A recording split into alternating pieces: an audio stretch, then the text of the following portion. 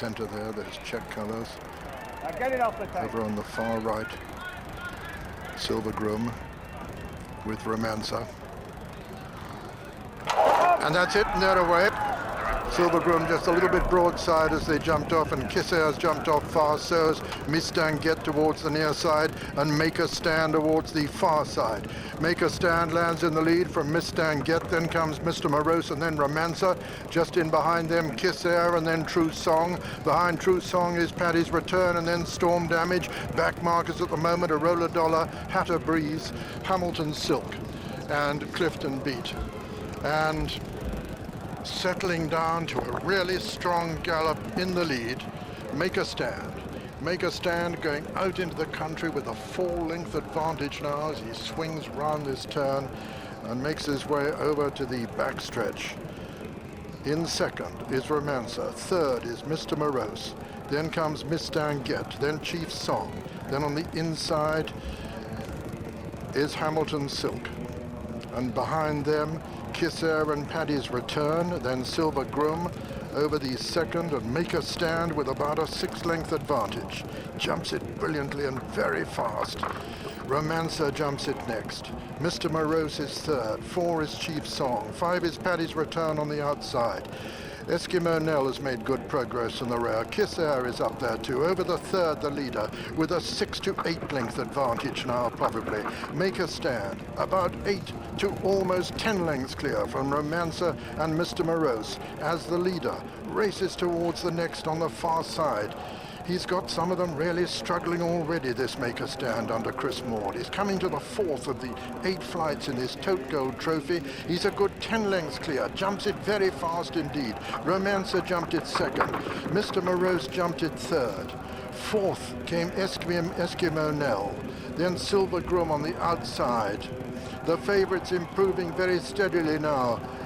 Edelweiss du Moulin, but my goodness, they've got a lot to do to catch this leader. He's 10 to 12 lengths clear. Make a Stand. Make it 12, make it 14. He's about 14 lengths clear of Romancer, Mr. Morose. Just in behind them, Eskimo Nell. Behind Eskimo Nell is Edelweiss du Moulin, making steady progress now, but coming to the cross flight now, Make a Stand. 14 lengths clear conservatively. He's making his way towards the home turn now, and as he does so, Mr. Morose has moved into second, just ahead of Romancer. Just in behind them, Edelweiss du Moulin, who's got a lot to do to catch this leader. The leader coming down now towards the third last flight in the 26th running of the Tote Gold Trophy, and he's a long way clear under Chris Maud. Is Martin Pipe going to train his first winner of this great race? He's stepped over it very easily indeed. Mr. Morose and Silver Groom are among the followers. Paddy's Return is not far behind him, but it's Edelweiss du Moulin who's probably heading the pack now behind Make a Stand. As Make a Stand comes to the second last flight, Make a Stand is over it, clear. Silver Groom, Edelweiss du Moulin, direct route, and Mr. Morose come next, and it's Make a Stand who's made every yard of the running, coming down to the final flight now from Silver Groom, and under pressure Edelweiss du Moulin. Make a Stand is going to make his stir in the champion hurdle betting now. Chris Maud looks over his right shoulder, sees no danger whatsoever. They've got a furlong to run. Running on well is Hamilton Silk, but it's Make a Stand getting a tremendous reception from the crowd as he pounds up towards the line, his white face showing boldly. He looks as though he's been for an exercise canter. He's won it in great style. Make a Stand the winner. Hamilton Silk is second. Direct Route is third, and 4 is Mistangett, probably in a photo for third with Direct Route. And behind them came Silver Groom and Edelweiss du Moulin, Mr. Morose and Hatter Breeze. And behind them came Kissair and Dr. Lunt. And looking right back to the end of the field, actually last was Clifton Beat. So it's an amazing 1-2 for Martin Pipe, the winner of the Tote Gold Trophy of 1997. Number 10, Make a Stand, owned by Mr. Peter Deal, trained by Martin Pipe, and ridden by Chris Maud. Second was number 18, Hamilton Silk, owned by the Elite Racing Club, trained like the winner by Martin Pipe, and ridden by the 27-year-old, 3 times Australian champion, Jamie Evans, who came virtually from last to be second. And third was number 14, Direct Route, owned by Mr. Chris Heron, trained by Howard Johnson and ridden by Norman Williamson, with fourth, number 6. She had to get in the picture, didn't she? Miss Danguette, owned by Mr. John Duggan, trained by Nigel Twiston-Davis and ridden by Jamie Osborne. But this is the all-the-way winner, Make a Stand, winner of his 4th race in succession, and a 6-to-1 chance this afternoon. Well, the question mark was over this horse. Would they take him on? Would they burn him up early on? But nothing could get to him. He hurdled magnificently, and a great ride, real positive ride from Chris Maud. Chris, who's struggled a little bit over the last 2 seasons, but now getting his chances from Martin Pipe, and he really has given this horse a grand ride. And his jumping was absolutely fantastic. Just got the one hurdle to come to now, and he just eased up on him, let him go and pop. Lovely to see his hurdle, see his ears prick there. The back there, Silver Groom just jumping really well. Direct Route just stumbling a little bit. Hamilton Silk running on to give Martin Pipe a wonderful 1-2, and there is Chris, never needing to resort to his stick. The only time he takes his hands off his reins is to give a victory salute to the crowd. Just at the back of the picture there is Miss Danguette running on into 4th place, but nothing could get to this horse. A really tremendous performance, and he must take a lot of beating in the champion hurdle if the ground remains good. There is Chris's victory salute, well deserved. Chris, who's recently got married, and that'll help the coffers and keep his wife Dolly happy. There he is, just going through the winning post, punching the air. A great scene and a great training performance. There he is, coming in. 10-to-1, they can 25 and 30, clinging under favouritism over Space Tracker and Large Action. Well, time to go through the eye catchers. And for us, it was the Irish runner, Space Tracker. It was the Irish, I'm supposing, on the way to the course, but the English champion, Collier Bay, was the one they all wanted down in the betting ring. A little bit easy to back, I'm supposing. And just let's have a word of, or some wishes to Paul Carberry, who's missing this meeting due to having a fall damage in his knee at Naas. And also to Kevin Hibbert, who's a young jockey, had a really nasty car accident earlier in the week. If you're listening, I'm sure both will be listening. Hope you're soon on the mend and back in action. Really important, most important part of the race, this, for Pridwell's jockey, Chris Maud. He's got the ability. He's off with the rest of them. Let's join Graham. For the Smurfit champion hurdle, and wasn't Jamie Osborne keen to get on the inside on Large Action? Make a Stand leads, but he's not really blazing away at this stage. They're all safely over the first. Make a Stand, however, has it. Miston Get wide on the course is settled second. Collier Bay is going the very wide way round, and that's going into third. Then just in behind these, we've got Bimsey settled in 4, followed by Guest Performance, who's on the inside with Large Action tucked away in midfield, and Space Trucker. Both those last 2 names will be played late. Then it's Make a Stand leading as they come down towards the second flight of hurdles. Miston Get and Collier Bay 1, 2 and 3. Bimsey in 4. San Martino is racing 5, and Hill Society, one of the rank outsiders, touches down in 6. Dargini on the outside 7. Through on the inside is Dreams End, and it looks as if Large Action's going to be pulled up. Large Action is being pulled up, only having jumped 2 flights of hurdles. And it's Make a Stand then leading as they race past the stands, and is clear by 5. 2 Miston Get in second, and then Collier Bay. Then Guest Performance and Bimsey and San Martino and Dargini, followed by Dreams End and I'm Supposing Hill Society and Pridwell. Then we've got Space Trucker the inside of Cockney Lad, but he's dismounted off Large Action's Jamie Osborne. They race down the hill, Make a Stand leading, and they've got 1.5 miles to go in the Smurfit champion hurdle. Tony McCoy is nicely clear once again on Make a Stand. Miss Danguette chasing hard in second place, but a good 8 lengths down. They're followed by Guest Performance over the first down the back, and following these then was Bimsey. Slight mistake by Collier Bay, lying about 5th or 6th, and just been passed by 2 or 3 there. San Martino moving up, and Pridwell towards the outside. Back in the field is Zabadi and Moorish, but Make a Stand is, if anything, further clear as they race towards the next. Makers Stand nicely ahead of Miss Danget chasing in second as they begin to climb on the far side. Guest Performance towards the inside as the leader skips over the next merrily. Back in fourth is San Martino, who's made good progress. And then behind these, not too far away, is then Theatre World. Bimsey trying to make ground towards the inside. Space Trucker has made nice headway and has gone up into about fifth place, having been well back early on. But there's the leader, Maker Stand, the flight at the top of the hill. Not as far in front now. Within second, Guest Performance, the inside of Miss Danget, San Martino. And then behind these is Space Trucker getting on terms with them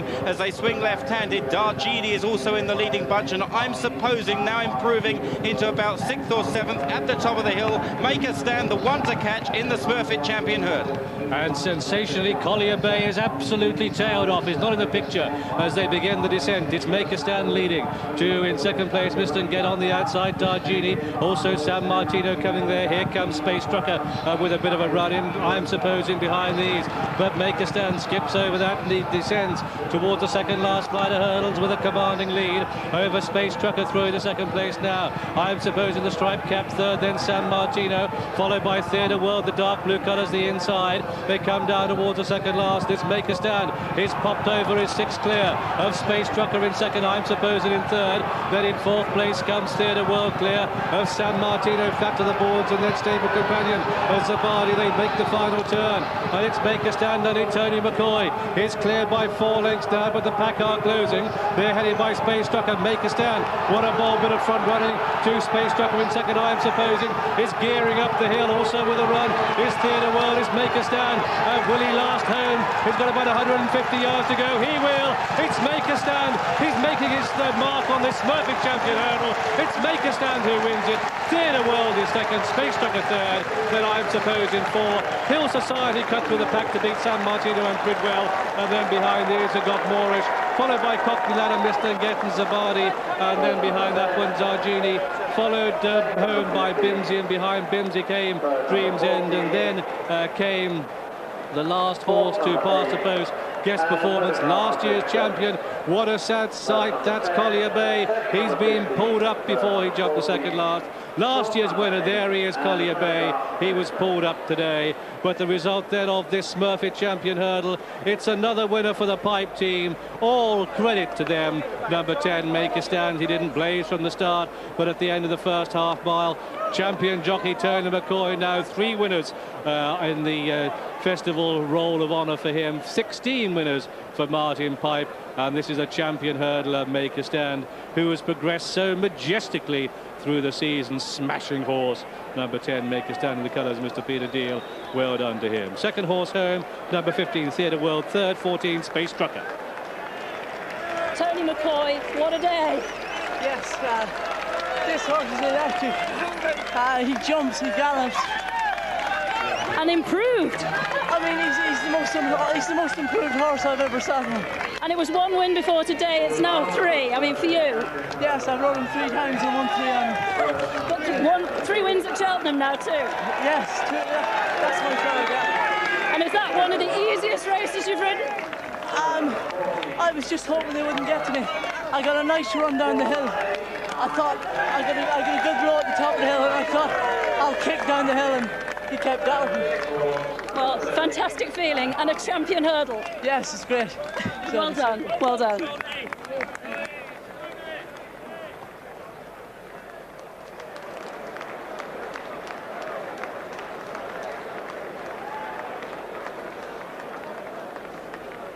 Wow, what an amazing story. This horse has won £250,000 this year now, and bought out of a claimer off the flats. Peter Deal, who had a share in him at Henry Candy's, took a share in him. There's David Pipe Martin's son, almost level with Tony McCoy, even though Tony's sitting on his horse. And Peter Deal kept a share in him along with Martin, and he's been an absolute revelation. Said before, he's the quickest jumper in the race. He had to improve a fair amount even just to beat Space Trucker, and he's done that today. He's only a slip of a little thing, and I should think 3/4 of him must be his heart. Amazing animal, John. absolutely wonderful performance, and jumping really did it, because although he obviously can set a tremendous gallop, he never gave an inch at the hurdles, flicked over them, minimum height, but not hitting them or hardly hitting them. Really lovely sight. Let's look at him now. And given a tremendous ride in front by Tony McCoy. Really gets on well with this horse, gets him into the right rhythm, lets him go about his jumping.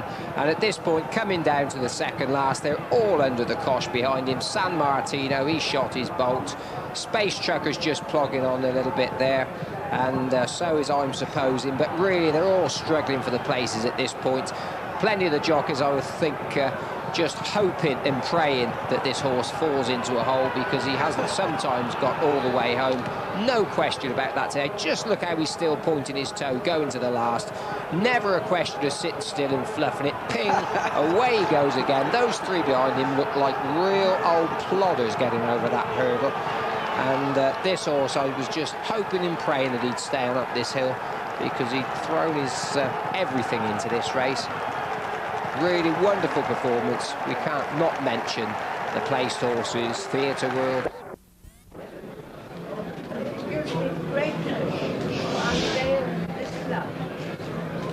Which marks the opening of the new square.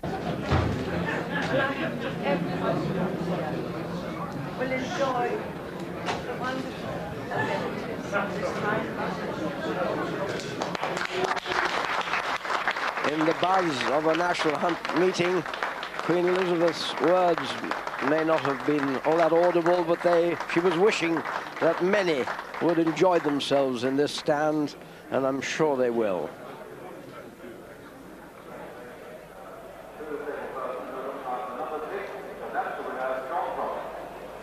There it is, and well, what thrills are they going to get now?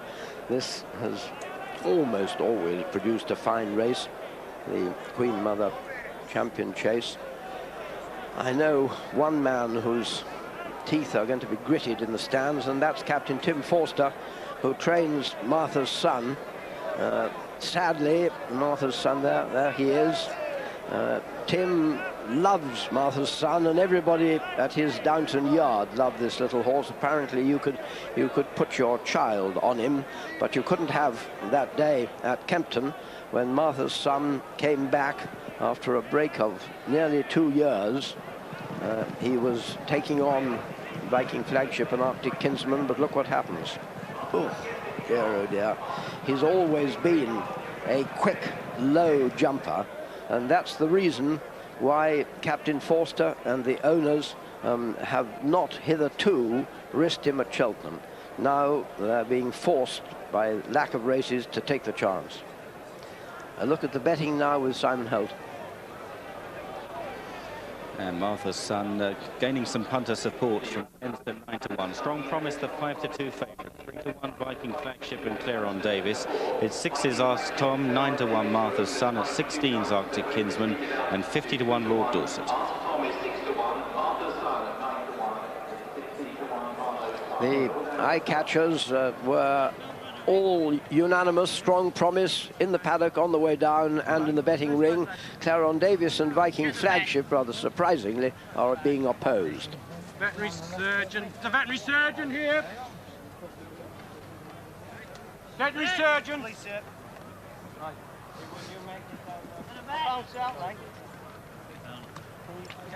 I'll bounce out for you if you want.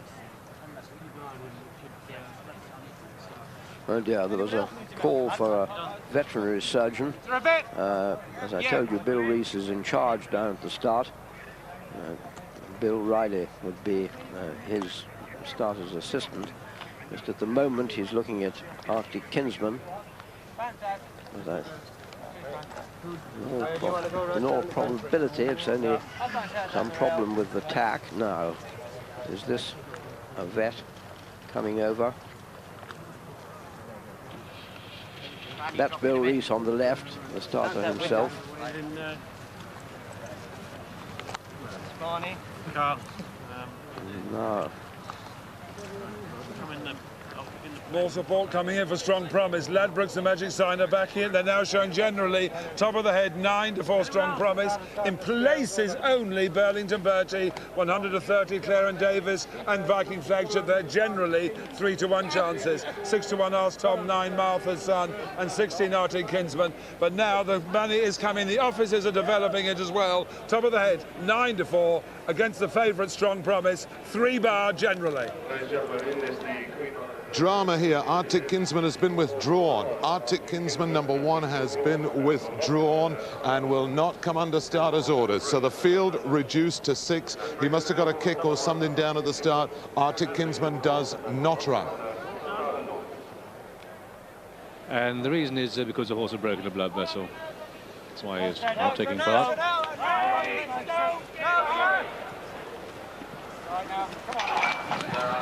They race away then for the Queen Mother Champion Chase. 2 miles, 12 fences to jump. And who takes the first call on the outside? Running freely is Strong Promise. They're at the first, and it was Strong Promise who just led there in the green and white, taking quite a keen hold and not really helping Norman Williamson, although Ask Tom through on the inside. And it's Ask Tom on the inside. Ask Tom the inside of Strong Promise 1 and 2. Then comes Clarence Davis in third, and Viking Flagship Lord Dorset at a steady pace is on the inside. And the back marker, having jumped the first 2 fences very well indeed, is Martha's Son.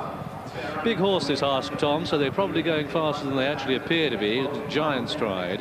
Ask Tom shows the way to Lord Dorset, and Strong Promise settle better now in third. Then we've got Viking Flagship and on the outside Clarence Davis. Oh, what a mighty leap the leader gave that one, Ask Tom. Swing left-handed then, and it's Ask Tom who shows the way. Lord Dorset in second, and Strong Promise the outside shares that position. They race away towards another plain fence, fence number 4. Viking Flagship and the champion Clarence Davis is on the outside of them, and Martha's Son is at the back of the pack. This is the 4th, Ask Tom. He asked for a big one, and he got a big jump there. Ask Tom leads from Strong Promise and Lord Dorset and Viking Flagship, and then Clarence Davis. And at the back is Martha's Son. And here with news on Arctic Kinsman, Simon Holt. Well, the early pace is nowhere near as strong as it would have been had Arctic Kinsman taken part. He's a front runner, but there will be no betting deductions as they jump the first down the back, and it was just Ask Tom towards the outside of Strong Promise. Ask Tom in the blue jacket out on the far side, near side Strong Promise in green and white, and then following in third is the current champion Clarence Davis, then the champion of 2 years ago Viking Flagship on the outside, near side blue and grey Lord Dorset, at the back Martha's Son. On towards another down the back straight. This is an open ditch, and at it Strong Promise just landed in front there from Ask Tom. Clarence Davis is nice and close. Given that the early pace has been fairly steady, don't want to be too far off it as they run towards another plain fence. Strong Promise a good jump there, and 8 out about a length from the second horse Ask Tom as they climb to the far side. Clarence Davis in third place, followed then by Viking Flagship. A big open ditch coming up, a ditch marked danger heading towards this one then, and it's Strong Promise on the inside of Ask Tom. Out wide Clarence Davis, then Viking Flagship. They're all safely over. Lord Dorset is struggling to go with them. Martha's Son, still no move from him at the rear of the field, and the pace is increasing all the time, and it's Strong Promise who's injecting the pace into the race now from Ask Tom. They've kicked clear of Viking Flagship with Clarence Davis pushed along in 4th. And they've got 3 more fences to jump, and Norman Williamson must be feeling confident at this stage on Strong Promise. He has the edge, the pink cap on the outside, Ask Tom. Look at Martha's Son creeping closer to the outside of the striped jacket, Clarence Davis. Never rule out Viking Flagship in the red and white there under Richard Dunwoody, but he dived with that one, did Strong Promise. Just what he didn't want to do. Ask Tom into the lead again. Ask Tom, Strong Promise, look on the right, Viking Flagship, look towards the left, and Martha's Son is full of running. This is the second last, at which it was Ask Tom who led. Viking Flagship, what a terrier he is, the inside. Strong Promise is in third. Then Martha's Son on the outside of that one, sharing that position. But it's Viking Flagship who raises the game under Richard Dunwoody coming round the final turn. 2 in second place, Ask Tom. Back in third is Martha's Son. So Viking Flagship, can he win his race yet again? Martha's Son is putting in a big finish. This is the last. Martha's Son touches down in the lead. Viking Flagship. Ask Tom, giant strides the outside. But it's Martha's Son who battles his way up the hill, and it's Martha's Son for Tim Forster and Rodney Farron in the Queen Mother Champion Chase. It's going to go to Martha's Son at the line. Martha's Son is the winner. 2 in second place, Ask Tom. Third is Viking Flagship. 4th home came Clarence Davis, and then Strong Promise, who was a bit disappointing eventually after that mistake. The field trailed back. to Lord Dorset, who was last of all. And so you just seem to feel there's a bit of justice in this world. Captain Tim Forster, Walking Green in the 60s, got him going at the Cheltenham Festival meeting, and he had a tragic day yesterday. But let's always be positive. Let's look towards the next day. And Martha's son has taken this Queen Mother Championship chase. A 12th winner at the festival, Captain Tim Forster, in the colours of Mr. P.J. Hartigan, and a first winner at the festival for that jockey, Rodney Farrant. Rodney Farrant. Okay? Yeah. Rodney, what a way to get off the mark at the Cheltenham Festival. Oh, tremendous feeling. What a horse he's done. He's travelled, jumped very well today for him. I thought I was running away coming down the hill. I met the second last a little bit short, but was picked up and winged the last. Loved it running up the hill. They say he's a kid's pony at home. He is a kid's pony, 2-year-old daughter. 2-year-old kid, not my daughter, I haven't got one. A 2-year-old could ride him at home, but he's certainly a superstar. Did you think you'd win going up the running? I thought I'd win turning in, going to the last, yeah, I did. There's a bit of a quiver to the lip here. It must be a marvellous feeling. I have a bit of a lump in my throat. Just enjoy the applause. Really well done.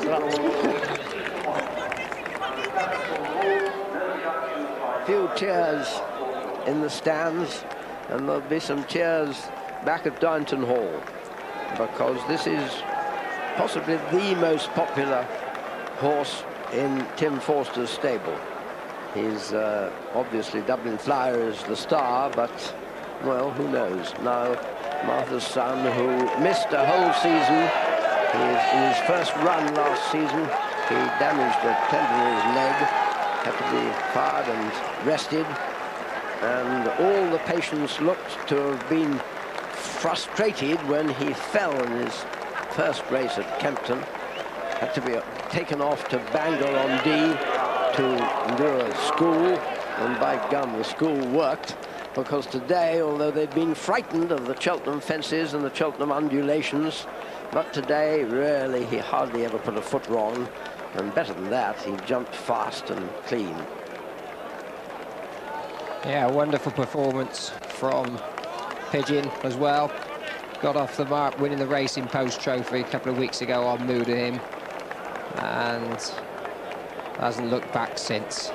And I should think he could believe quite how well he was travelling. And if you said to somebody that the horse in front at this point, Strong Promise, wasn't going to finish in the first four, then you could have had any money you liked about that. But going to this fence, he was almost travelling too well. He's come up out of Norman's hands half a stride too soon, landed on top of it, and at that point it left Ask Tom to just have a slight advantage. Viking Flagship and Richard Dunwoody, they're more or less forced to commit themselves then just to make sure they get a run up the inside and get that inner berth. But Rodney Farrant on Martha's son, he missed that fence out at a crucial stage, and then just beginning to peg them back here. He's tracking Ask Tom and Viking Flagship and gets the split between them. And don't forget that in his prime, Martha's son was involved in some tremendous finishes with Viking Flagship and Deep Sensation. So in a sense, this was revenge. I think this is the first time he's ever beaten Viking Flagship. But up the hill, suddenly, there's no doubt. The smaller horses on top, pulling away from Ask Tom, and Viking Flagship's run a wonderful race as usual, but it wasn't enough. And here's the second last, which Martha's son met all wrong. You see, well, as a matter of fact, we didn't see him. He was hidden behind the other horses, but you can see that he lost, a couple of lengths there. But Rodney Farrant did not panic, which is so easy to do. And now he's being led back in triumph. And on North End Lad, he scored yesterday, but this is tough. Richard Dunwoody on one man. He will try and cruise through the race to stave stamina to the very last drop. And finally, Norman Williamson on Unguided Missile, another horse from the Lake District, and another one who may find today's class too much of a strain.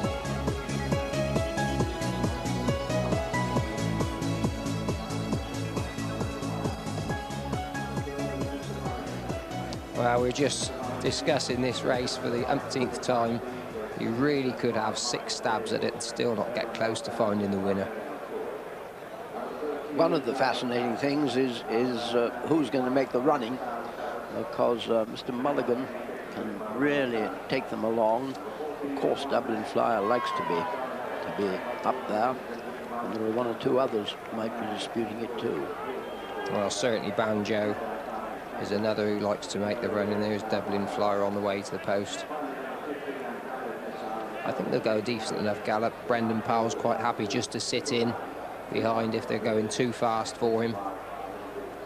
Be interesting to see the contrast in ways they've ridden both him and one man. I'm sure that they're going to be settling one man in, and it just could be that the race is run to suit this horse. Touchwood, he's an incredibly safe and quick jumper, and I think it'll suit him the faster they go. And I think more than the fact this horse, people think he doesn't get the trip, I think that he just likes to come late on the scene. I don't think he does a stroke the second that he gets there. We saw that against Barton Bank here a couple of runs ago. And in the King George, he pulled up in front. He is definitely a habit. Let's have a look at the betting.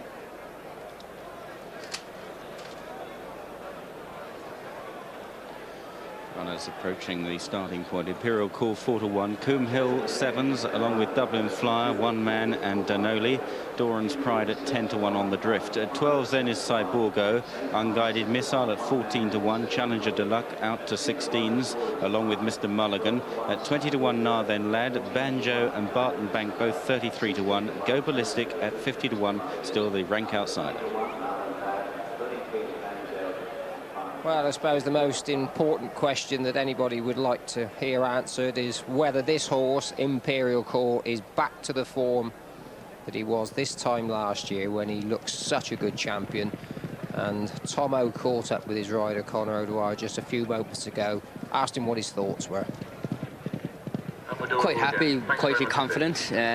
Preparation hasn't been great, but he has come to himself in the last few days, and he's in great form. Ground straight up a little bit, but I think it'll suit my lad more so than a lot of the others. And as I say, we're quietly confident. You're looking forward to a repeat of last year? Definitely, yeah. As I say, he's just come to himself nicely for us. As I said, maybe 10 days time it would have been better, but as I say, he is really well and fit, and you know, we're hoping for a repeat. Does it give you the feel that he's better than last year? He's definitely a stronger horse than last year. He was only 7 last year. He was a baby, and as I say, he is stronger. So you know, all going well, we should have a repeat. And before you set off, what would be your big danger, English or Irish? I think Dublin Flyer again has the experience on the dry ground. He's going to get home, I think, and I think he's a danger. And same tactics as last year? What do you do? Yes, kind of. Again, there's a few novices in it. We're going to keep quietly wide and out of trouble, hopefully, and you know, put your way around and see what happens. And from the second last home, catch me if you can. Well, let's have a look at the eye catchers now. He certainly looked well, Imperial Call, much better than he did for his last run. Very close between Cyborgo and Unguided Missile. In the end, we went for Gordon Richard String. Coombe Hill impressed Graham going down to the start. Imperial Call, Dublin Flyer, just 2 of quite a number being backed. And I wouldn't let it put you off the fact that Coombe Hill and Doran's Pride are on the drift. So many horses fancied. Now they're waiting for only about 10 minutes away. The solution we've been discussing, arguing about, dreaming about in some cases for months and months. And what a lot of money and hard work has gone into the staging of this great test. It's almost a scene that hasn't changed over the years. You go to football matches, you go to the Derby, go to Royal Ascot, you see plenty of people, but nothing like the crowds of years gone by. But here at Cheltenham, you look down here on Gold Cup Day, and it's just absolutely teeming with people. You couldn't get any more in. And the nice thing is that most of them, these days at any rate, can get a really good idea of the action, because there are 2 or 3 large television screens. But the betting is the thing for many of those. Let's get some late news from Mac. More money for Imperial Call, 4-1 favourite, 7-1 bar, Imperial Call. And so they race away then for the Tote Cheltenham Gold Cup, 22 fences to jump, and it's Dublin Flyer that's probably just the leader on the inside. Mr. Mulligan's side, Borgo out wide. Come to the first of these 22 fences, and 4 leap it in the air together. They're all over safely. Banjo is the back marker. And it's Dublin Flyer, the inside of Mr. Mulligan, and Barton Bank. They've sorted themselves out now. Imperial Call, the favourite, is indeed sitting very wide on the course. And he jumped that one immaculately in about 8th place midfield. The order they've just jumped to is Dublin Flyer leads to Barton Bank and Mr. Mulligan, and then Coombe Hill and Northern Lad and Cyborgo. Then Denoli and Imperial Call and Doran's Pride, Unguided Mistile, Go Ballistic, challenging to look one man out the back. And plumb last is Banjo as they swing left-handed and race down the hill, down towards fence number 3, and Dublin Flyer shows the way. At quite a sensible pace from in second place Mr. Mulligan. Dublin Flyer and his familiar pace-setting role then to Mr. Mulligan. Barton Bank towards the outside. Denoli plenty keen enough in the early stages. Banjo ridden with surprising restraint in last place as they head towards the next, which is the water jump, and it's Dublin Flyer on the inside of Mr. Mulligan. The green jacket out wide is Barton Bank. They're followed by Denoli. Coombe Hill towards the inside. Cyborgo towards the outer. Nothing going wider than Imperial Call and Conor O'Dwyer in a yellow cap out wide. The horse with the noseband just following those is Doran's Pride. Mr. Mulligan made a mistake at that open ditch, but goes on safely under Tony McCoy, and Dublin Flyer is still the leader. On towards the next then is fence number 6, at which Dublin Flyer jumping well in the lead. They're all safely over again. Mr. Mulligan second on the outside, then Barton Bank, and in 4th place is Denoli. Coombe Hill towards the inside as they rise on the far side of the track towards a big open ditch now. Dublin Flyer on the inside of Mr. Mulligan. Barton Bank over next. Narthen Lad was a bit close to Go Ballistic at that, but they're okay. One man still being held up right at the back, one from last with only Banjo behind him. On towards another plain fence at the top of the hill. Dublin Flyer lands in front from Barton Bank. Mr. Mulligan in 3rd. Coombe Hill is 4. 5 then is Denoli, and they're a little way clear of the others who are now headed by Cyborgo from Narthen Lad and Doran's Pride, and then way back in the field to Go Ballistic still, with right out the back Challenger Deluxe, one man, and Banjo is still tail end Charlie down towards the next. This is the 9th, and Banjo just went to the top of it. Denoli, a slight error there, but really speaking, they're all jumping marvellously in the Tote Cheltenham Gold Cup as they come down towards the 10th and the halfway stage. They jump 22. Dublin Flyer just has it too. In second place, Mr. Mulligan with a noseband. Further on the outside is Barton Bank, that's sitting in 3rd. Then we've got Coombe Hill racing 4, and Denoli just nods on landing 5. Cyborgo 6, Doran's Pride wide in 7. Cyborgo with that one on the outside, Imperial Call. Then Northern Lad getting 1 or 2 reminders on the inside. We've got Go Ballistic, Unguided Missile is towards the back in company with one man. Banjo is still tail end Charlie, and they've completed a circuit, and it's Dublin Flyer, the Cheltenham specialist, who leads.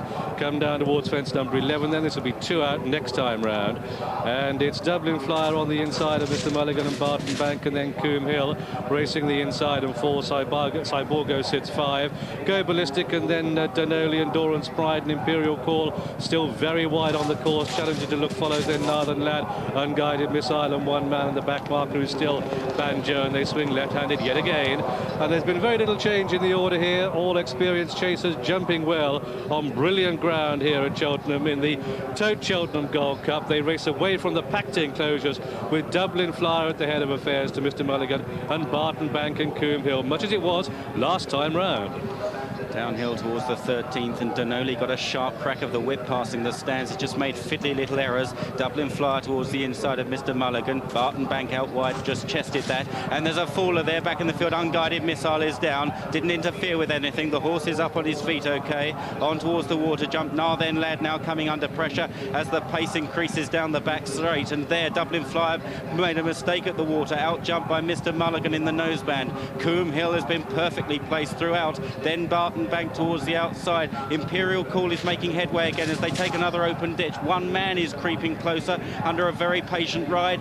A reminder there for Go Ballistic. Dublin Flyer is backpedaling again as they run towards another plain fence. Tremendous jump by Mr. Mulligan in the lead as the pace really increases. Now a throat cutter as they race up the hill, and it's Mr. Mulligan on the razor blade, 2 lengths clear of Barton Bank, back towards a big open ditch. Coombe Hill is 3rd. One man getting closer. Then behind these Cyborgo, Denoli He was next from Doran's Pride. Challenger to Duck towards the outside, and Imperial Core looks like being pulled up. He's dropped right out of it, last year's Gold Cup winner. A plain fence now at the top of the hill. Mr. Mulligan lands in front from Barton Bank, then Doran's Pride getting closer to them. Dublin Flower right out the back now. They're reaching the top of the hill. They've got 4 left to go, and Mr. Mulligan is 4 lengths clear of Barton Bank. Doran's Pride moves into 3rd, and the grey one man in 4th. Cyborgo next from Challenger to Luck, also improving.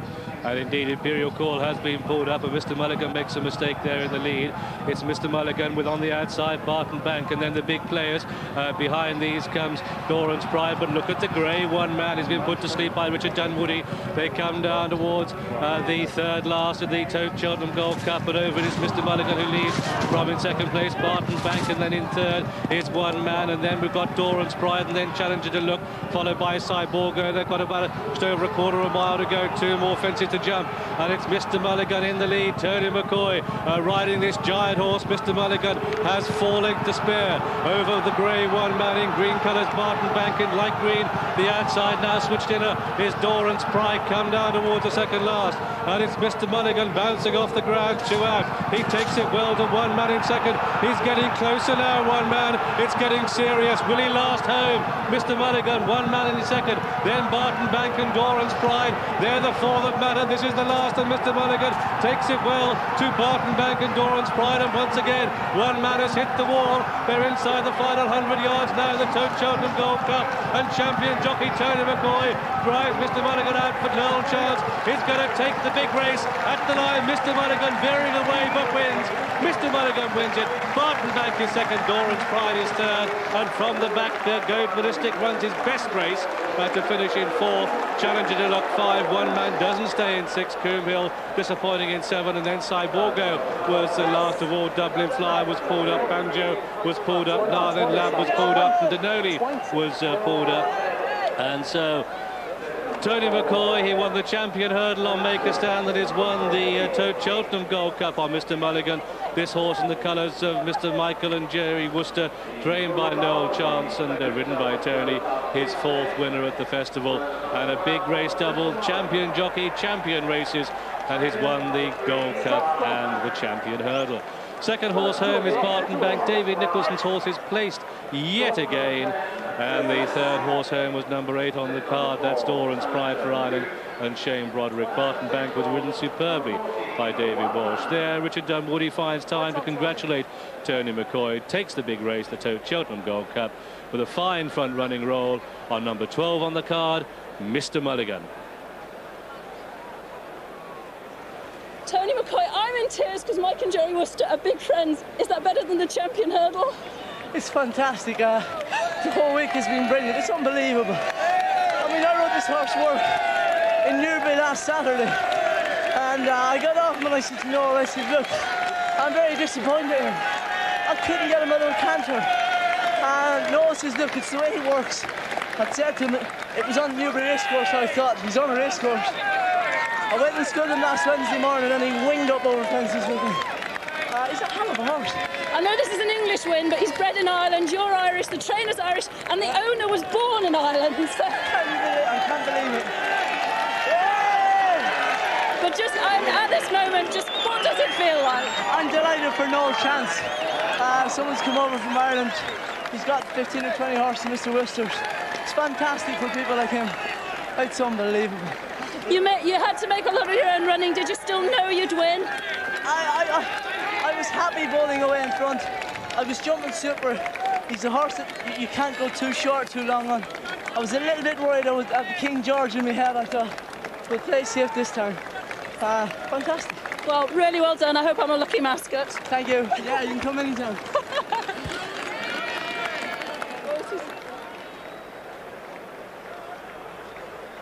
Well, very modest Tony McCoy. He gave this horse a brilliant ride because he's not the easiest horse in the world to ride. He's got to be spot on every fence, and apart from the fence at the top of the hill last time round, I don't think he was an inch out of line anywhere. Really well judged race, and it must have been in the back of Tony's mind when he saw that Martin Pipe had 2 runners in the race, whether he'd actually done the right thing. And a brilliant, brilliant training performance from Noel Chance. Very easy to come, well, not easy to come here and win a Gold Cup when you've got 70 horses in your yard. When you've only got 15 or 20, then it's just incredible to have that amount of confidence. And to bring him without a run since Boxing Day, John.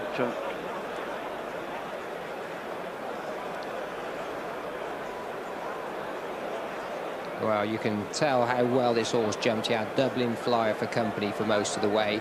But just have a look at this. If you've ridden yourself, you'll appreciate just how good the man on top is. Just taking the pull 3 or 4 strides away just to make sure this horse is spot on, or just squeezing him up. Horse barely knew he had a jockey on him throughout this 3 1/4 miles, I shouldn't think. Just got him, helping him and sitting with him. And he's got him beautifully settled too, because Mr. Mulligan early in his career was very free indeed. Of course, he's had company throughout the early stages from Dublin Flyer, who sadly folded up about the same place as he did last year. Now he really saw the stride there and asked for it a long way off. But those 2 fences are absolutely typical of what makes a top-class jockey. And coming to the last, wants a good one. Absolutely spot on again, and from there on we know how strong he is. And if you backed him, you probably had your heart in your mouth going up here. Well, the trainer, no chance. I should think he's more got a tear in his eye than heart in his mouth. Absolutely amazing feeling for him.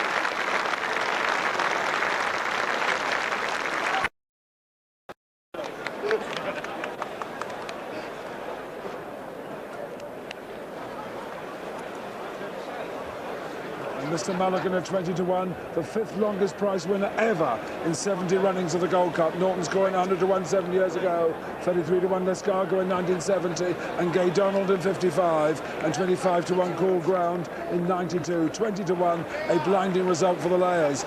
Runner-up Barton Bank running in the race for the 3rd time. Double Carpet 33 to 1, 4th a year ago, fell 2 years ago. Doran's Bride is 3rd at 10 to 1. The pulled-up favourite Imperial Call 4 to 1 favourite. The 17th favourite to fail to finish in the Gold Cup.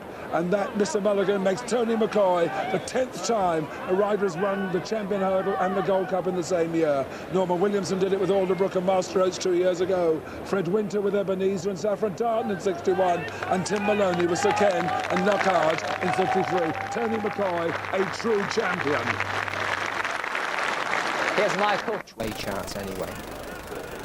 Some tempting prices there going along. I think 20 to 1 the Flying Phantom isn't too bad. But Queen of Spades 15 to 2. She'd be the one I'd like to take home along with Graphic Equaliser. They're the ones with the future. They're lined up. Tremendous start to the meeting here. The jockeys will be looking for a good start. Here's Graham. So they race away then to the opening flight of hurdles in the Citroën Supreme Novices hurdle, and it's the Flying Phantom up there very early. Very wide on the course. Here's Whipham through on the inside. The favourite Finnegan's Hollow, the white cap, Charlie Swan going the shortest way. They're all safely over the first and come down towards the second. And Queen of Spades pulling away through to take up the running now. Queen of Spades to Humble sitting in second. The grey Flying Phantom in third. The pace is strong. Whipham to the left of the picture in the pink cap sits fourth. Commenced 5. Going through on the inside is Dino's Vino in company with the favourite Finnegan's Hollow. And they come down towards flight number 2. Just behind these, we've got Wade Road, Pritzwell off the pace, Polydamus well down the field. Mr. RM, the back marker, as they take the second where the Flying Phantom is a fall up. The horse is on his feet okay, and Pigeon Devon will shortly rise. swing left-handed, and Queen of Spades leading to in second place Humble. Then we've got Whiphand sitting in third, and Dino's Beano in fourth, followed by Finnegan's Hollow 5. Then Wade Road 6th, Three Scholars 7th, Commences 8th. And behind that one comes Graphic Equalizer sitting 9 in midfield. Polydamus follows, followed by Kailash, and then after that comes Nordic Breeze and Principal. And the back markers as they race away from the stands. Last of all is Mr. RM, and last but one is Shadow Leader. Peter Niven walking but wounded, and away they go down towards slide number 3.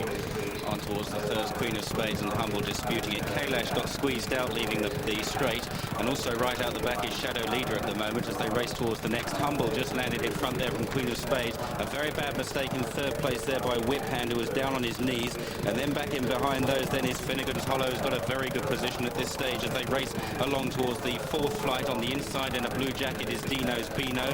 Shadow Leader is making headway now. Dark blue and yellow jacket up the inside, moves into 9th or 10th position as they continue their journey down the back. The front-running mare, Queen of Spades, has her nose in front, though Guest there. Humble landed second.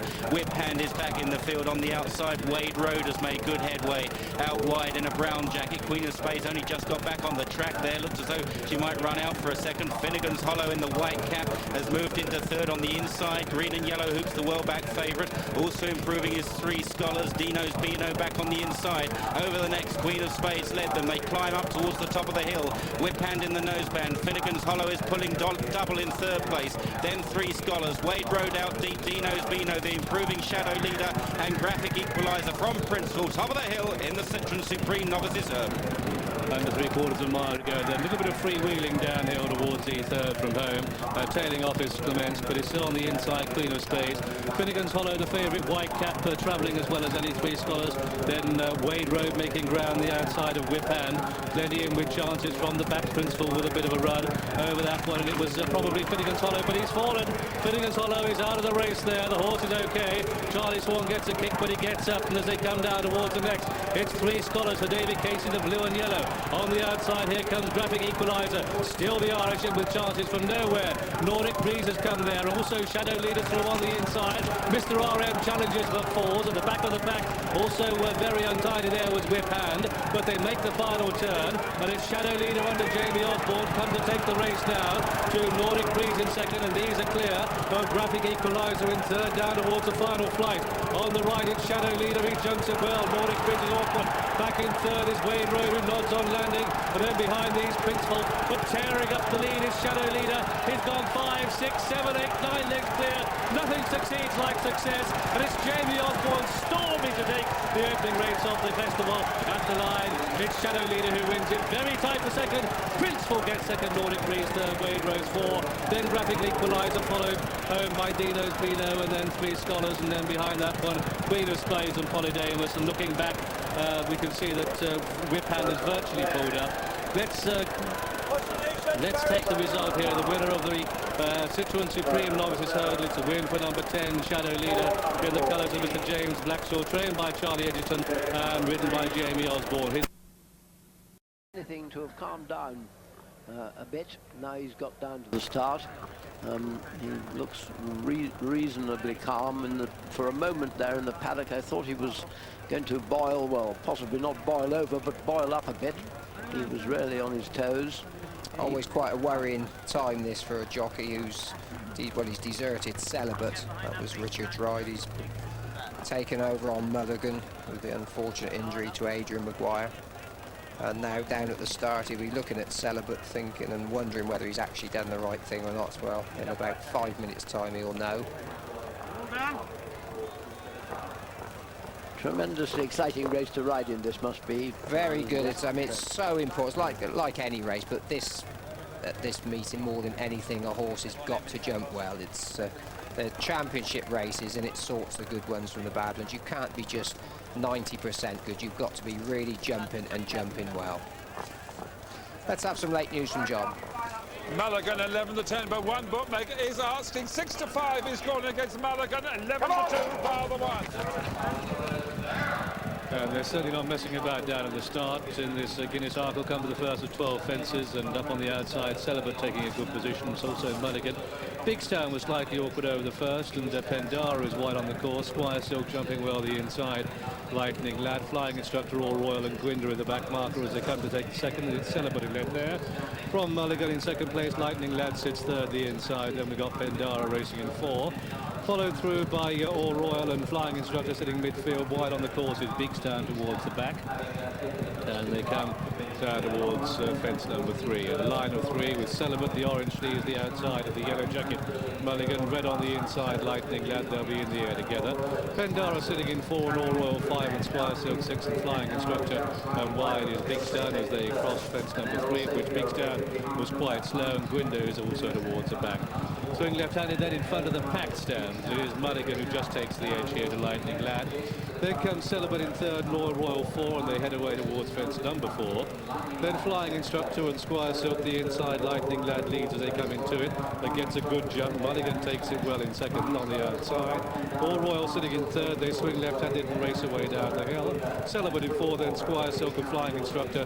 Pendara and Gwynder at the back marker is Kingstand. Lightning Lad is really taking the race to Mulligan, taking the favourite on. Celebrate in 3rd place, All Royal towards the inside. Squire Silk has now been moved out wide, was on the inside early on as they take the first down the back. Flying Instructor is on the heels of the leaders, and then Pendara as they head towards the water jump. Mulligan just struggling to shrug off Lightning Lad. They go head and head at the water. Good jump by Lightning Lad on the inside.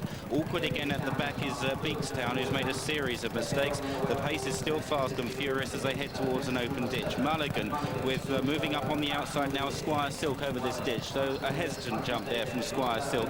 Lightning Lad on the inside still, Celebrate towards the outside, then the great All Royal and Tony McCoy on towards another plain fence. Mulligan just about took off in front there and landed in front. All Royal a mistake. Lightning Lad is 2nd on the inside, Squire Silk very handy too, and then Celebrate towards the outside. All Royal is battling back into contention, going up again into 5th place, and then Gwynder towards the inside. A big open ditch coming up now, takes some jumping. Mulligan and Lightning. Mulligan is down, dived at it and hit the deck. He was being taken on, hassled all the way by Lightning Lad, and Lightning Lad is left in front from Celebrate. Gwynder next, All Royal, Squire Silk and Flying Instructor. Jockey on his feet, top of the hill.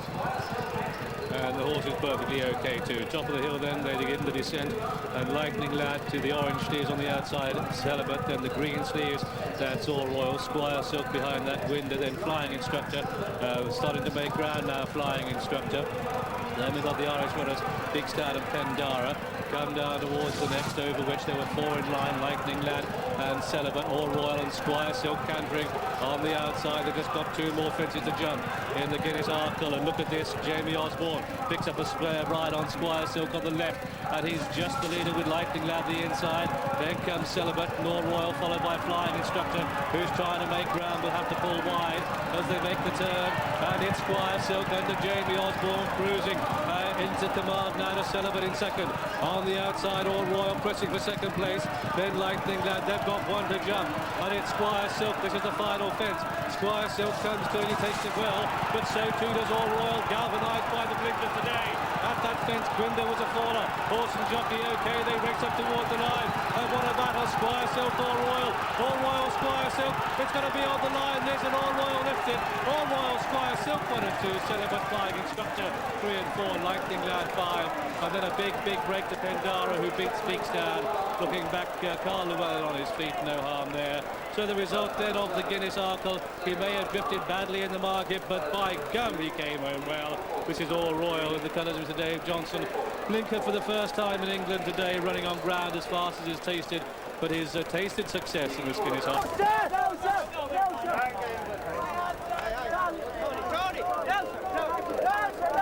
No, sir, I'm going back. No, sir.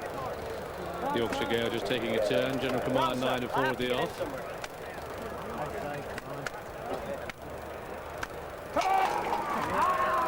One minute, 8-1 bar. River mandates though to stride, but 19 fences over which to climb before they face the uphill run to the finish. They're at the first now, and Greg Mammo the inside there, all safely over the first, and it's probably just a storm tracker now wide of the Grey Mummer, James Pegg and Grange Break. From Yorkshire Gale and General Command, and then Call It a Day and River Mandate, then Mudderham and Sipton Abbey and Bavardio and Romany Creek and Cardi and Flyers Nap as they head away towards the second.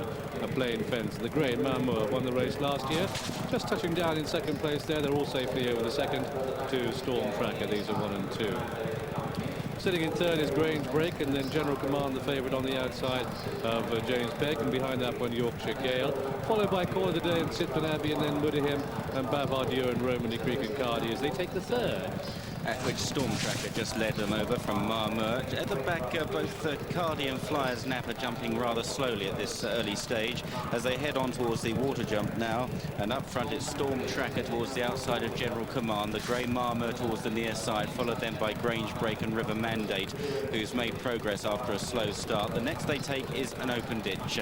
And on the outside it's Storm Tracker. Near side it's General Command, who took off a long way from it. And down there is River Mandate. River Mandate is down there. And Marmur is being pulled up after that fence, appeared to jump it made a mistake, and something is clearly amiss. Over another plain fence, and Storm Tracker is the leader from General Command on the near side, and then in behind these now is Call It a Day, who's improved a bit as they race towards the top of the hill, and right there is Yorkshire Gale too on the inside. Grange Break is out wide on towards another open ditch, and Storm Tracker and General Command, they take it together. Grange Break is over in third, Yorkshire Gale is fourth, and then Call It a Day follows these. They climb to the top of the hill then, and it's General Command, Jamie Osborne, replacing Paul Carberry, that leads from Storm Tracker. Grange Break in third, Yorkshire Gale's back in fourth, and Tony McCoy is up on his feet after that fall. All Flyers Nap has been getting closer there, those black and yellow diamond colours. So the race in earnest as they come down towards the third last. It's still General Command running the rail. He's given the rail to nobody. Out to wide is Storm Tracker. Very wide on the course is Romany Creek. These three will be virtually in the air together. This is 3 out, and at which Storm Tracker just led. Storm Tracker the outside of General Command 1 and 2. Then Call It a Day. Red Cap on the very wide outside is Romany Creek. Yorkshire Gale gets going too. Here we are 2 out. And at which it's going to be just Storm Tracker, Romany Creek, the blinkered runner on the outside. Call It a Day gets closer. General Command under pressure, staying on. Black Jacket, Yorkshire Gale with a bit of a run, and also Flyers Nap still continue to make ground. They make the final turn, and plenty in with chances. It is a Cheltenham race par excellence, and it's just Romany Creek, the red cap, with on the inside Storm Tracker. Flyers Nap whizzing through the inside. They're at the last now. Storm Tracker regains the lead to Romany Creek. Here goes Flyers Nap on the far side, really eating up ground. He's come to take it. Flyers Nap steals the race on the run to the line, and he storms up to take this at the line. Flyers Nap is the winner. 2 in second place, Storm Tracker very close to third. General Command and Romany Creek in front of Call It a Day. Mudderham, Yorkshire Gale, Cardi, Sipton Abbey completed, so to Bavardio and Grange Break. And so the result then of this, the Aztec Buzz Shop National Hunt Chase, it's gone to number 4, Flyers Nap in the colours of Courage Tory, trained by Robert Arner, his second winner of at the festival. A 20 to 1 chance for David Bridgewater, who has now ridden 5 festival winners and 66. Latter half is the one we're waiting for. 11 to 10 from 5 to 4 is to Bragg, just taking a turn at the start. That's it, and they're on their way. And they settle off with 10 flights of hurdles in front of them. And the first to lead is Boss Doyle as they come quickly to the first, with Dante showing pace up on the outside. They're at the first now, and we lost one at the first, and that was Agistment. Agistment of 4 are at the first. So they race away towards flight number 2, and it's Dante now that comes up to share the pace with a wide on the course, difficult times. These are sitting 1 and 2. At this stage, Soldat is the back marker. Also showing prominently is Ladderhab, and they've jumped 2 now. And it's Dante and difficult times and Ladderhab 1, 2 and 3. Followed through by Durayton in a prominent position, and then Boss Doyle the inside. These are attended by Hand Woven, who's in a good position, and also Nasoni racing prominently too, as they make this long run down towards flight number 2. Richard Dunwood is on his feet, and they head down towards flight number 3 then, and it's Ladderhab on the outside taking up the running in the red cap. Ladderhab leading 2 in second place, difficult time. Sitting third is Dante. Boss Royal sitting in 4, Dari down the rails in 5. Then in a prominent position in the Sony midfield with Mighty Moss not that far away. Very similar colours indeed. On the extreme left is Hand Woven. At this stage, Isterbrak is towards the back and jumping in last place. and Richard Dunwoody is on his feet and walking away after that nasty fall in the first. Come down towards flight number 4 then, and the field being taken along by Ladderhab, clear by about a length to, in second place, Difficult Times. Dante very wide on the course, Bostoyle through on the inside, races Nasoni and Raydown, with Harbour Island trying to creep through on the inside. Isterbrack is still out the back in Soldat, with Soldat, and also near last and first is Prussia, one of the rank outsiders. This is flight number 4, it'll be the last next time round, and it's Ladderhab who leads, to Mighty Moss the inside and Raydown, then Nasoni, followed by Difficult Times. Wide on the course is Dante and then Bostoyle. Through on the inside, marching Marquis, who's travelling well. Then we have Harbour Island, followed by Forest Ivory, who sits midfield in front of the French runner Royal Tino. But at this stage, still plumb last is the red-hot favourite Isterbrack, and a lot of ground to make up. He's giving the leaders at this stage 20-length start as they swing left-handed and race away down the hill towards flight number 5. Isterbrack settled pretty well, though, as they race down the back, and Mighty Moss just about has the lead from latter half towards the outside. There's little to choose between them, and they're just kicking away from the others a little bit now, stepping on the gas down the hill towards the next flight, number 5, Mighty Moss and latter half, and a very bad mistake on the inside by Harbour Island there, as they head towards the middle one down the back, flight number 6, and up front it's Mighty Moss the inside of latter half. Nasoni goes third the outside of Daradan, then her Dante, and Forest Ivory is not too far off them either, neither is Bostoyle towards the outside. Harbour Island trying to get up the inside now, and then Royal Tino is making headway, and Isterbrack has passed 4 or 5 as they jump another down the back, at which Mighty Moss landed in front, but Royal Tino has taken off down the outside. The yellow jacket, pale blue hoop, Adam Condrat has come right on the scene, the Frenchman, as they climb on the far side. It's Mighty Moss joined by Royal Tino. Between horses is Nasoni, Daradan is next, and then latter half struggling to hold on to his position. Bostoyle and Forest Ivory as they take the next, and Isterbrack is now moving up on the wide outside in about 6th or 7th place. Green and yellow hoops on the heels of the leading bunch has made good headway. Top of the hill, Mighty Moss from Nasoni, then Daradan, Royal Tino the outside. That's the leading 4. So Mighty Moss just has the edge as they begin the descent then towards the third last in this Royal Sun Alliance. It's Mighty Moss and Nasoni 1 and 2, with the noseband out wide, the darker blue. That's the gamble of the race, the Raydown. The yellow colours behind this comes Royal Tino. With a bit of a run is Forest Ivory for the informed Nicholson stable, and then behind that comes the Proms, and also making good ground still is the red hot favourite Isterbrack, the white cap. It's going to be a classy performance this by Isterbrack if he wins, but it's Daradan who just takes it up with on the inside of the Mighty Moss and Daradan 1 and 2. Here comes Isterbrack full of running. This is 2 out. Oh, he was bumped there, Isterbrack, but it's a battler. It's coming through on the inside of Forest Ivory. So they've just got one more flight of hurdles to jump, and it's Isterbrack coming through to take Mighty Moss and Daradan. And here on the outside, Forest Ivory, but the cheers are up for the Irish horse, and that's Isterbrack, but it's going to be a battle on his hands if he's to win. This is the last. It's Isterbrack who lights the field now, and it's Isterbrack going on to Mighty Moss, the far side. Daradan is putting in another renewed challenge, but it's the red-hot favourite Isterbrack battling up the field, but coming back at him is Mighty Moss and also Daradan. It's going to be very close, but Isterbrack is going to take it at the line. Isterbrack wins for Ireland. Charlie Swan knows it. Mighty Moss in second, Daradan third, but in fourth came Forest Ivory. A big gap there to Soldat, who came home in front of Harbour Island for the Martin Pipe team, and then behind these we have one of the strugglers early on, but finishing well, marching Marquis, and then Difficult Times, and the field trailed back to Nasoni, her Dante, and also the last to pass the post was Ladderhab. And so the result then of this, the Royal Sun Alliance Novices Hurdle, Isterbrack the 6-5 favourite. Further supports the Sea Victor 12-1 from 14s. All right, now come on! Bunching up on the inside, a little bit slow to stride was Eton Gale. They make their way rushingly towards the first, and Copper Boy up with the front and Allegation, and these two leaders, they go down to the first, to which they all jump safely. So it's Copper Boy leading to Allegation in second, and Tully Murray top on the outside. Taking quite a keen hold is Rawi, and then behind these and racing well at this early stage is Direct Route. They come down towards the second. It's Copper Boy who just skip through the top a little bit. They're all safely over the second. The back marker is Big Strand. Copper Boy and Allegation sit 1 and 2. Wide on the course in the dark colours is Guysart. That goes the third. Dr. Lloyd racing prominently. Rawi the inside with Sesame Seed. Also racing prominently is Kiss Air. Rank outsider Scottish Wedding is behind these, and the big favourite Tully Toft, that's in a good position too. Big Strand towards the back, and also at the back at this stage is Family Way in company with Supreme Lady, but a long way to go. They've only jumped 2. Swing left-handed then and make their way down towards the 2-mile start. It's a confirmed front runner, Copper Boy. A very keen hold going down to the start, rather overshot the mark, but leads as they come down towards the 3rd flight. 2 in 2nd place, Allegation, Wide Guys up. These are 1, 2 and 3. Dr. Loin sitting in 4, and then Family Way the inside with Elamata prominent now. Castle Sweep in a good position, then Kissair. Then Tullamurray Toft races midfield on the outside. The gamble of the race, see Victor, the very pale colours, the outside of the quarter jacket, Mestastasio.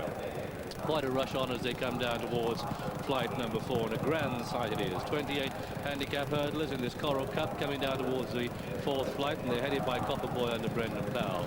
Black and white Allegation, green cap nearest to us Guysart, a line of 3 as they come to it. On the inside races Dr. Loint and Family Way in a good position, and also Rawey. Then behind these comes Castle Sweep, Mr. Stasio behind that. Tullamurray Toft racing midfield, Nijmegen, also Mandis Mantino, and see Victor and Blast Freeze midfield as well. The back marker at this stage as they race away from us is just on the inside Supreme Lady and Scottish Wedding nearer last and first. Also Big Strand is out the pack as well. So they race away from us, and it's Copper Boy that shows away to Allegation and Guysart. Rawey is racing in the 4th place now, Dr. Loin 5. Mestastasio has improved through into 6. Sesame Seed runs the rail 7. Castle Sweep holds a good position 8. Elamata 9, then C Victor 10, then Nijmegen, and then Blast Freeze, and then Tullamurray Toft, and they race down the hill and away from the stands with Mystical City towards the back. Flights 5, 6 and 7 down the back. Guysart on the far side of Allegation and Copper Boy in the maroon jacket as they take this next one. The leaders stream over. The inside is Rawey. Dr. Loint is handy too with Metastasio towards the outside. Family Way lost his position quite badly passing the stands, trying to improve again on the inside. The favourite Tullamurray Toft is back in the midfield. A bit of work to do at this stage. On towards the next then. Copper Boy from Guysart, the near side, and the white cap Rawey going very strongly in JP McManus's colours. Then behind these, a good jumper, Allegation took that one to the lead there, followed by Nijmegen, who's improved nicely. Dr. Loint on their heels too, as they begin to climb on the far side. And up front, Copper Boy, Guysart, Allegation. And then in 4th is Rawey. Dr. Loint, Castle Sweep, the top weight, improving nicely. Metastasio towards the outside. They're chased by Mandis Mantino as they take the next. Kissair back in the field. He's hard at work now on Tullamurray Toft. He's on the wide outside in about 8th or 9th place, trying to improve on them, and just stumbling at the top of the hill was Direct Route, but up to the top of the hill then on the inside Copper Boy from Allegation. Then behind these Metastasio, Castle Sweep, and still there on the inner is Rawey. A little bit of freewheeling as they come down the hill, and it's Allegation, one of the 4-pipe team in the black and white, that takes it up.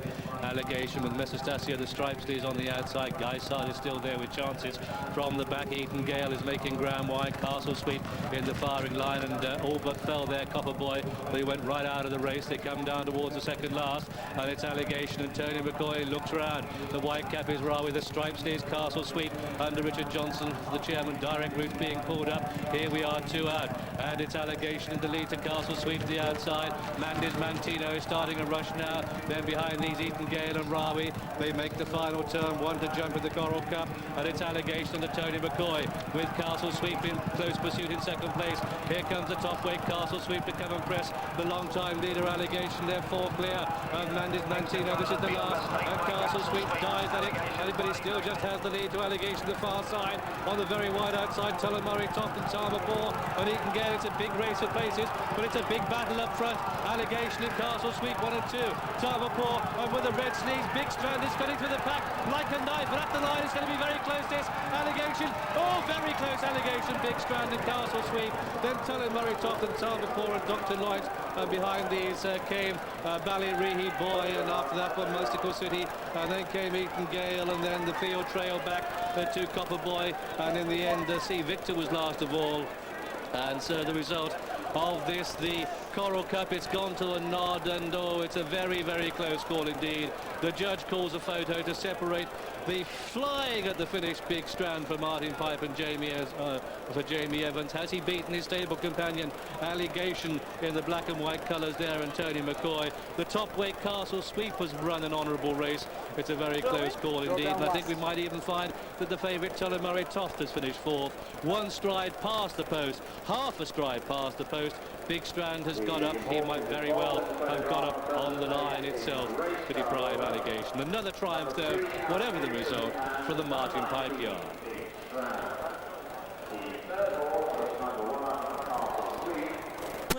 I'd like to see the finish. I saw Allegation going on and thought he was going to win, and then he really flies. He was 13th round the final Was day. he? Yes. Yeah. He had to come from behind. He rode winners on the flat in Australia, just to perfection. You can see him there coming on the outside and really flying. Now, at this time I was just more or less watching Allegation. The Martin Pipe Racing Club horse tried to win there, but Jamie flew at the end, and there he is, just gets up on the line. And let's be honest, people might watch that and say it's a different whip action. He's not actually hitting the horse. No, there. he's just waving it and getting him moving. It really is good. I'm wearing my Martin Pipe Racing Club tie, look, and I've beat myself. But big Strand, lovely. Came from Charles Ratcliffe originally.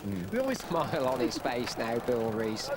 And the trouble is, it's all very well saying get back, but if you turn around, some other little devil nicks your place and you can't get back in. Let's join Graham.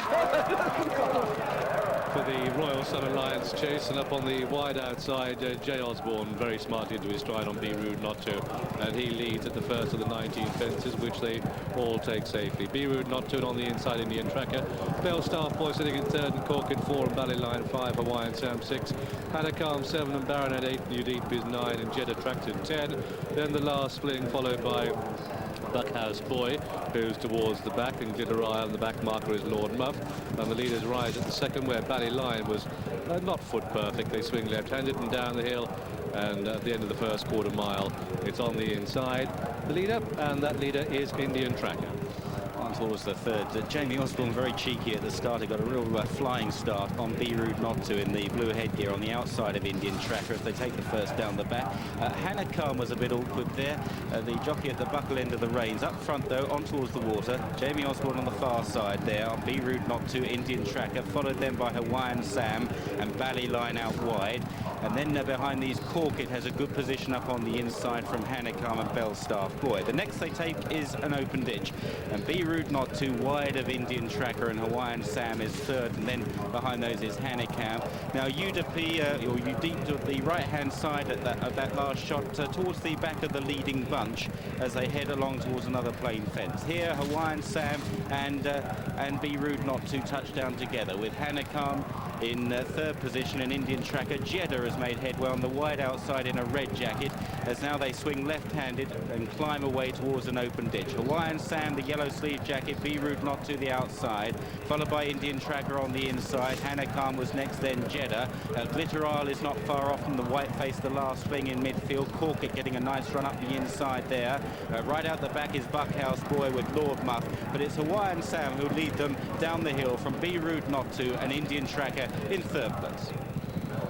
Come down towards the end of the first mile and a half of this Royal Sun Alliance steeplechase, and the yellow sleeves Hawaiian Sam leads. Be Rude Not To with the blue blinkers on the outside. Back into third place now is Indian Tracker, Hanakam racing in 4, and they come down towards fence number 8, at which Hawaiian Sam will lead from Be Rude Not To in the air together and touch down together. Udip jumps it well at the rear of the field, a mistake there by Lord Muff.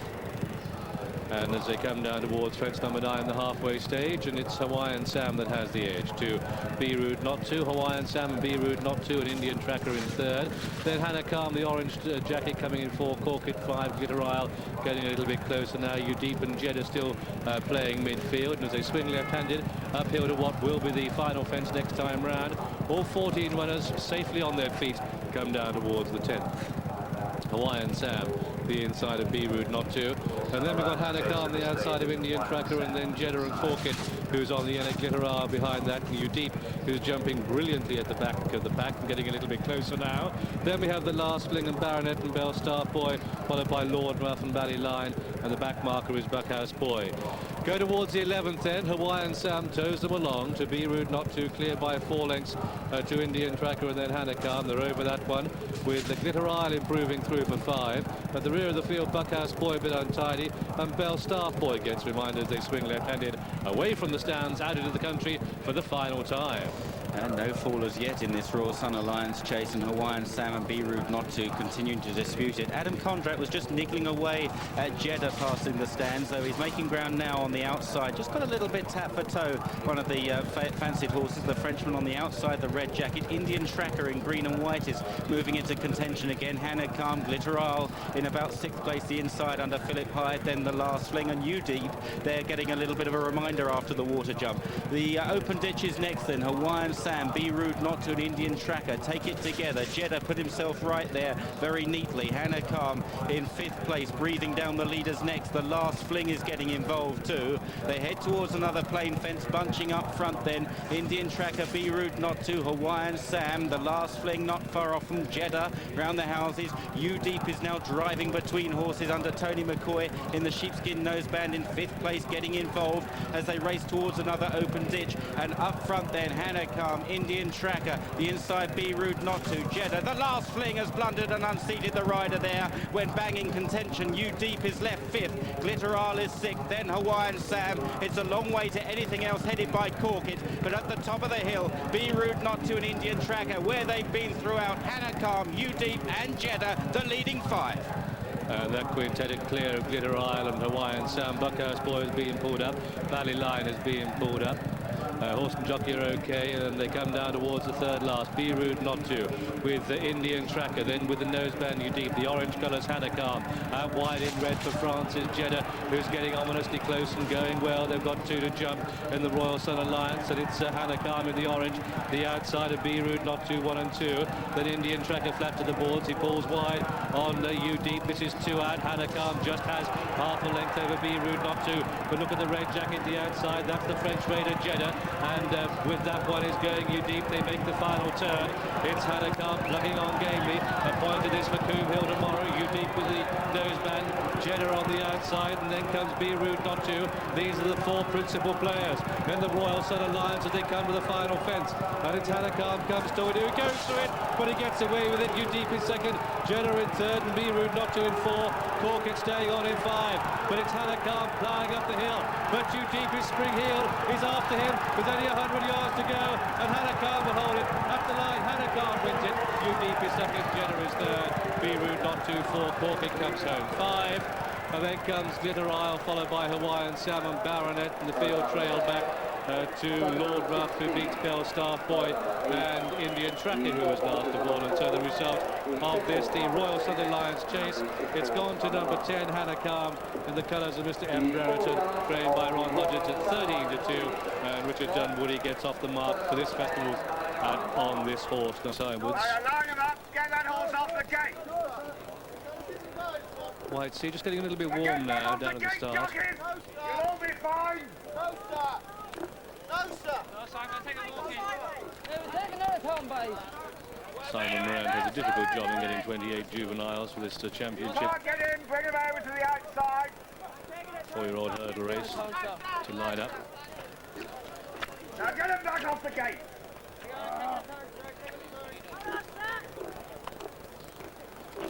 These are speed horses. The favourite White Sea is 3 from the right in the dark jacket.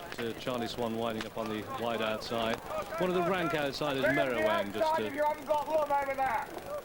being a bit reluctant about getting in there. Black and yellow quarter colours, that's Society Girl taking a turn. But that's it, under orders, and they race away then, and the charge is on. 28 of them coming down towards the first flight, which they come to pretty quickly. The leaders are safely over. White Sea on the very wide outside. and Palamon looked towards the left. On the right, Lopera, Jamie Osborne, determined to line up on the inside, wasn't he? He gets a good charge through. Serenus is certainly up with the pace, but they're sorting themselves out now. They've gone through a quarter of a mile, and as we half expected, it's White Sea going on. White Sea with the initiative, clear by about 3 lengths to Palamon in second, Serenus showing in third. Then we've got Lopera on the inside, 4 Shooting Light holds a good position. Pomsey Cray is bang there, so too is Hayar in. And on the wide outside, Karawi holds a good position in company with Exalted. They come to the second, and it's White Sea that's over in the lead. And we have a faller there, and the faller was Harvard House. That's out of it. They go swing left-handed shortly. The horse is okay. Jockey about to rise, and it's White Sea showing the way. To Lopera in second, Palamon third, Pomsey Cray showing in 4, Exalted 5. No More Hassle and Serenus follow these. Mero and Karawi is wide on the course. So on the inside, Mutanasib holds a position midfield. The back marker as they swing away is Warning Reef, and they're quite tightly packed, and they race away down the hill on the far side, and they feel being headed by White Sea.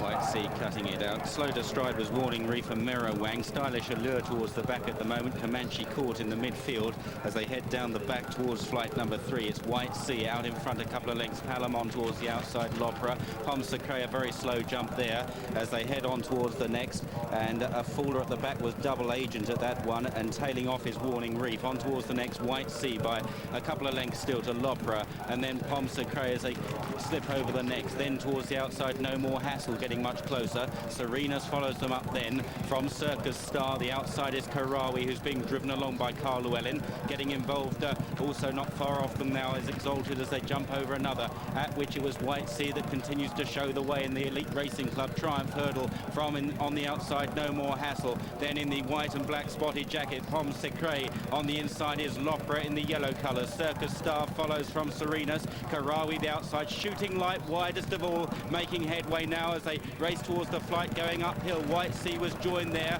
by No More Hassle on landing. Lopera travelling very strongly on the inside. Out wide, Shooting Light is now banging contention from Circus Star. Comanche Court has gone through into about 7th position. Seattle Alley is also improving as they reach the top of the hill. White Sea has made it all so far, but closely attended by Shooting Light, No More Hassle, Lopera and the improving Comanche Court. One of the idiosyncrasies of this course is that in the last 3/4 of a mile or so, they only have 2 flights of hurdles to jump. And it's White Sea leading as they come down towards the second last. Shooting Light the outside, red colours. Then behind the Circus Star on the outside in company with Lopera, the yellow colours, the inner. Then Karawi, No More Hassle, Serenus behind these. Pleasureland's jockey's lost his cap, and Comanche Court still there. This is 2 out. And it's White Sea joined on the outside by Shooting Light, and then Circus Star. These are followed through by Lopera, who's absolutely cantering through on the inside. After these, Hayain is making a bit of ground off the pace, and also Comanche Court. They make the final turn. 3 in line up front. Lopera, Shooting Light and White Sea, but queuing up to take them on is Comanche Court and also Pleasureland. And also on the outside, Hayain. They've got 1 more flight of hurdles to jump, and any one of 5 could win. As the White Sea beats a retreat in the yellow, it's Lopera. In the white colours, Comanche Court, red colours, Shooting Light. Star Jacket on the left is Circus Star going as well as any. This is the last 4 in line. Great shot there. And as they drive uphill to the line, it's Comanche Court going into the lead. Shooting Light, it's fighting back. Circus Star is coming back for more. Lopera flat to the boards, but it's Comanche Court in the lead as they race up towards the line. Comanche Court by length is going to take the Elite Racing Club Triumph Hurdle, and Comanche Court wins it for Ted Walsh. At the line, Comanche Court, Circus Star 1 and 2, Shooting Light in 3rd, Lopera in 4, Hayarin in 5, and then running through to 6 was Mariel. These are clear of Seattle Alley and Mr. Wild. Then White Sea and No More Hassle and Pleasureland. After these came Sarawi and Serenus, and behind that one came Stylish Allure and the back markers. Well, should they have been taking part, Warning Reef and also Bel Marita well out the back, finishing almost a furlong behind. Also was Merowang well outclassed in this race. The result then of this Elite Racing Club Triumph Hurdle, a triumph for Ted Walsh, a triumph for his owner Mr. Desmond, and a triumph for Normal. I got 1 out the back, jockey. Come on! And well, sometimes a reluctant starter has jumped away with them. Sorab was rather slow to stride. Kashi right up there early as they race slightly downhill towards the first of 12 flights, and the confirmed front runner Ocean Hawk is going to take off and land with a pretty good lead over the first. They set off pretty quickly. In second, Tarsbridge towards the inside. Wisley Wonder in a spotted sleeve jacket is right there too, and these are followed then by Derry Moyle, and Eurobandy is close up. Kashi on the inside in the blue jacket as they take the next, and the faller there, faller back in the field. It could have been Eurobandy that went there. Yes, it was Eurobandy, the faller, at the second, and the jockey there up on his feet, okay, Charlie Swan. Meanwhile, they're over the third, which Sorab was the last to land. Kashi is now taking on Ocean Hawk. In third then is Tarsbridge as they begin to climb on the far side and head towards flight number 4. Ocean Hawk trying to shrug off Kashi's attentions. Tarsbridge in third, then Ansem, followed by Wisley Wonder. What a question, the mare towards the wide outside, followed by Derry Moyle and Conquering Leader as they take another. Back in the field to Topspin and then Pridwell, and then back on the inside is Escarta Figue, who's not got too many behind at the moment. They include Paddy's Return as they make their way to the top of the hill. It's Ocean Hawk narrowly to Kashi, then Tarsbridge. Ansem is next, and then Wisley Wonder, and they'll soon be racing downhill towards flight number 5. Eurobandy and Charlie Swan on their feet very quickly indeed as they go to the first mile. Then in this bonus Prince Deus hurdle, and a little bit of a cruise on here coming down towards flight number 5. With Ocean Hawk leading, Takashi the inside, Kashi and Ocean Hawk 1 and 2, Tarsbridge in 3. And they continue the descent. Sitting in 4 is Ansem, and then Wisley Wonder with the spotted sleeves.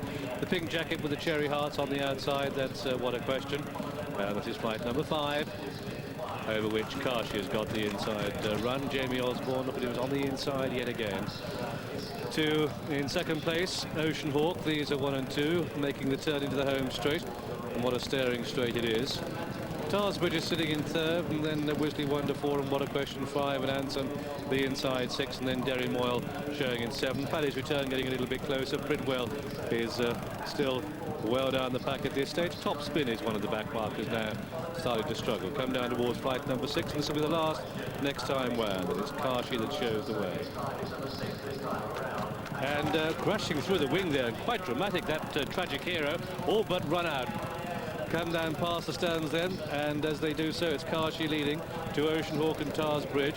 Then Conquering Leader has made giant ground through on the inside, a share of third place, fourth place with Derry Moyle and What a Question, then Ansem, and then Wisley Wonder. There's the horse, that's a Tragic Hero. He's okay. Didn't like the thought of jumping that fence. They've completed the circuit. Topspin is tailing off. The slow starter Sorab is still out the back. The rank outsider Eagle Court holds no chances whatsoever. And Trainglot is at the back of the main pack, but they race away out into the country yet again. And Norman Williamson successful in the first race. We'll be very grateful for the plastic rails approaching that hurdle there, otherwise he could have been very badly injured. Meanwhile, a faller Conquering Leader at the next is down there at flight number 7. Tarsbridge has taken over from the improved Paddy's Return. The riders up from Conquering Leader Mick Fitzgerald, he's okay. In third is What a Question. Kashi landed in 4th. Derry Moyle is next. Escarta Figue now pulled to the outside. Black and white jacket improving towards the leaders under David Bridgewater as they continue in the back straight. Ocean Hawk is back pedaling. Pridwell is being pushed along to try and improve. Wisley Wonder has lost its position as they now race on to the far side of the course, and it's Paddy's Return, winner of the Triumph Hurdle 12 months ago, followed by the grey Tarsbridge. Escarta Figue is beginning to look very dangerous. An ominous sight, the white-faced horse left of picture, followed by the mare What a Question in 4th. Then Kashi and Derry Moyle as they land over the next. Paddy's Return in front, but is he a sitting duck to Escarta Figue, who's looking a big danger? An anxious look round there by Richard Hughes on Paddy's Return to see David Bridgewater with his hands full on Escarta Figue. They're at the top of the hill. These two have pulled well clear of Tarsbridge, then Kashi, Derry Moyle and What a Question. And this Escarta Figue seemingly taking one stride to Paddy's Returns 2. What a giant horse he is, Escarta Figue. Coming down then, downhill, down towards the second from home, and Escarta Figue has shot on, is gone clear. Never really got the ground he wanted, Escarta Figue, for 2 years. but it's Ascot in the league. Ascot for David Nicholson, looking possibly at his 17th festival winner. If Ascot is to triumph, and this is 2 out, he takes it well. Paddy's return, but Karsh is in third, trying to get a little bit closer. Rab has come from the back. That's the one that's finishing, and Paddy's return has come back for more. Paddy's return takes up the running. Did he go too soon? On Ascot they make the final turn. Uphill to the line, and don't rule out Karshi in the blue and white striped sleeves. They've got one more flight of hurdles to take in the bonus sprint stairs. Orange cap is Paddy's return, black and white colours. Ascot but coming there between the pair is Karshi and Jamie Osborne. It's a race of 3 as they come down towards the final flight, and it's Paddy's return. But here goes Karshi in the lead. At the last, Karshi leaps in the lead. Paddy's return in second. Ascot has hit a wall in third as they race up towards the line. It's Karshi in the lead. Ansem is picking up well from the back, but it's Karshi in the lead for Henrietta Knight, Lord Vesty and Jamie Osborne as they race up towards the line. Karshi's going to take it. Really flying at the finish in Ansem. That'll finish second, but it's Karshi who wins it. Karshi takes it, Ansem is second. Then Paddy's return third, Ascot in 4. So Rab 5, What a Question 6. Trailing Glot safe in 7. And then came Bridwell 8, Tars, Bridge 9, Derry Moyle in front of Ealing Court. Top Spin didn't finish last. But Sad State resaddle the horses, and I think they should get the horses out on the track and let them run. We cannot be held to ransom and give in to these people. No, it is the practicality of the situation. We've got the lunatic element here, and we cannot give in to them. That's how, thank you, Jenny. I'm sorry that you've got 5-1, along with Evangelica. Look at this well-backed outsider. Backboard bounce 33-1, along with Dexter Dove and Killishin. Full of Oats 66-1, right down to 33-1. Nuco is 40-1, and it's 50-1 bar. Yes, and the jockey's just having a look at the first, and just tell you the overweights. Averance and Peter Niven, he's put £1 overweight at 10 stone 3. Number 14, Smith's Band, Richard Dunwoody, he's down to his minimum weight, but that is £2 overweight at 10 stone 2. Number 16, Go Ballistic, Mick Fitzgerald, who's worked very hard to get his weight down to 10.3, but that's £3 overweight. Valiant Warrior, number 19, Russ Garrity, is 10.3, £3 overweight. Number 22, Straight Talk, Mr. Joe Tizard, a very tall man, 10 stone 3 at £3 overweight. Northern Hyde, Paul Holly, 10 stone 1, £1 overweight. Number 26, River Mandate, Andrew Thornton, 10-1, £1 overweight. Number 27, Grange Break, David Welsh, he's had a good weekend, 10 stone 4, £4 overweight. Number 31, Scribbler Danport, 10 stone 2, £2 overweight. And last, number 40, Philip Hyde, 10 stone 2, £2 overweight, another very tall man. So Jerry Scott just getting under the rails there. Behind him was Simon Morant, of course, who's the senior starter. Jerry, though, was a previous winner of this race as a jockey on Merriman. So the jockeys can see themselves on the big screen, but now, of course, this is when they feel happiest. They will have got their minds tunnel visioned here, Skew, as to exactly where they're going to line up, inner, middle or outer. Yes, the ones down the inner will be the more experienced horses. Something like Go Ballistic here, Mick Fitzgerald says he's going to go towards the outer. He hasn't had a lot of experience over fences, this horse, but he's probably the best horse in the race. If he gets a good run and jumps well, he'll take all the beating. Something like River Mandate, who jumps a little bit left-hand under Andrew Thornton, will have to go down the inside, otherwise he'll be getting himself in trouble from the other runners. Yes, the two greys, of course, Dexter Dove and Sunny Bay. Can it be another grey winner since 1961? They have not had a success, but it can come. They're really starting to now keep away. Skill. We've seen people get unseated here before the start. Let's hope it doesn't happen today. Graham's got news of the betting. Go Ballistic still the clear favourite here in the ring at 7-1. Sunny Bay, look at that, 8-1 from 9-1. Then it's 10's Wild Hyde, 12 Lord Galeen, Avro Anson, Antonin. Los Dragoni is 14-1, together with Smith's Band and Northern Lad, 16-1 bar.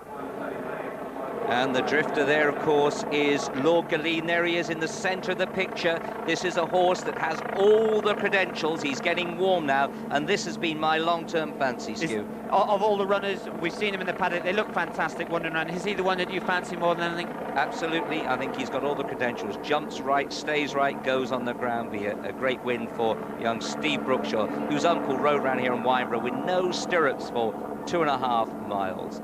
There is 6 going across. Avro Anson, he goes on the ground. Peter Niven on board. Well, the people have been queuing to get in, and this is the result. Hats off to Aintree, the Merseyside police, and everyone involved, because that crowd will give the winner of the 97 Mile National some lift-off. Well, here they are, down at the start. We're not so very far away from the off time. The jockeys will over and over in their mind be eyeing up people beside them, moving away from people they don't want to line up against. No, there's my idea in the winner, Richard, so we can compare notes afterwards. Number 13, Antonin, I think he's the one they all have to beat. I'd prefer to see softer ground for him. I've got a great deal of respect for your tip, Lord Galeen, but I'm going to go for him, Antonin. So most of the horses are actually together, but Master Oates has been isolated from the group, and we've got one rider actually off at the moment to the left of the picture. I can't quite pick up the reason why that horse has been dismounted, but Simon Morant is asking them if they're okay. Master Oates, they're just looking now to see if the horse is all right. The vet is having a look, so there's reasons here to see if the horse, I think he must be bleeding. He looked at his hand there. It's always a very, very dangerous time for horses. This is the unfortunate time for jockeys. It's one of the most dangerous time. The horses are het up and they can just lash out and cut you. You know, the adrenaline will be running through him. You can just see a little bit of blood above his near paw there. But it's a very, very worrying time for jockeys, very annoying. I mean, it's always the jockey's fault if you get kicked. I know it's a hard thing to say, but it's a thing that you should always be aware of and try and be careful. Well, the reins are going back over his head. Norman's going to get the leg up. The horse trotted up sound there, so a drama beforehand. Well, that looks as if it had been averted. Tracy Bailey up in the stands, of course, was so associated with Mr. Frisk when he won the race. Let's go over to the man who will be calling his 50th and final Grand National, Peter O'Sullivan. He's very disturbed, this horse, Master Oates. He's still got to join the others. He's got very stirred up, but he's jogging up now towards the other 35. And it shouldn't be long now before the 150th Martel Grand National is underway. Simon Morant consults his watch there. He's calling him in. This is his 3rd start of the National. And the winners of 265 races lining up. Don't get onto the gate. Being told not to get on the tape. Take it back. Kilishin right towards the near side. Go Ballistic about 6 from the far side. The favourite Dexter Doves right over on the far side with Buckboard Bounce. And also Nuaf. Glamont has got to get into line. He's just a little bit behind the others. So's Feathered Gale. And so's Newco, but that's it. And Newco rolls a little bit. Go Ballistic is quite slowly away. Dexter Dove, the grey, on the wide outside is one of the early leaders with another grey Sunny Boy towards the near side. Northern Lads well up with them, and so's Los Dragoni and the mare Evangelica. Lord Galeen also right up with them, and as they race towards the first, it's Sunny Bay, Lord Galeen, and over on the far side Dexter Dove, and over to John Hanmer. And Sunny Bay on the near side, and Lord Galeen took it together from Smith's man. Dexter Dove made a mistake, and Full of Oats is a faller at the first, and I can't see any other fallers unless they come to the second. It's Smith's man in the lead from Lord Galeen. Then in 3rd place is Sunny Bay as they come towards the big ditch, the 3rd fence. Lord Galeen on the near side and Smith's band on the far side. Then Sunny Bay comes next, then comes Northern Lad, Out in the middle is Mugoni Beach with Dexter Dove. Wild Hides right up amongst them. Only 1-4 at the first 3 fences. They jumped the 4th. Here's Jim McGrath. And it's Lord Galeen who led over the 4th from Sunny Bay, the grey on the near side. Northern Hiders up there and Smith's Band is out very wide. Mugoni Beach just behind them in company there over on the far side with Dexter Dove as they come to the 5th in the Monday National. And it's Smith's Band out very wide. Lord Galeen the near side. All the leaders got over it. They're all over safely as they run down towards Beecher's Brook the first time. It's Lord Galeen on the near side from Smith's Band. Just behind them is Dexter Dove very wide. Northern Hiders there in the centre. Spuffington there as well. Mugoni Beach just behind them as they clear Beeches. Sunny Bay on the near side. All the leaders got over it well. In fact, they're all over Beeches again as they race down towards the Foinhaven fence. It's Lord Galeen the leader from Sunny Bay. Then Smith's Band and Northern Hyde. Behind them, Northern Lad with Wild Hyde and Sally. All back in the field. Back bar is gone. Back bar's a faller and Clermont has unseated his rider. Running down towards the canal turn now, and it's Lord Galeen who leads them from Smith's Band. In 3rd place is Sunny Bay from Northern Hyde and Northern Lad. Wild Hyde is behind them from out very wide Celtic Abbey as they got over that one. The leaders in good style. Well back in the field then on the inside is Avro Anson as they run down towards Valentine's. Further back is Dexter Dove. Then Master Oates in company with Mugoni Beach, Evangelica, Grange Break from Spuffington. Buckboard Bounce back in the field as they head towards the next fence. We rejoin John Hanmer. And Lord Galeen took it just in front of Smith's Band. In 3rd place is Sunny Bay. Then Northern Hyde and Dexter Dove and Wild Hyde. And also New Af up with them as they jump the next open ditch. And there's one gone at that one. And the leader is Lord Galeen from Smith's Band. Then in 3rd place is Sunny Bay. 4 is Northern Hyde. It looked as if it was Killishin who went there as they jumped the next. And Lord Galeen the leader from Smith's Band. Then Sunny Bay 3rd, Wild Hyde 4, Northern Hyde 5. Then on the outside, Celtic Abbey making ground ahead of Northern Lad. They're followed in next place by Dexter Dove and Buckboard Bounce at Mugoni Beach as we join Peter O'Sullivan. And Lord Galeen, who's been right in the van from the very beginning under Tony Dobbin, in the lead as they round this turn and make their way towards the 13th of the 30 fences. Lord Galeen from Smith's Band towards the outside, running strongly. Just in behind them comes Sunny Bay. Wild Hyde is close as well, and so's Northern Hyde. And then comes Celtic Abbey, and still wide of the field, the grey Dexter Dove over that one. And it was still Lord Galeen the leader. Very mistake there by Wild Hyde, and lost a lot of ground in the process. And is Charlie Swan going to get back? It doesn't look so he could get back into the saddle over this one. And it's Lord Galeen the leader from on the near side, Smith's Band. Then comes Sunny Bay. Straight Talk was a faller there, ridden by the youngest rider, Joe Tizard. And as they come to the chair now, it's Lord Galeen the leader from on the near side, Smith's Band. Then comes Sunny Bay and Wild Hyde, then Northern Lad and Buckboard Bounce. Celtic Abbey was a faller with the chair. And as they come down now towards the water, it's Lord Galeen, who's very nearly carried out there, Lord Galeen, but he's continuing all right. It's Lord Galeen on the inside of Smith's Band. Then comes Sunny Bay. Then on the outside is Northern Hyde. On the inside is Northern Lad. Just in behind Northern Lad is Avro Ransom. Behind Avro Ransom, Buckboard Bounce, and then Dexter Dove, and then Valiant Warrior. Then comes Master Oates. Behind Master Oates is Bishop's Hall. But it's Lord Galeen the leader. Lord Galeen from Sunny Bay on the inside. Towards the outer is Northern Hyde with Smith's Band, and then comes Northern Lad. Lord Galeen the leader from a bothersome new loose horse as we rejoin John Hanmer. And Lord Galeen from Smith's Band, then Northern Hyde, Sunny Bay on the inside, then Avro Anson and Dexter Dove on the outside. Bishop's Hall's not far behind them, got a lot further than in previous years.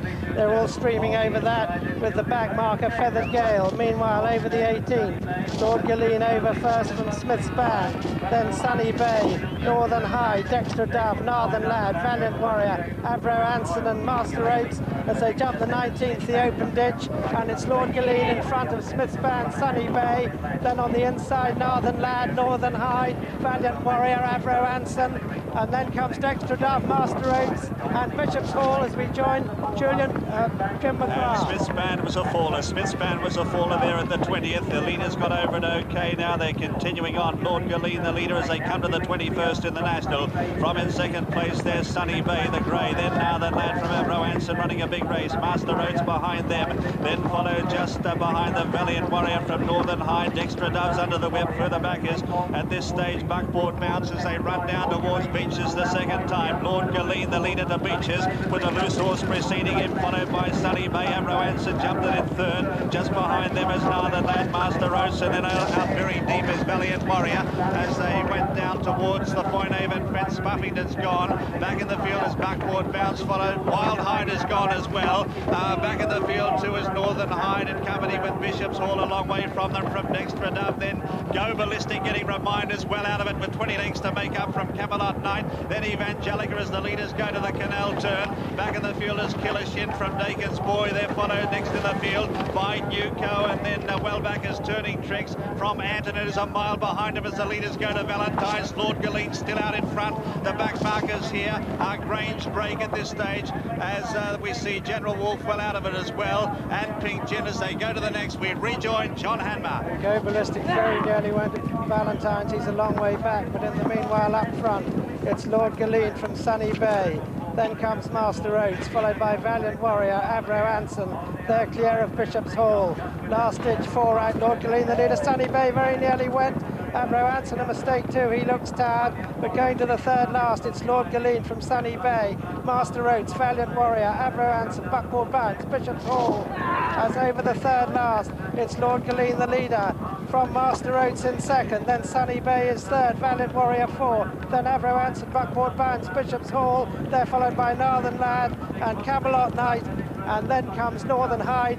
But Lord Galeen making a gallant effort to lead throughout as they go to the second last, and we join Peter O'Sullivan. And it's Lord Galeen about 6 lengths clear with 4.5 furlongs to run and 2 fences left to jump. Lord Galeen, who's been right up there from the outset, being chased by the top weight Master Oats. Sunny Bay back in third place. Fourth is Valiant Warrior. Buckboard Bounce comes next. And they're running down now towards the second last fence in the National. It's Lord Galeen well clear. Here's Prick coming to it. Jumps it well. Sunny Bay jumps it second. Master Oats jumps it third. Valiant Warrior 4 and 5. Buckboard Dance coming now to the final fence in the National. And it's Lord Galeen and Tony Dobbin clear. Lord Galeen jumps it brilliantly as though he'd only just started the race. Sunny Bay jumped it second and Master Oats third.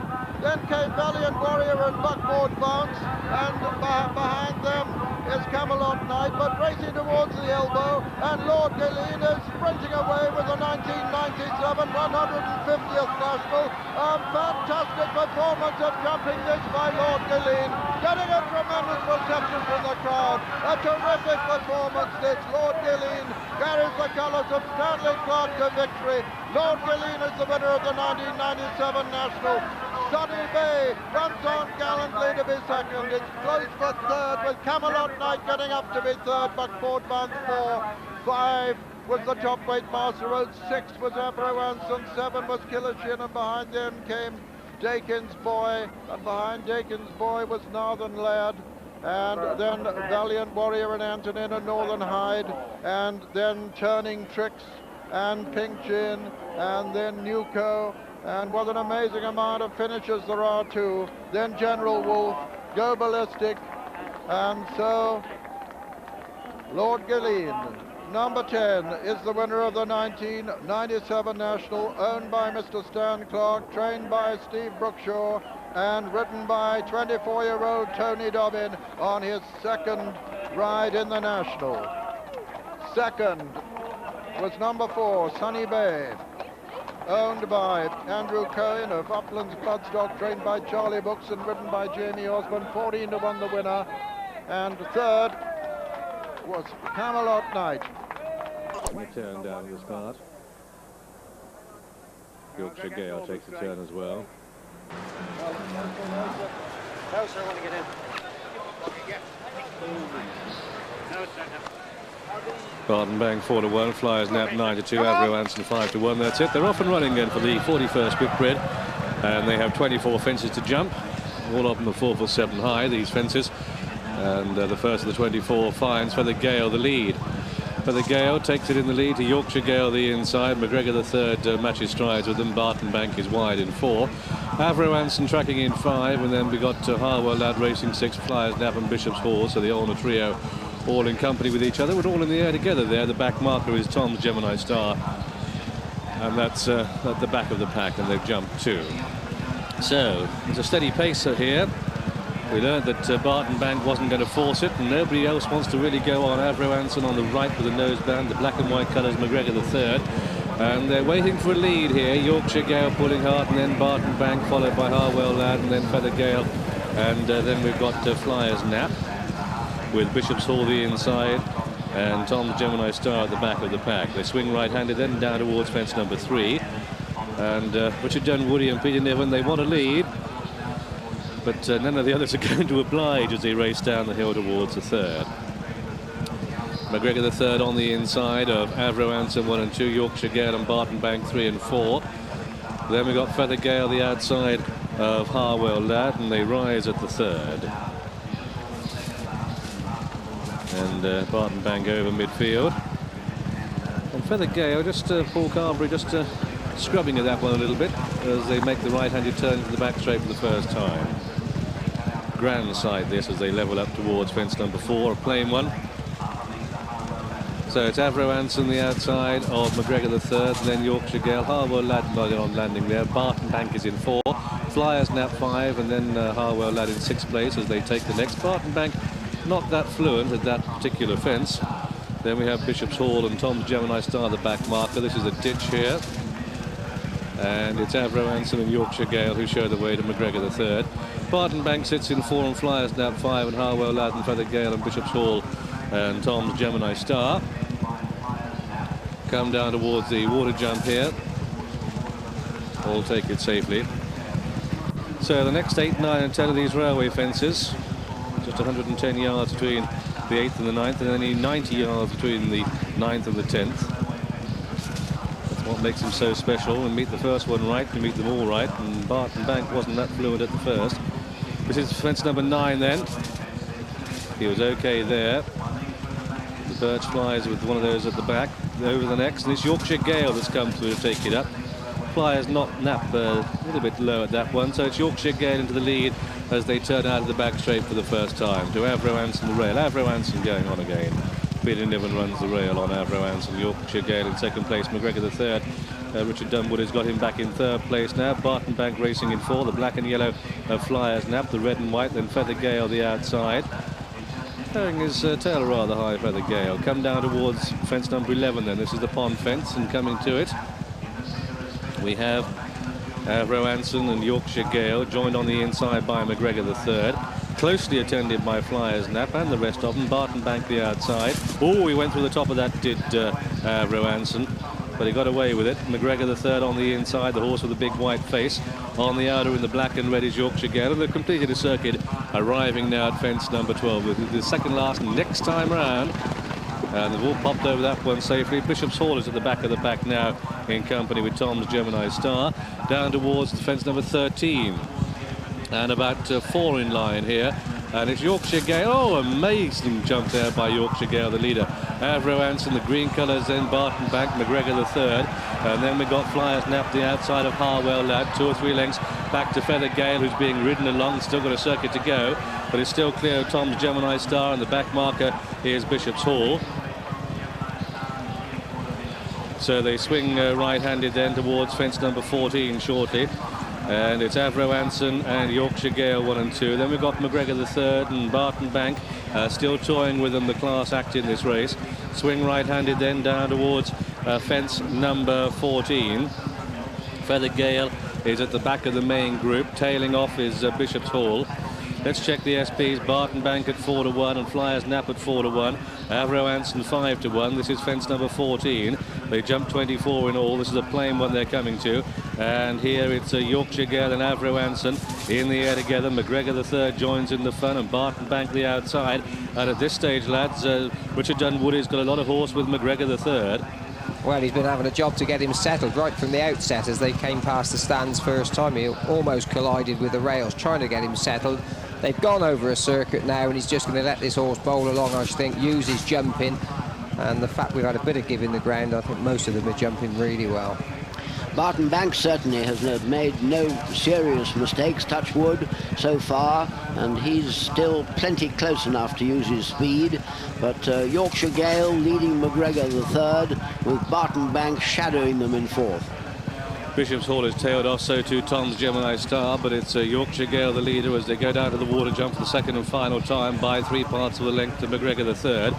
Barton Bank looming large on the outer, but awkward at that fence, and in fact he's gone, Barton Bank. Barton Bank is a faller. Horse and jockey are okay, very quickly on their feet. 3 wear-away fences now.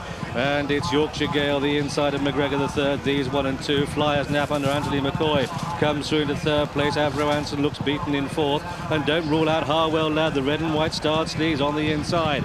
This is the 5th from home, and it's Yorkshire Gale to McGregor the third. And Flyers Nap and Harwell Lad, the older pair, getting into the picture now as they take the last on the far side. They've got half a mile to go in the 41st Whitbread Gold Cup, and it's Yorkshire Gale, a Sandown specialist, McGregor the third, under Richard Dunwoody. Then Flyers Nap, the black and yellow on the outside of Harwell Lad as they make the final turn and down towards the third last. And it's Yorkshire Gale and McGregor the third, and here comes the champion jockey and Anthony McCoy under Flyers Nap on the extreme right.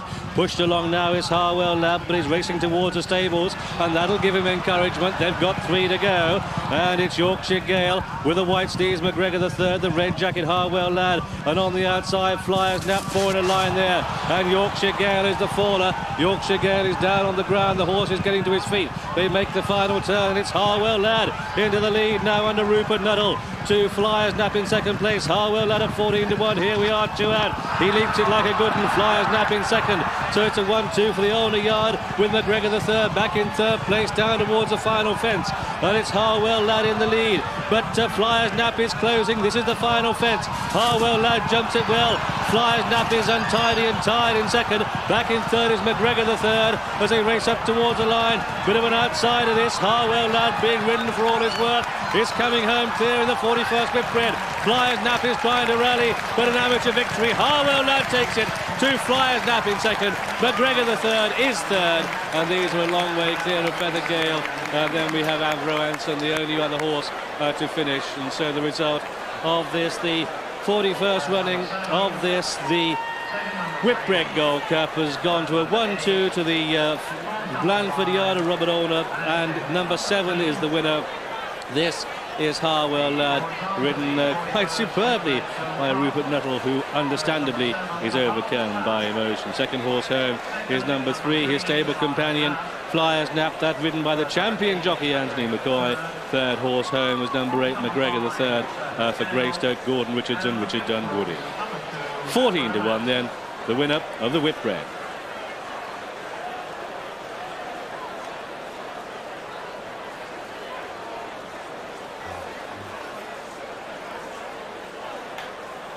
Oh, what a wonderful race this was. Might not have been the classiest race, but Robert Olner is stuck by Rupert Nuttall, who's stuck by Harwell Lad. Let's have a look at Barton Bank. I think he just slipped up at the water here. He was just beginning to struggle at the time, just being nudged along by David Walsh. And as Yorkshire Gale really stands off, he just gets in a little bit close, leaves his back end behind, and there just slips over, but he's fine. Got up none the worse for that. Unlucky. Saved him a slog up the back end of the race anyway. Desperate bad luck though, wasn't it, John? I mean, it really was not one of his It was big bad mistakes. luck, but with a big weight he was going to be struggling. He was struggling at that stage, and he'd have been struggling later on, and the main thing is the horse is back in one piece. Going on though, we were set for an absolute wonderful finish here. Yorkshire Gale, McGregor the third, Flyers Nap and Rupert Nuttall, who've been travelling well up until this point, in between the 3 best jockeys in the country at the moment. Didn't take any notice of that. Yorkshire Gale never made a mistake all the way round until there, and just got it all wrong. And he was okay, so was Norman Williamson. That left Harwell Lad, and I think the fall of that horse by his side just woke him up a little bit. He is an old character, this horse. pinged the second last. Flyer's Nap begins to come under pressure. I don't think that Harwell Lad actually comes under pressure. I think that Rupert Nuttall can actually just sense him beginning to pull himself up. It's not very often that you go to the last solo. 5 for Henry Cecil, and he was watching in the stands. He doesn't often watch the race. The Aberdeen, who's just got over onto the rails and look to not have any favours done to her there. Reams Averse just got tightened up perhaps by Jimmy Fortune just coming over. Yeah, Jimmy's got his whip in the wrong hand. Well, his filly's rolled both ways, John, hasn't she? But that's what caused it. He's just squeezed Jashmak up a little bit. I think it'd be fairly hard if they take second place off of the French filly Reams Averse. I don't think there's any chance of either the first two being reversed, but Jimmy himself might be judged that he should have been a little bit more careful, even though it wasn't all his fault. But John... Adrenaline Pure Rush, the first £1 million derby, the richest prize in British sport. The last one loads.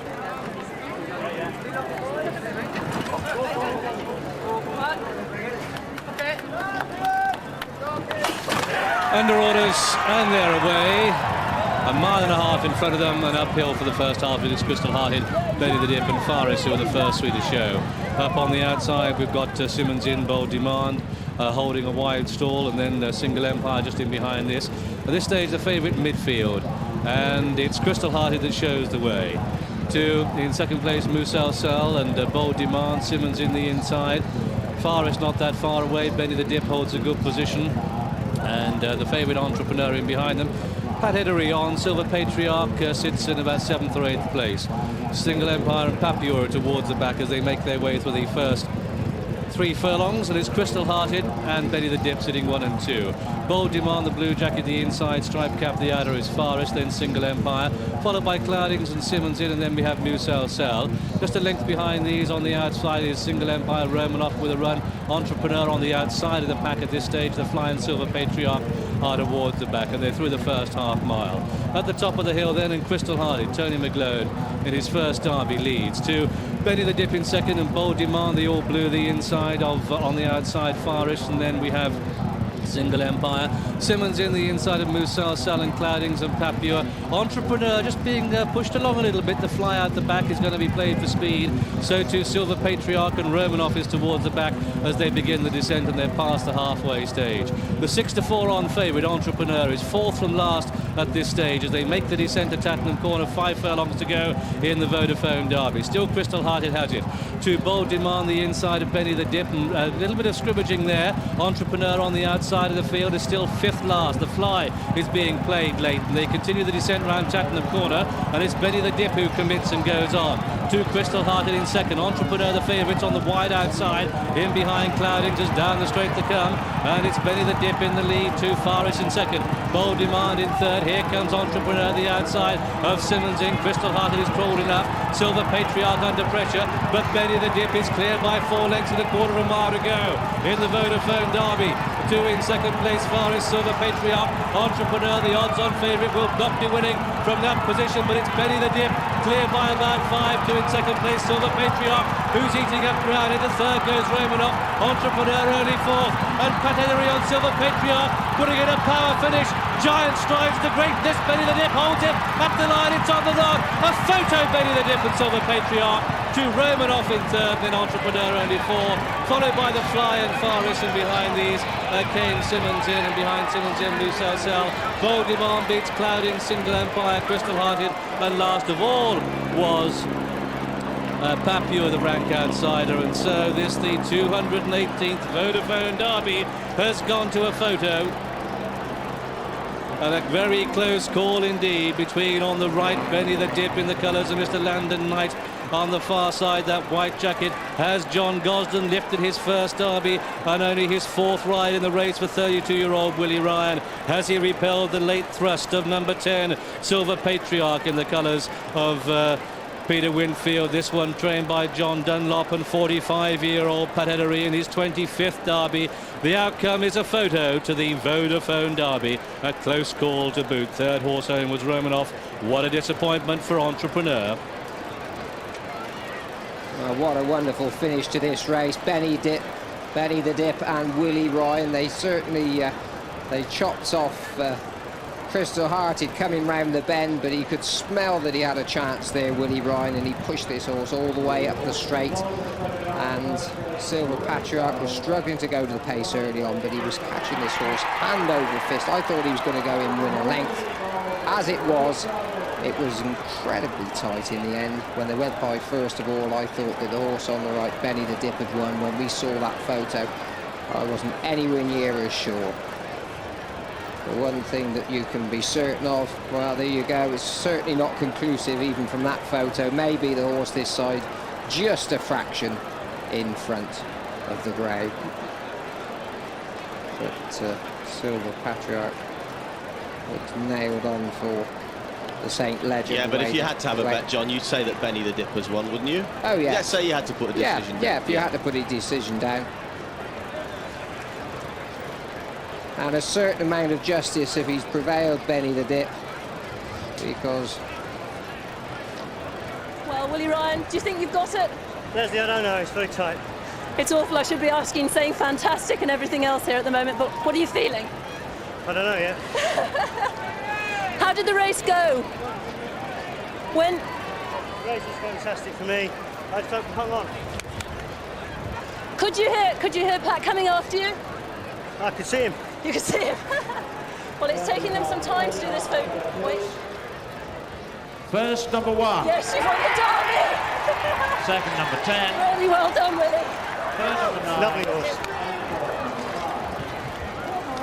I was about to say a certain amount of the justice, because Willie Ryan, he's been attached to Henry Cecil's stable for a long time, been a good servant, and he must have felt when Pat Edry gave up the retainer there that he would be the first in line. That job, of course, as everybody knows, went to Kieran Fallon, but he's kept smiling, he's kept working, and I would think that Henry Cecil will be as pleased for Willie Ryan as he could have been if he'd done it himself. As for the favourite, Entrepreneur, well, he got a bump at the start, but never travelled well for a horse that travelled so well in the Guinness. He never travelled well at all this afternoon. He wouldn't have won at a mile, wouldn't have won at any distance. And inches separate the end of a thrilling race. Willie Ryan on tenterhooks till the result came, and Pat Edry, well, second place, they say, is the first loser, but this horse ran a brilliant race. He was beaten narrowly on El Gran Senor. Pat's had 4 Derby winners himself, John Dunlop 2, but for the owners, they have to feel the disappointment of so near and yet so far. But John Gosden, about whom after his Derby near misses, many people said, well, is he any good as a trainer? Well, John has never stopped having winners since then. Shantou broke the British Classic duck, and this will be the sweetest victory of the night.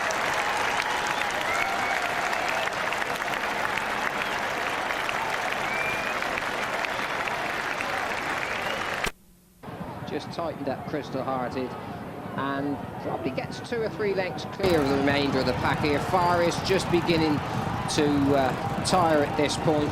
Bold effort there, and have a look, Romanoff's white face just beginning to show through, and at this point the gap opens up for Pat Edry on Silver Patriarch. He begins to get a run there. He's at the same point now with Entrepreneur. No excuses for that horse at all. Just wasn't good enough. Couldn't go the gallop. Now just have a look. He must be a good 6 lengths behind at this point, Jim. Absolutely, and eats the ground up. But Benny the Dip doesn't stop. Look at him in relation to the others. Silver Patriarch is quickening, and then probably as he gets to Benny the Dip's quarters, maybe he finds a little bit more again, and there's inches in it.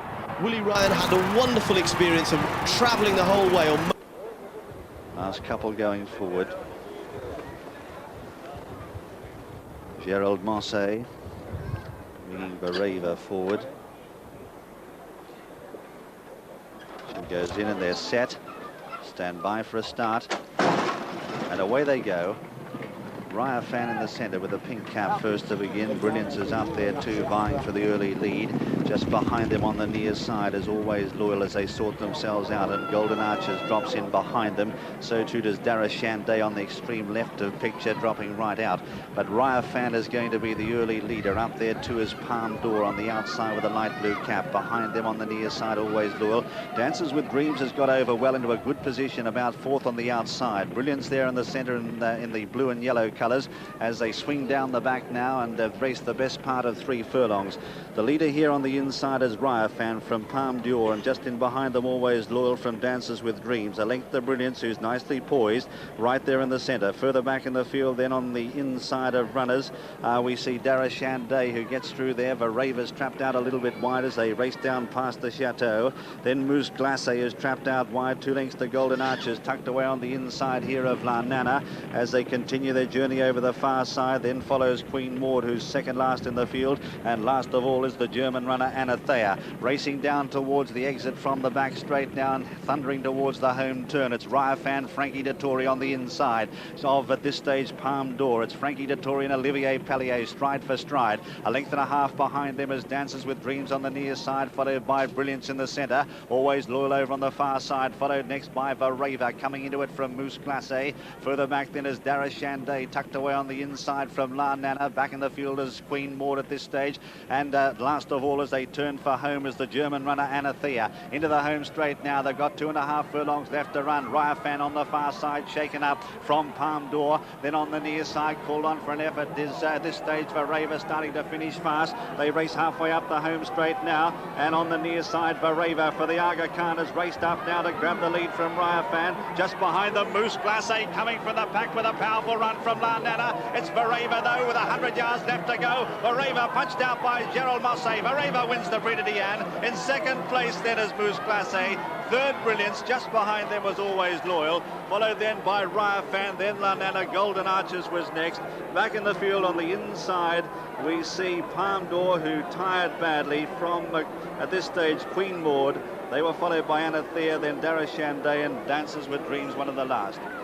The winner of the Prix de Diane Hermes for 1997, number 3, Vareva, owned by His Highness the Aga Khan, trained by Alain de Roy de Pré and ridden by Gerald Mosse. Second is number 6, Moose Glacé, owned by Gary Bissans, trained by Jean Lebord and ridden by Thierry Tullier. And third is number 9, Brilliance, owned by Ecurie Skymark Farm, trained by Pascal Barry and ridden by Sylvain Gillot. It's very tight for fourth there. Riafan with a pink cap, La Nana on the near side. That's a better shot of them. On the near side, La Nana. On the far side there, Riafan, and in between them is Always Loyal, the French 1,000 guineas winner.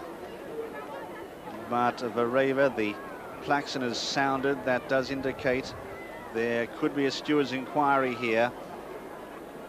So what that is concerning, I don't know at this stage. But there is the winner. The one on the right now as we look at them.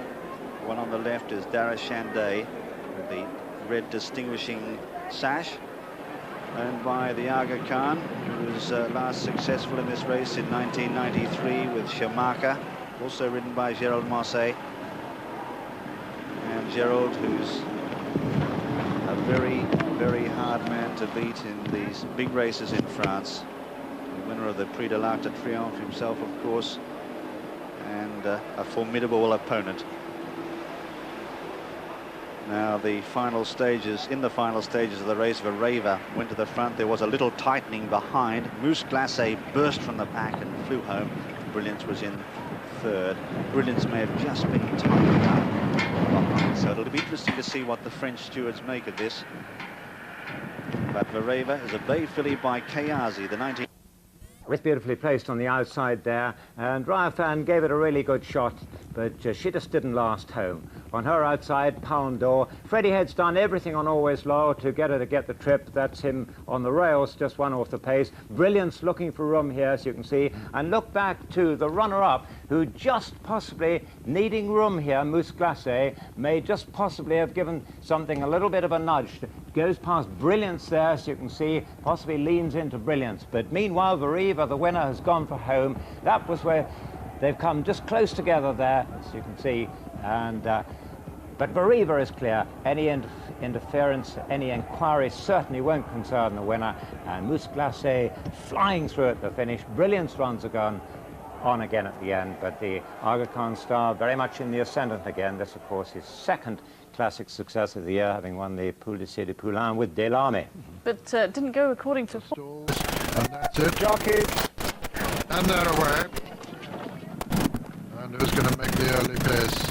Gothenburg, one of the first to show in the centre. Restructure on the near side, and Restructure making it from Gothenburg. Restructure under the Stearns rails, looking to the right of the picture. From Gothenburg, with a little bit wide then, is Hidden Meadow running fast, the sheepskin noseband. Then comes Warmis. Wixham is tucked in behind them. Restructure on the near side of Gothenburg, Hidden Meadow and Warmis. Then comes Wixham. Just in behind Wixham is Ben Rosie, or the other side of Wixham, I should say. Then comes Allied Forces, one of the back markers, Ally Royal at the moment, and Restructure the leader. Restructure from Hidden Meadow, Wixham improving towards the stern side, over on the far side, Nuamis. Ally Royal is beginning to make quite significant progress. They've passed the 3 furlong pole and they're racing down now towards the 2. Restructure under pressure. Hidden Meadow running well. Nuamis towards his outside. Wixham chasing them. Restructure on the near side. Ally Royal is being chased along now by Kieran Fallon. Centre Stalls is just ahead of him. Allied Forces is running a strong race. And Allied Forces now has just about taken it up from Nuamis, with Ally Royal, who's improving all the time under a strong ride. But it's Allied Forces from Centre Stalls as they race up towards the line. Allied Forces and Centre Stalls, it's very close between them. Allied Forces just wins it from Centre Stalls with Ally Royal in third.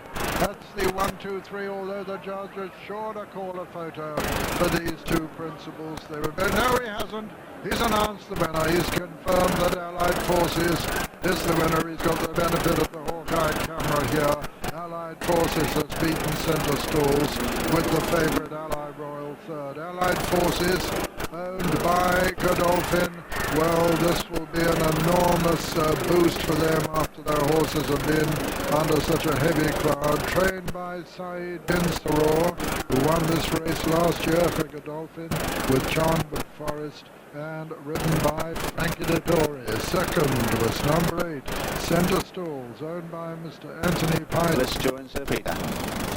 Yes, Even Top will be the last to join this select field for the Prince of Wales Stakes. Last one coming in. There's it, nice and smooth. Yeah, that's it. Under orders. Mile and a quarter. And they're away. And who's going to make it? Nobody very anxious to make it, and so London News is going on. London News, the South African hope, goes on from Al Harth on the near side, and then Even Top. Then comes Boss Rasham and Balalaika, and Ashani is the back marker. And going up on the outside of London News is Al Harth to take it up. Al Harth takes it up clearly now from London News, and then Even Top on a little gap to Boss Rasham, and it looks as though Tori's tactics here on Al Harth are to make this a strongish pace now. He's got Even Top coming up to nearly join him, with London News back in third and 4 Boss Rasham, then 5 and 6 of Malalaika and Ashani. They're racing towards the 5 pole already, and Even Top on the outside of Al Harth. Little gap then to London News. Kieran Fallon on this odds-on favourite, Boss Rasham, just niggling along now, niggling at her to get a little bit closer to them as they pass the half-mile marker, racing towards the home straight. And it's Even Top on the outside of Al Harth, and Boss Rasham now moving up on the outside of London News. They're into the straight. Alharth an even top with Bosrasham coming there very strongly now.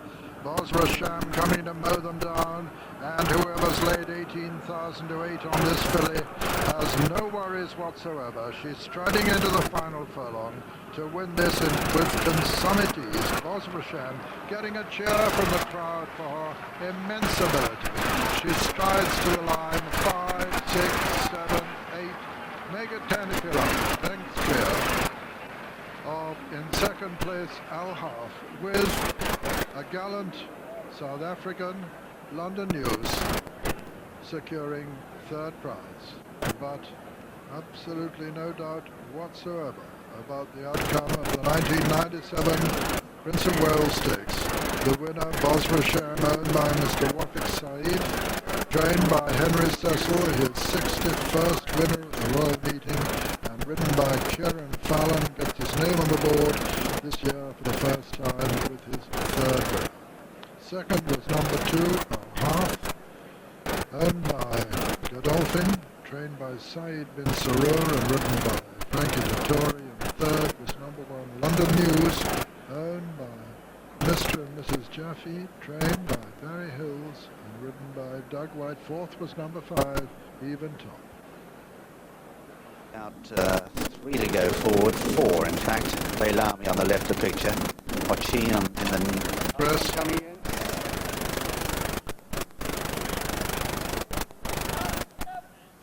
140,000, 134,000 of the winner, and they're running in the St. James's Palace Stakes. And coming over from the far side in command, Starborough right up there, and it's Starborough and Mamalek now in second, and then comes on the far side the 66 to 1 outsider Running Stag, and it's Starborough running in the style that he ran in France, trying to make all the running.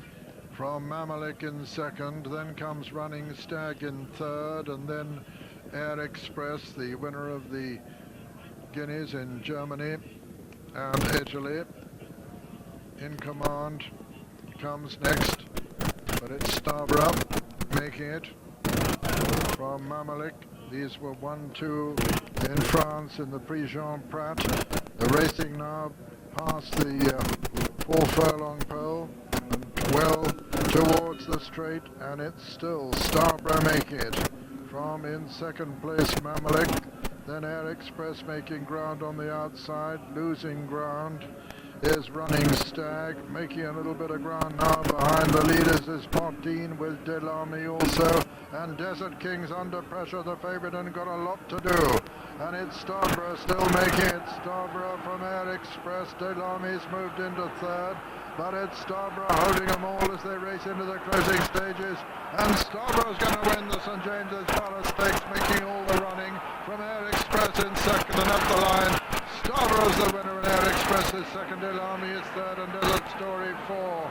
5 came Poteen, then in command, and then Running Stag, and finally the long-time prominent Mamalek. And so Starborough has made every yard of the running to win the St. James's Palace Stakes under Frankie Dettori. And the result, first number 8 Starborough, owned by Sheikh Mohammed, trained by David Loader and ridden by Frankie Dettori. Second number 1 Air Express, owned by Mr. Mohammed Obaida, trained by Clive Britton and ridden by Brett Doyle. And third, number 2 Delamy, owned by His Highness the Aga Khan, trained by Alain Royer Dupré and ridden by Gerald Mosse, with fourth, number 3 Desert King. The last couple going forward now, only 2 to go in, I think.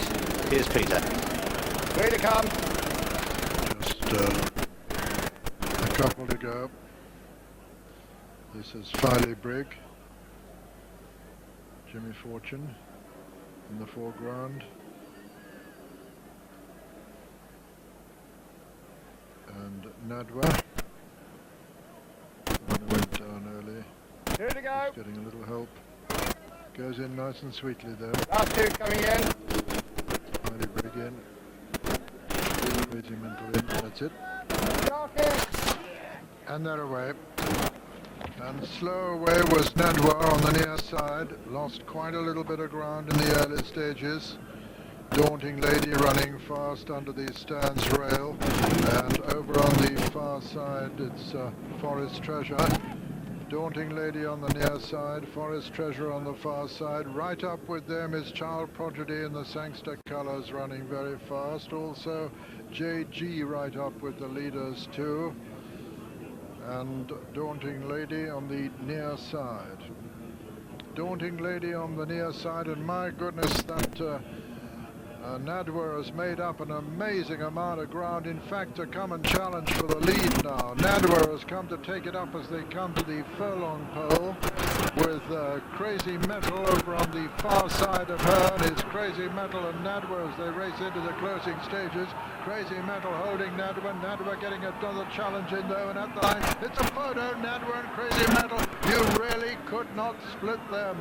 Nadwer and Crazy Metal with Banningham Blue played in a photo for third place, possibly just getting third, but my goodness, this is close. This is close between Nadwer on the near side. She may have just gone up. She's just gone up to beat Crazy Metal, I think you'll find.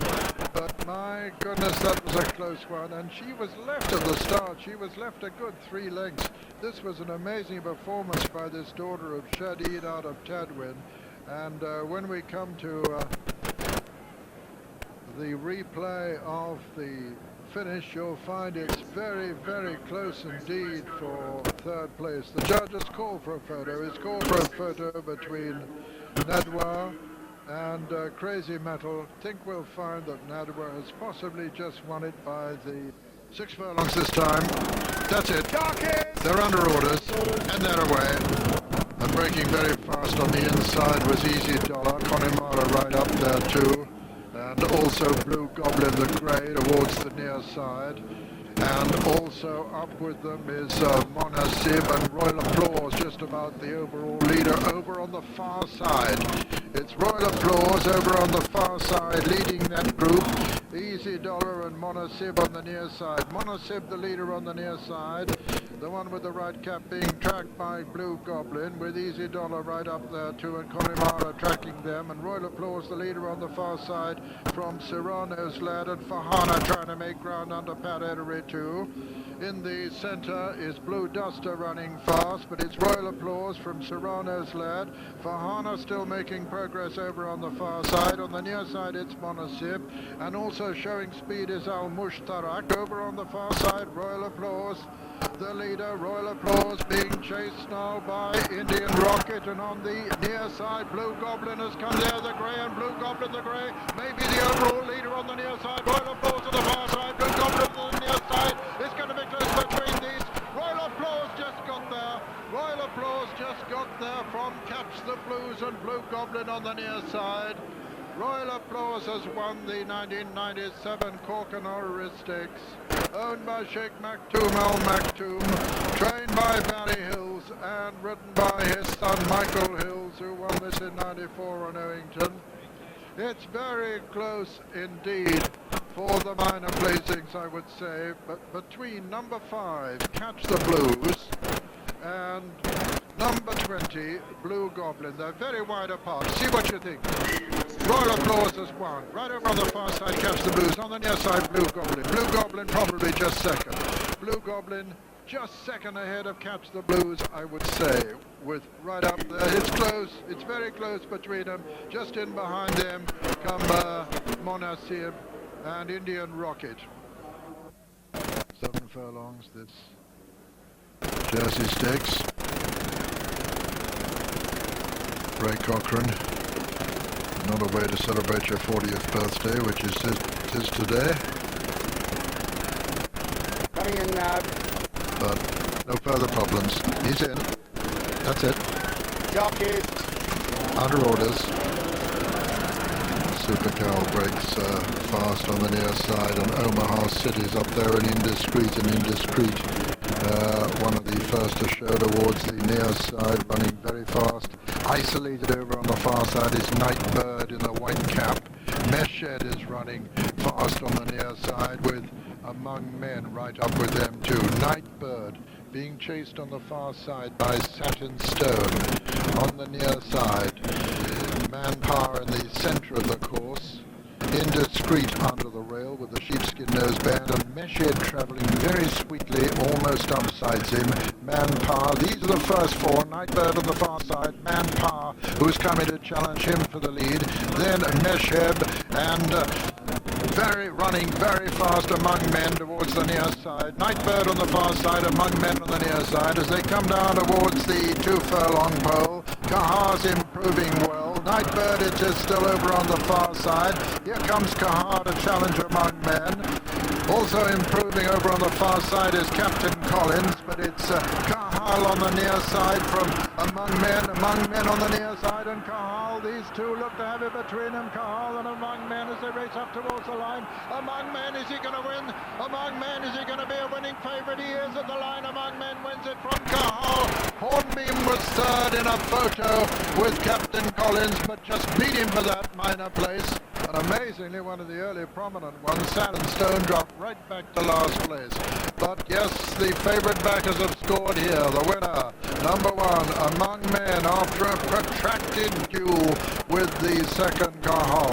Number 1, Among Men, owned by Mr. Michael Tabor and Mrs. John Magner, and yesterday's 2-year-old winner, trained by Michael Stout and ridden by Mick Kinnan. Second was number 8, Cahal, owned by Godolphin, trained by Said bin Saror and ridden by Frank Editori, and third was number 6, Hornbeam, owned by Mr. K.C. Payne, trained by John Jenkins and ridden by Ray Conning.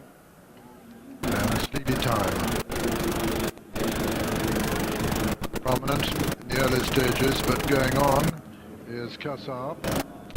Cassar going on from Sleepy Time, Ocean Ridge over on the far side, and then Rebecca Sharp. And behind them, Moonlight Paradise and the Irish Guinness winner, Classic Park, the back marker of the sextet, as Cassar, under Richard Hills, makes it from Sleepy Time. As they race now towards the 5 furlong marker and pass it, it's Cassar with Ocean Ridge going up very fast on the outside. Sleepy Time back in third, but going sweetly, and then Rebecca Sharp. Then comes Moonlight Paradise, and finally Classic Park. And they've got 3.5 furlongs to run now as they swing into the home straight in the Coronation Stakes, and Cassar in the lead from Ocean Ridge, and travelling sweetly under Kieran Fallon on the inside is Sleepy Time with Rebecca Sharp on her outside. Making ground from the rear now is Classic Park, and it's Cassar from Ocean Ridge, and here comes Rebecca Sharp, and Sleepy Time is under pressure and making no progress at the moment as Rebecca Sharp hits the front from Ocean Ridge, racing into the final 150 yards, and it's Rebecca Sharp from Ocean Ridge. Rebecca Sharp on the near side, Ocean Ridge on the far side as they race to the line. Rebecca Sharp wins it from Ocean Ridge with Sleepy Time a disappointing third. Then comes Classic Park, and behind Classic Park was Cassar, and finally Moonlight Paradise. And so the result of the 1997 Coronation Stakes first, number 5, Rebecca Sharp, owned by Mr. Anthony Oppenheimer, trained by Jeff Bragg and ridden by Michael Hill. Second was number 4, Ocean Ridge, owned by Godolphin Racing, trained by Said bin Saror and ridden by Gary Stevens. And third was number 6, Sleepy Time, owned by Green Bay Stables Limited, trained by Henry Cecil and ridden by Kieran Fallon. With fourth, number 1, Simon Morant. Says they're set. Jockeys! And that's it. The 22 runners are on their way. 32 runners for the 1997 Hunt Cup, and plenty of speed over on the far side. Skydome, Lonely Leader and Artaxerxes over on the far side, showing very good foot. Law Commission is right up with them, and Gates for Ireland. The Sheepskin Noseband on the near side. Hawksley Hill over on the far side. Crown Court is showing very good speed too, and it's Crown Court under Padedry on the near side. Artaxerxes over on the far side with Gold Spathwell up there, and also General Academy. Red Robbo running well, he's just upside Gates on the near side, but over on the far side you probably spotted in the number there. Number 30, Artaxerxes, leading those on the far group from Sky Dome. Tertium is right up there with them. And also General Academy, and on the near side, it's still Gates and Crown Court and Red Robbo, and also prominent is Bold Words. Over on the far, looking over towards the far side again, Sky Dome just has about the advantage on the far side from Gold Spats, who's come there with Tertium also, and Narj at Mobine on the near side. But on the near side now, it's Padery on Crown Court as they hit the furlong marker from Red Robbo. Crown Court and Red Robbo on the near side. Over on the far side, it's Lonely Leader. On the near side, Red Robbo just takes it up as they race towards the line. It's going to be very close at the line. Red Robbo has just won it from Crown Court. It's a photo for the rest of the places between Caddo Trist and also on the near side. The Queen's Horse right up there, Dancing Image.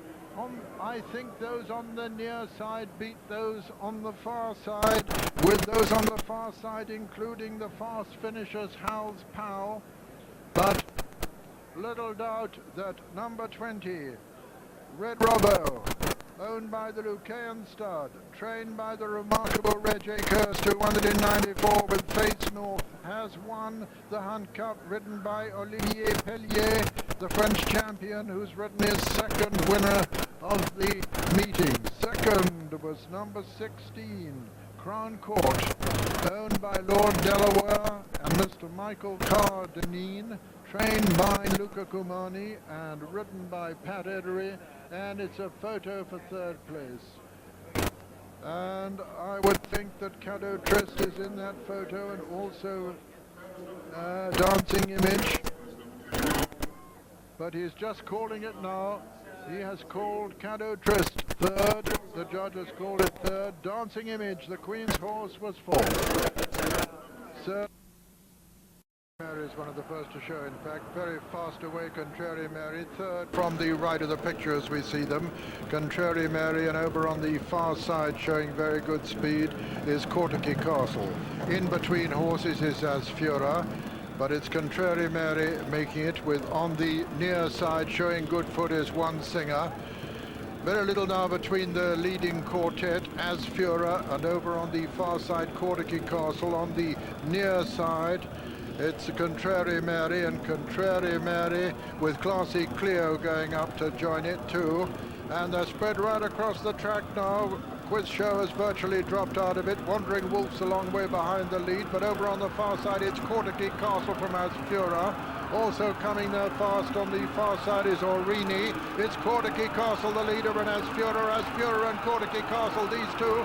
Asfura on the near side, Corky Castle on the far side. Is going to be close. Asfura's just going to win it at the line. Asfura's the winner and Corky Castle is second. It's a photo for third between Aurigny and Lord Kintar.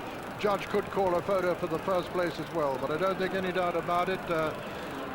Asfura has won it, and he's called it. Number 11, Asfura, this daughter of Dejur out of Mathgur, owned by Godolphin, trained by Saeed bin Sarur, and ridden by Richard Hills, has won the Windsor Castle Stakes from number 1, Corky. Loves the soft ground. I think we'll join Peter, only a couple to go in. All in under orders. Jockeys!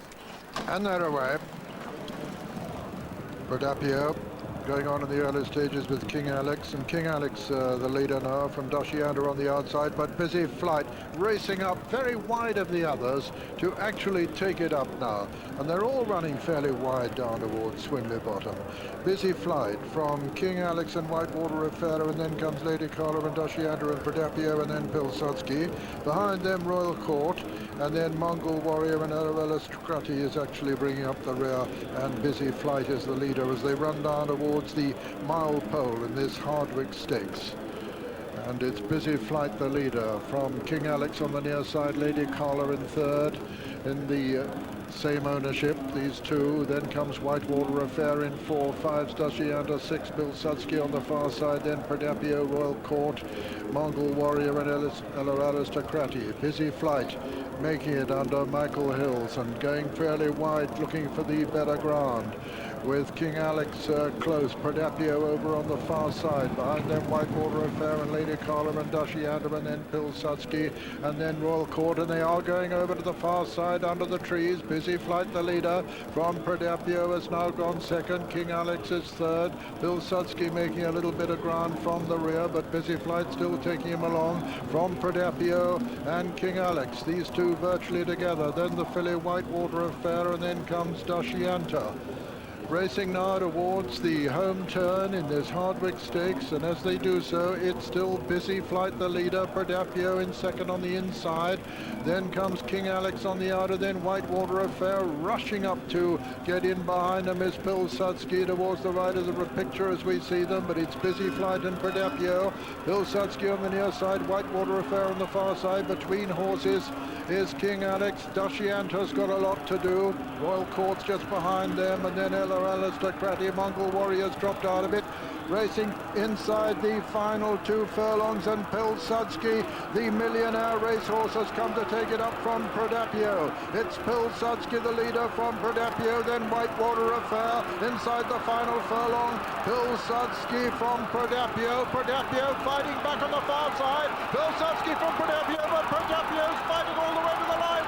Predapio's beginning to get up. He's going to win it. Predapio's the winner from Pilsudski, second, and Whitewater Affair third. Royal Court 4. Aristocratic next, and then Dashianda and King Alex and Mongol Warrior, and behind them Lady Carla, and the early leader is Busy Flight. So Gary Stevens, the rider of over 4,000 winners in his career, has won his first race at Royal Ascot, and what a race to pick.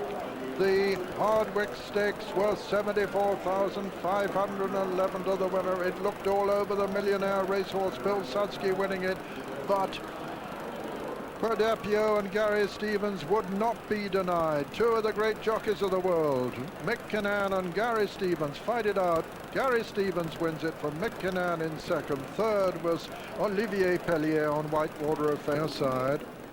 The rain lashing down. That's it. The 30 runners installed for the Wokingham. Jockeys! And there went Best Before Dawn has broken well too. And Selhurst Park Flyer is the first to show. The white cap, fourth from the right of the picture. Selhurst Park Flyer is blazing the trail down the stand side. Selhurst Park Flyer, Best Before Dawn is right up there too.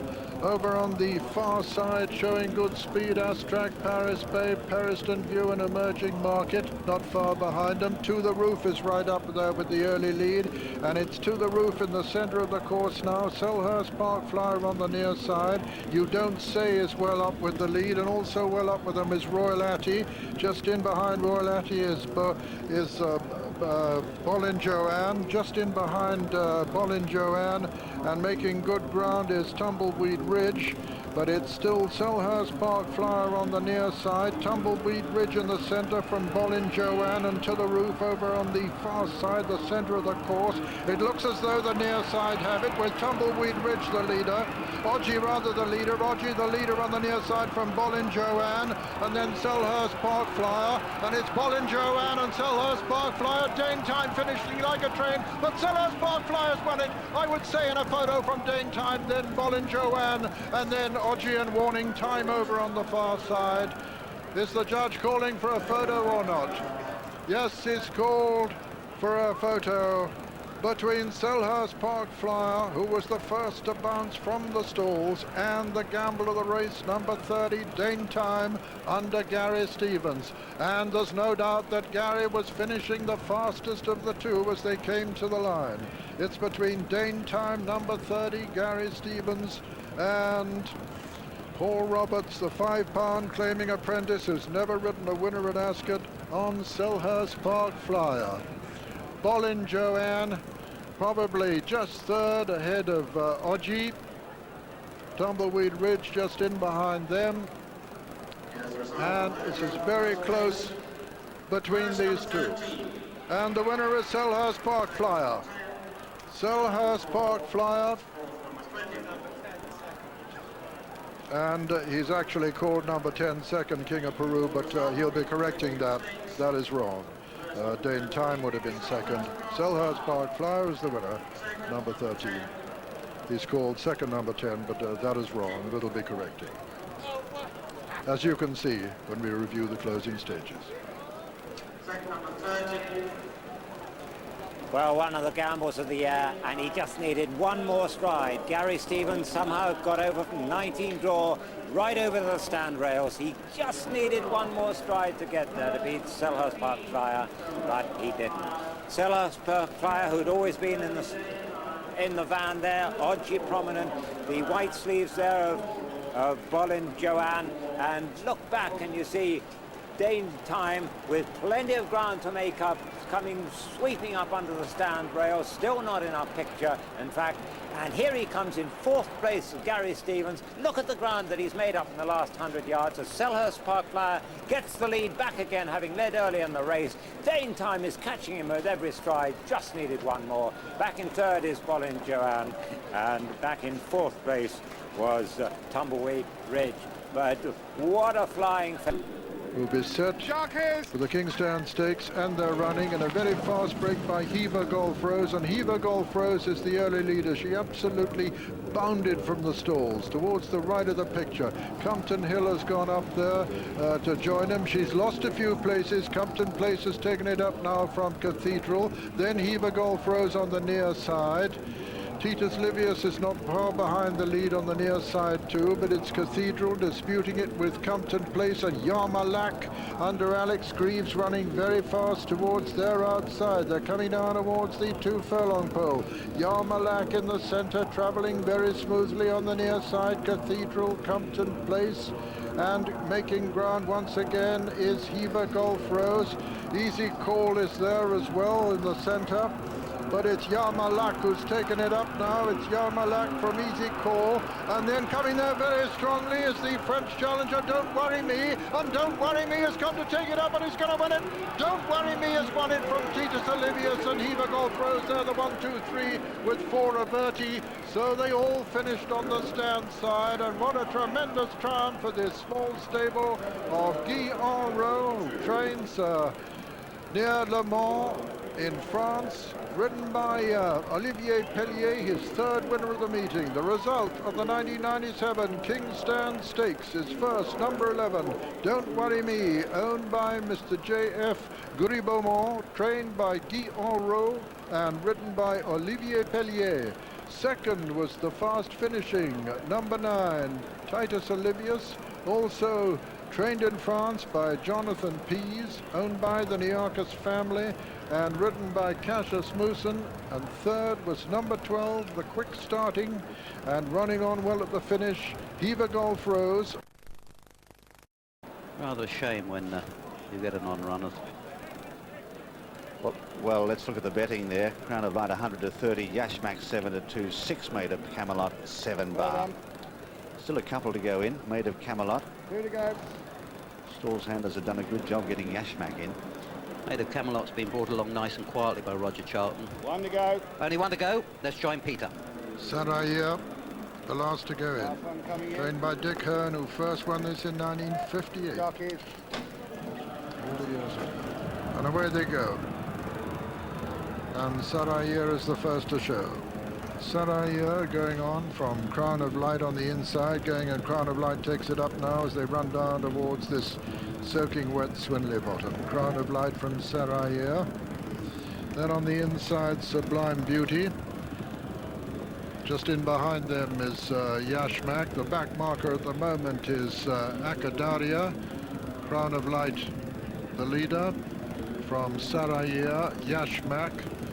Then the Queen's Hope Tempting Prospect towards the outside. Just behind them is Sublime Beauty. Behind Sublime Beauty is El Kalali. And then comes Made of Camelot. A little gap then to Sayada, who's being chased along there and just being passed now by Agdaria. And it's Saraya, the leader. As they race now towards the 6 furlong from home marker, Saraya from Yashmak, Crown of Light on the inside, Tempting Prospect towards the outer, Al Kalali comes next, and behind them Sublime Beauty. Back in last is Sayada, but there's not more than 10 lengths between first and last, as Saraya leads, but only just, from Yashmak, who's gone up very close on the outside, the right of the picture, Made of Camelot. Behind them, Crown of Light and Tempting Prospect, and then Akdaria, the only winner over a mile and a half, getting closer, and in a buffeting match there with Tempting Prospect, and coming off the better from it, and Yashmak the leader now. Yashmak it is from Saraya over on the far side.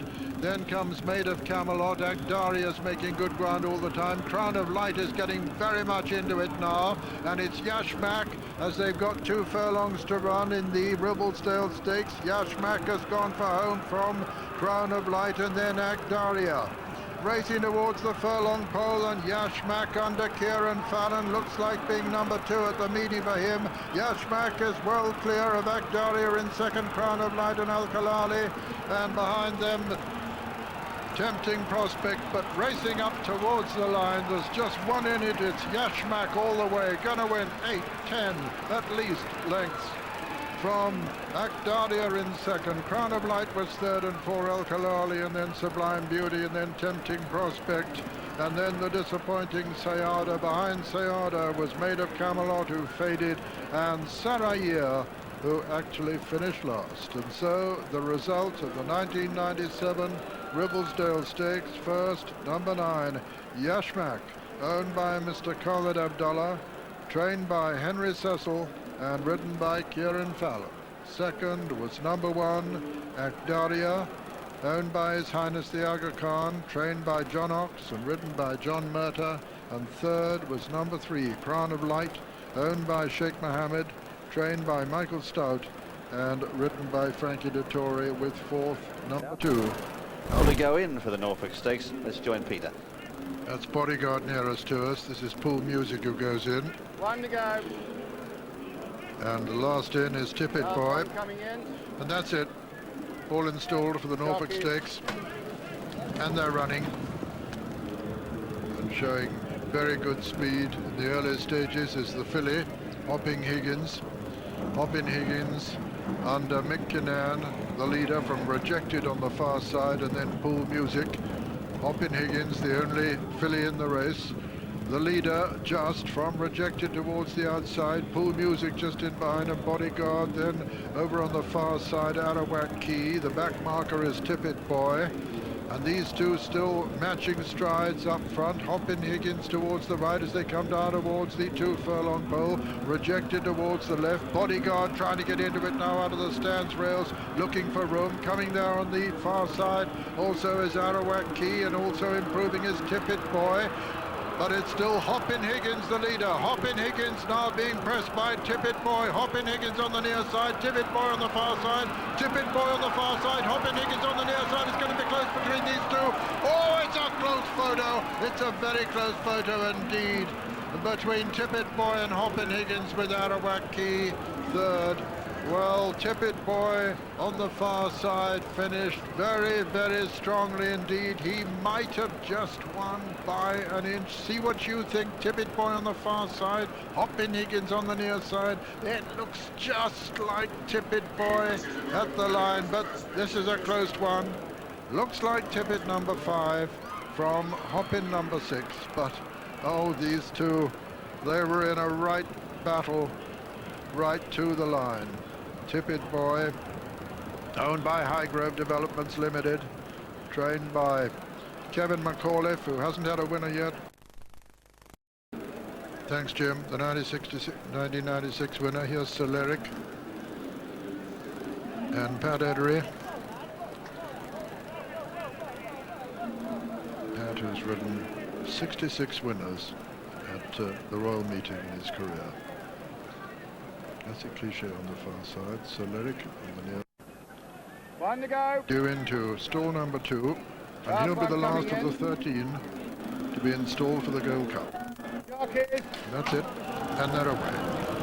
2.5 miles in all, and who's going to make it? Sam Rowan, quite swiftly away towards the right, but double trigger going on. From Grey Shot, the Grey Election Day is right up there too. Nonanito is back in 4th. and it's Double Trigger, blinkered for the first time from Grey Shot, the sheepskin noseband. Double Eclipse is next with Nonanito, Election Day over on the far side, and then Persian Punch. Just behind Persian Punch is Classic Cliche, and then Jayush and Heron Island, then Moonak, Samran on the near side, and Soleric is the back marker of the 13 runners as they race up the straight. Double Trigger towards the right as we see them. Grey Shot towards the left. The sheepskin noseband. Double Eclipse, the full brother of Double Trigger, just in behind him. Nonanito for France. Between him and Election Day over on the far side. Classic Cliche is behind them. Then Heron Island. Soleric is still the back marker. One from last is Moonax, and Grey Shot is just the leader now, passing the winning post with a complete circuit. From Double Trigger and Election Day on the inside, and Nonanito and Double Eclipse, and then Jayush. Then comes Camp David for Germany, and then Persian Punch and Heron Island and Classic Cliche. Moonax is one from last, and last still is Soleric as they swing right-handed. Got a mile and a half to go now in the 1997 Gold Cup, and it's Grey Shot the leader from Double Trigger. Then comes Election Day, then Double Eclipse and Nonanito and Jayush and Persian Punch and Camp David, and behind Camp David is Heron Island, then Samran, Classic Cliche, Moonax, and finally Soleric. Grey Shot making the running by about a length from Double Trigger in second. Going sweetly on the inside is Election Day. Double Eclipse well there on the outer with Nonanito just in behind him. Then comes Jayush. Behind Jayush, Persian Punch has made quite good progress. Then Camp David and Moonax and Soleric are still the back markers as they run down towards Swinley Bottom, with still Grey Shot the leader from Double Trigger. Double Eclipse towards the outside. Election Day is next, then Nonanito. Then comes Persian Punch. Jayush on the inside. Camp David for Germany. Then Samran. Grey Shot from Double Eclipse and Double Trigger, as they've got just about 6 furlongs to run now. Grey Shot on the inside, Double Trigger and Double Eclipse very close. Then comes Election Day, Persian Punch and Nonanito traveling well. Classic Cliche has moved up quite swiftly. They're coming to the half-mile pole now in the Gold Cup, and as they do so, it's Double Eclipse on the outside, Double Trigger, Classic Cliche going right up to join them. Soleric's making very good progress from the rear. They're racing towards the home turn now, and it's Double Eclipse the leader from Classic Cliche towards the outside. Then comes Grey Shot and Double Trigger and Samran making quite good progress, and Soleric is still right in the picture as last year's winner Classic Cliche goes for home now. And it's Classic Cliche as they race towards the furlong pole, but Soleric is just sitting on his tail and is going to make a challenge any moment now. It's Classic Cliche from Soleric, and here comes Election Day on the near side. Classic Cliche being challenged now on the far side by Soleric. Soleric is beginning to get up as they race towards the line. He's going to win it. Soleric has won it from Classic Cliche, second and third, Election Day and 4 Heron Island. What a fantastic performance that by Soleric, and what a cool waiting ride by Pat Edery.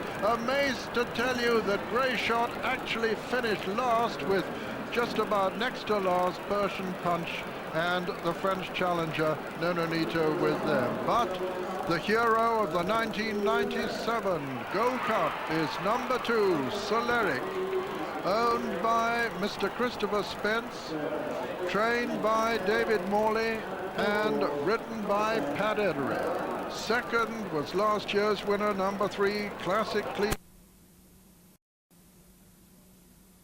Principals now closely attended by Isaac Cummin, and here comes Hightown Cavalier travelling smoothly to join them. None going better than Hightown Cavalier at the moment. And as they near the second from home, it's Hello Mary Doll who struck the front, but seemingly only on sufferance because Hightown Cavalier is going mightily easily on the inside, and these two land together. They're coming towards the final turn with Isaac Cummin back in third spot, and behind him comes the now weakening Colonel Colt. On the run for home then as they enter the final straight. Hightown Cavalier has been sent on, but he's having to be kept up to his work by Jay Harris. Into the closing stage of the race then, with just one to take, and it's Hightown Cavalier who's got a commanding lead as they come to jump it and safely over, and it's going to be Hightown Cavalier from Hello Mary Doll and Isaac Cummin. Close home, Hightown Cavalier being kept up to his work but sprinting away, winning it easily, followed by Hello Mary Doll within third Isaac Cummin, and a long way back in fourth place is Colonel Colt. Yes, it was nice there to see at Hereford that the Exeter victory for Hightown Cavalier was no fluke. He really has powered on to victory to win well. Hightown Cavalier is the winner then, from Hello Mary Doll in second place, and Isaac Cummin finished in third place. Hightown Cavalier the winner. Drifted in the market, but I suppose had to, but still returned favourite. Been a pretty good afternoon for the favourites by and large. 7-2 favourite he's been returned. Hello Mary Doll second at 9-2. And Isaac Cummin third at 9-1. Well ridden as well by Jay Harris. Conditions enabled him to claim a nice claim here, £10, and he's put that to very good effect. So have a replay now from around about the second last, that sort of vicinity. Colonel Colt had jumped to the front. This is in fact picking them up off the home turn just after the second last. Colonel Colt had jumped to the front down the far side, but faded very tamely indeed into fourth as we come to the final flight of hurdles. The one thing that we saw from Hightown Cavalier's victory at Exeter was that he certainly stays all day, and obviously when he hit the front, no one was really going to be able to live with him. The mare, Hello Mary Doll, ran well enough in second place, and Isaac Cummin in third. And there's some celebrations there on the winning line as well. Very happy punters down there at Hereford. It's won by 9 lengths as well, Hightown Cavalier, a 9-length winner, the 7-2 favourite.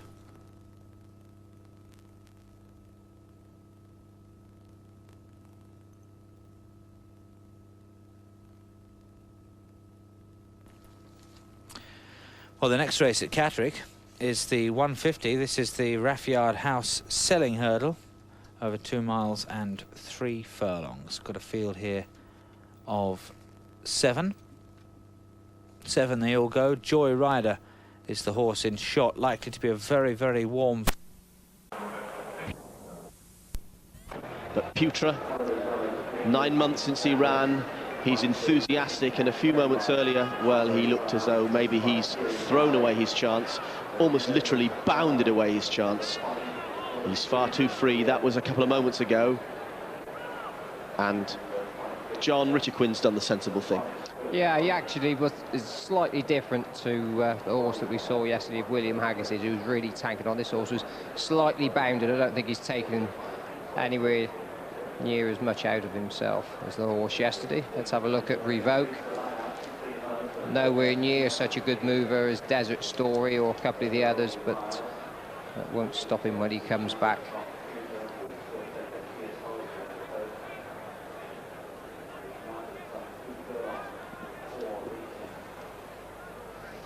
So the others just coming down to join them. We'll be back in a couple of minutes.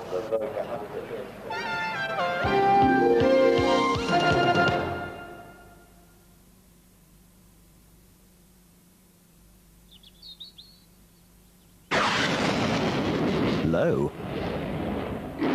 but not as low as the fuel prices at Esso. Basta che filmi.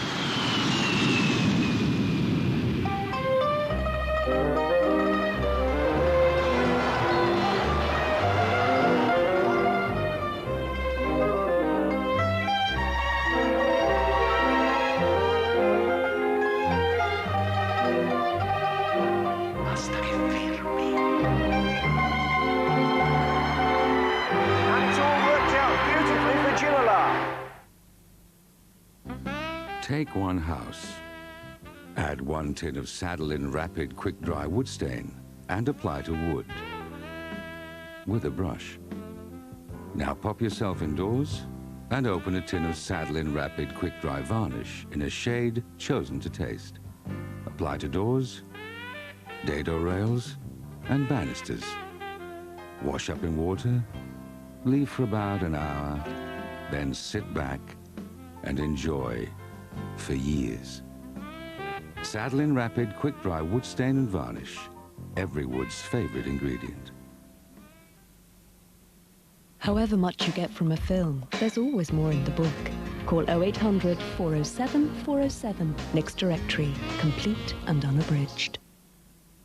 Oi, Churchill! Could you save me money on car insurance? Oh, yes. Just by calling 0800 200 300? Yes. OK, can I pay monthly? Yes. Get an instant quote? Yes. Instant cover? Of course. Ah, I suppose I've got loads of forms to fill in. Oh, no. And I could still save on my car insurance? Oh, yes. Ring Churchill now on 0800 200 300. Give the dog a phone on 0800 200 300 and see how much you could save. From May the 29th, BT are cutting the cost of national daytime calls again by 10%. So a 5-minute call will cost just 40p, and with BT's business choices, discounts can cost as little as 29p. BT, the cost of calling keeps on falling.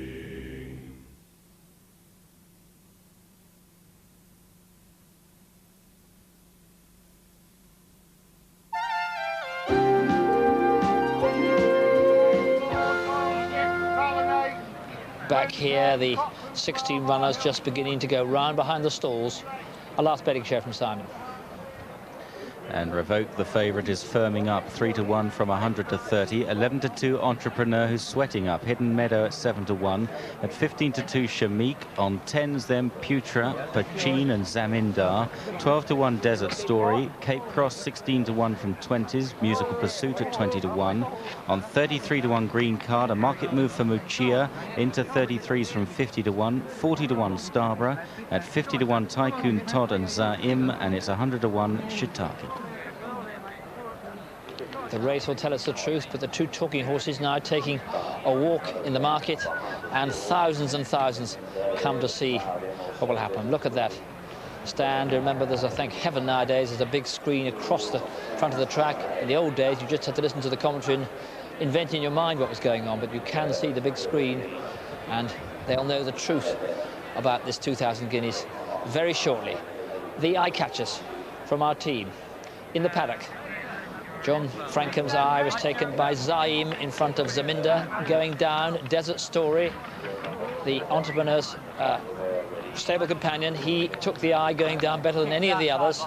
In the ring, Revoke and Zaminda are strong, and Entrepreneur and Shamik, for so long the talking horses, are weak in the betting now.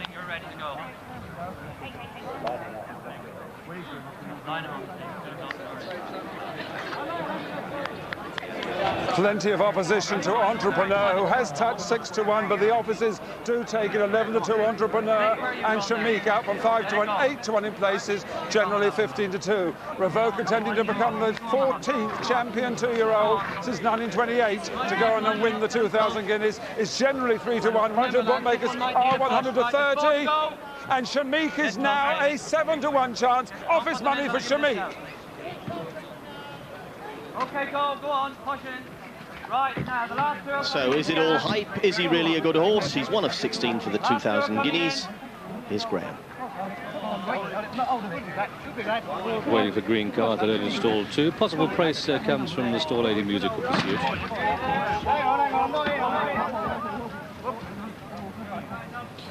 And Green Card backs away. Lightly raced horse, ridden today by Willie Ryan. Starborough is scheduled to go into the stalls last into 15. But then they kick away for the Potemps 2000 Guineas, and very fast astride Entrepreneur on the very wide outside. Starborough going fast. They're electing to come down the centre of the track, and Hidden Meadow is up with the pace. So too Shiitake, and pulling very hard indeed is Tycoon Todd in the all blue. So it's the white cap, the far side Starborough, the star sleeve Shiitake bidding for glory. Then he's got this Tycoon Todd back into third place. Now Entrepreneur sits 4. Musical Pursuit can go from the front, but running quite freely 5. Desert Story 6. Poocher on the outside is in 7th. And then behind these we've got Zar-Em. At this stage, Revoke is in behind horses, and at the back of the pack we've got Zamindar, and that's crying for room. There's some muscle going on there as they come halfway. Musical Pursuit a bit of a sufferer. And they come down to the halfway stage, and it's Entrepreneur the rail, Shiitake, and up on the outside Starborough, these still 1, 2 and 3. Now Pachin gets a run next to the rails, Cape Cross with a bit of a move. Up on the outside Desert Story, Revoke with a lot of running to do, and he's going to have to switch wide to come with a run as they come down past the 3. Entrepreneur next to the rails, Starborough with the white cap, these sitting 1 and 2. Here with the striped sleeves comes Pachin chased up, Cape Cross with a bit of a run, Shiitake behind these. Revoke is very wide on the course with a lot of running to do. They're down to the final furlong now. An Entrepreneur next to the rails sets sail for home. 2 Starborough in second place, then Pachin in third. Revoke is eating ground on the wide outside. Desert Story follows. Zamindar has found room and really flying now, but they're inside the final furlong, and it's Entrepreneur into the lead. Entrepreneur's going to take it from Guinness. Here comes Revoke on the very wide outside, fast and late, but Entrepreneur lifted. Entrepreneur, Revoke 1 and 2, close for third, Pachin, Starborough, then Zamindar, Desert Story, Shiitake, Cape Cross, Green Card, Butcher, Tycoon Todd, Zar-Em, Hidden Meadow, and towards the back was Poocher, and also well in arrears was Shamik. And so the result then of this, the Potemps 2000 Guineas, it's gone to number 3, Entrepreneur. Well, the hype was right. The 11-2 shot this Entrepreneur in the colours of Mr. Michael Tabor, trained here at Newmarket by Michael Stout, well ridden by Mick Kinnan. Another 2000 Guineas victory for Michael Stout. Tremendous training performances to bring this clearly talented horse to win a classic first time out. But I wonder if there was a hard luck story here. I nominate one. Second horse home, number 10, Revoke, in the colours of Robert Sangster, trained at Marlborough by Peter Chapelheim and ridden by John Reed. Got no sort of a run with about 3.5, 4 to go. And the third horse home is number 8, probably Pachin. The judge calls a photo between Pachin, the blue, and Starborough, the white cap, running the rails in 4th. Zamindar, another sufferer in traffic problems, 5th.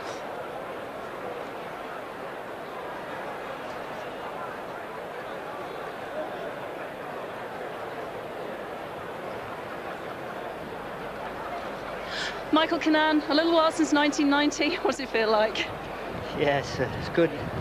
I made a little bit more use of him than I sort of nearly wanted to, but after about halfway, they suddenly went to crowd the stand rail, so I said I kicked up and got in there. Will he get a mile and a half? Well, he cruises so well. He's bred to get it. He's got to be interesting going a mile and a half. They were saying it was an open Guineas beforehand, but did that ride like a good race? We went a good gallop, and my fella picked up. He just got a little tired because of me making more use than I expected, but I didn't have much choice. But I think Michael has left a bit to play. I think he'll improve. Well, great performance, really well done. Well done.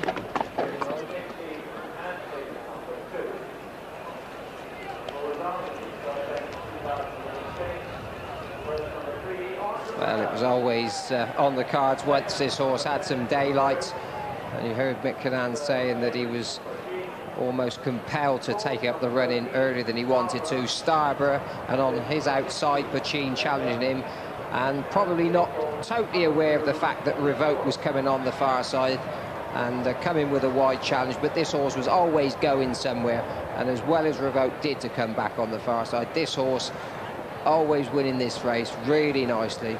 Classy performance.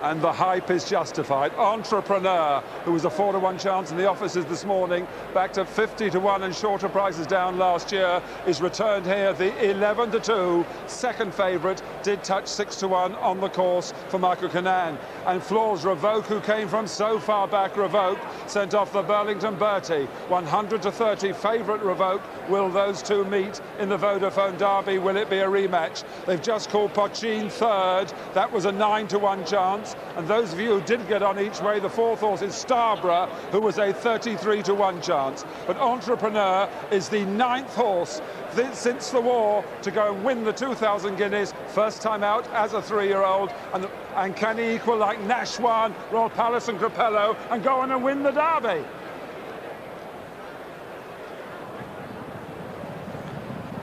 Well, it's a race that Michael Stoute will look back on, of course, with pleasure. But Peter Chapelheim, who trains Revoked, there is probably in about 8th or 9th at this position, already not going anywhere. And it's the same old problem. If you're on a horse that just lacks that little bit of toe, you're always stuck when it comes to actually taking a position. The gap appears, he gets out, finally gets this horse running. He's a big, solid horse, and he's probably made up the best part 6 or 7 lengths when he's met the rising ground and begins to go somewhere. And Jim, from here, he was never going to do it, but then it looked close when the camera angle changed. Yeah, in the last 50 yards, Mick Kennan's just sort of eased off a little bit on Entrepreneur. Zamindar has come from even further behind than Revoke, but I mean, you've made the salient point. I mean, Revoke did look unlucky if you go up the hill, but when they quickened, rather surprisingly given his 2-year-old form, he was the first to come off the bridle.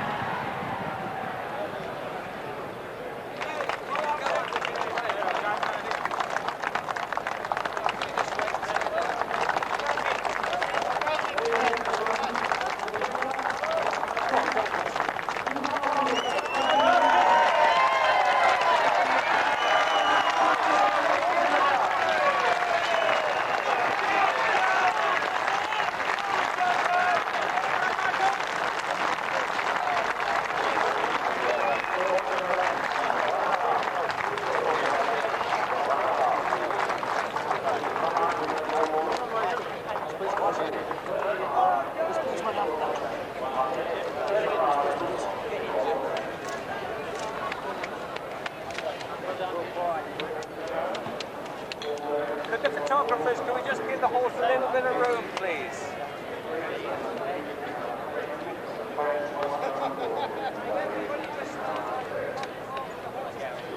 Well, he's been harder to see than Shergar, who Michael Stoute also trained in 81. Everybody's been looking for him, and he's turned up today, John. And so often horses that are hyped, and let's face it, his form at 2 didn't merit anything like a classic performance under his belt, but he really did deliver. Yeah, I suppose when you've trained as many horses as Michael Stoute, then you know just how easily and how often they disappoint you. This horse certainly hasn't done that. Michael Tabor in the foreground, the owner, had so many good horses in the last couple of years, and they'll be already thinking and waiting for Epsom to come round. Third 2,000 Guinness success for Michael, following Doyoun and Shadid. Real warmth there, John, isn't the way? I mean, and it's easy to get over sentimental about horses, but Michael really looks as though he loves that horse. Yeah. Go ahead.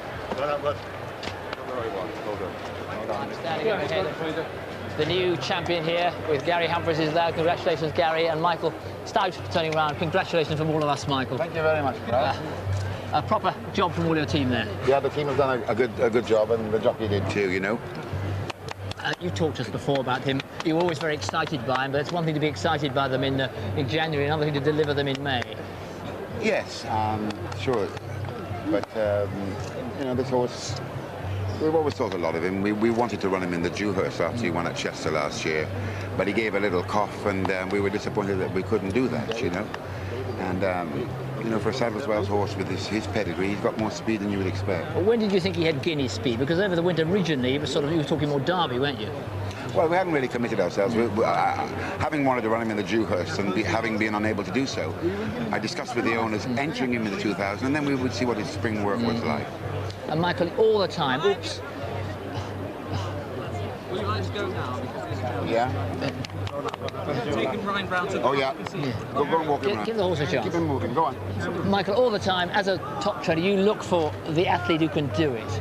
When did you think he looked as if he had the class? When did you think he had the class?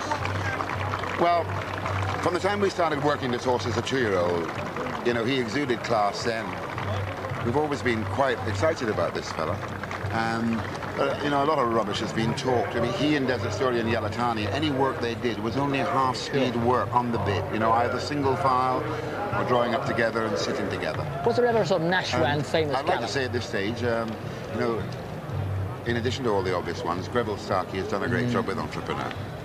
And Michael, first time out he ran, it was a mess up. He screamed and hollered and everything else. Well, I'll tell you why. Because I didn't realise till afterwards he was drawn next to a filly that was in season, and that was taking his mind off the job in hand. And then he jumped slowly, and he was drawn on the rail on the July course. She was drawn too, so he was following her, switching her tail and messing about.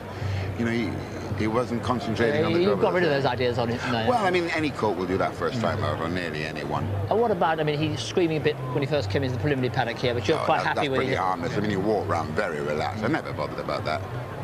And of course, we go to the Derby now. He's so fast. I know he's bred to get a mile and a half. Are you absolutely happy that a mile and a half will be okay for him? Well, he does have a lot of speed, as I say, for Saddleswell's coat. The full sister finished second in the Oaks, and the full brother won a listed mile and a half race here and a listed mile and 5 at Chester. They're all different, all individuals, but I would be very hopeful he will get the trip. And what about another race? Only a month away. Would you give him another race beforehand? No. So we have to wait and see. And a final thought, he's not the most extravagant of movers in his slower paces. Any worries of the undulations of Epsom, fast ground Epsom? No, I think that, you know, he was just sort of lobbing down until he got past the dip, you know. And but he's actually a very good action horse, especially when he's in full flight. But even in his slower paces, he's okay. But often it's deceptive here at Newmarket. They come out and they're on a, you know, they're just sort of lobbed down into the dip, and then they flow a little bit more after that.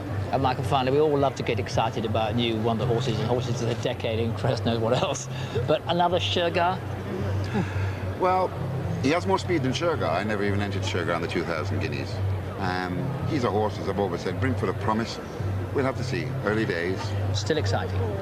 Still exciting. Thank you very much. Hold that runner, Mike. And the tote returns on the 2,000 guineas. Entrepreneur, the winner, paid £6.80 for a win on the tote. Place is 320. Moonlight Paradise, the response down in the betting ring, and Yashmak in Reams Averse. Ocean Ridge, slight negatives about those. And 37 favourites have won the 1,000 guineas in 97 runnings this century, including 9 of the last 18 favourites have gone in. Pas de Repose trying to become the 16th French-trained winner and the 13th filly to win the Cheveley Park, the top trial as a 2-year-old, and come on and win the 1,000 guineas. In from 7 to 2, they're now calling top of the head, 9 to 4, and that's the price right the way down the rails. And it's now going 7 to 2 bar the one. That's Moonlight Paradise, who has been back with public money because of Tote, and the officers are coming in for it now. 5 to 2 Pas de Repose, 7 to 2 Moonlight Paradise, 11 to 2 Sleepy Time, and very weak the other 2 Cecil fillies, Yashmak and Reams Averse.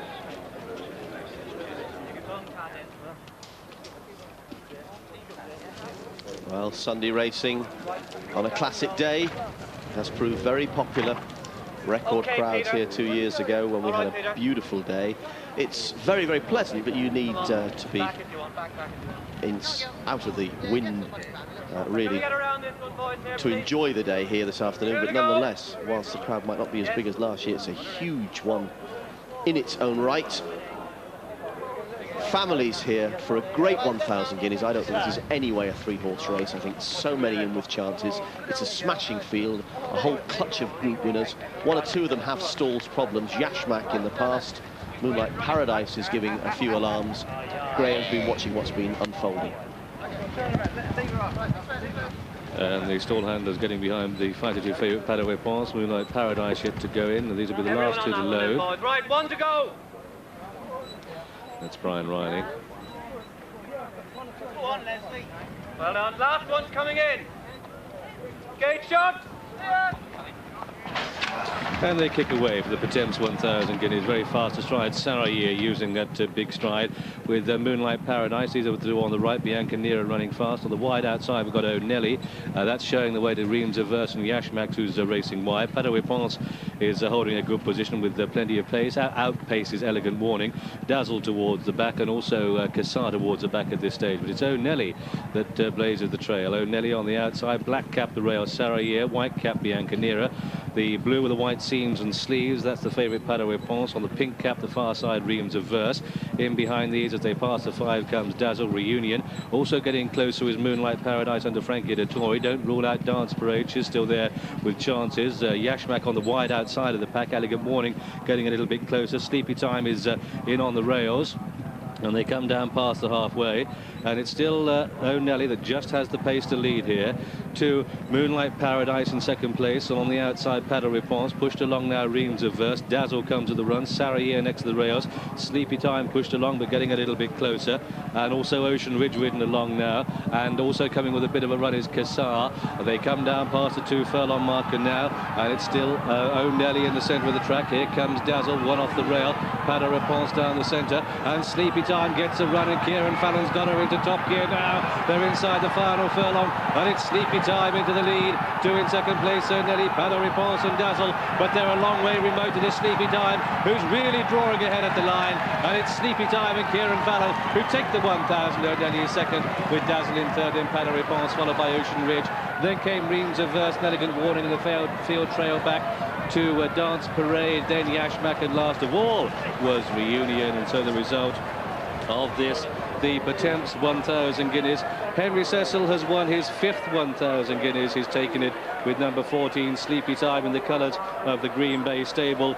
So important for Kieran Fallon, and of course the yard that they lift a big race, and he's won this race in this Royal Academy filly bred by Charles Wacker III. Kieran Fallon's 20th winner of the season. 1 or 2 traffic problems at the halfway stage, but she quickened up well and came to take it. Second horse home is number 8, O'Nelly. What a great run from Michael Tabor and Neville Gallahan and Willie Ryan. And the third horse home is number 3, Dazzle, for the Cheveley Park stud, Michael Stout and John Reed.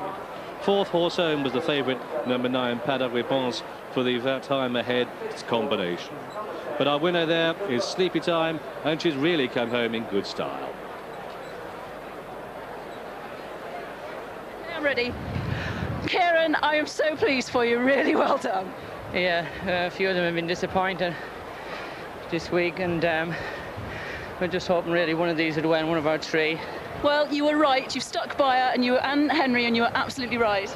Yeah, she done a piece of work after her run at Newbury, and she felt absolutely fantastic, you know. But just as I said, the way some of them have been running have been disappointing. You just don't know, you know. Well, that just shows we don't know what we're on about half the time. Now go on, a first classic, 1,000 guineas, what's it feel like? Brilliant.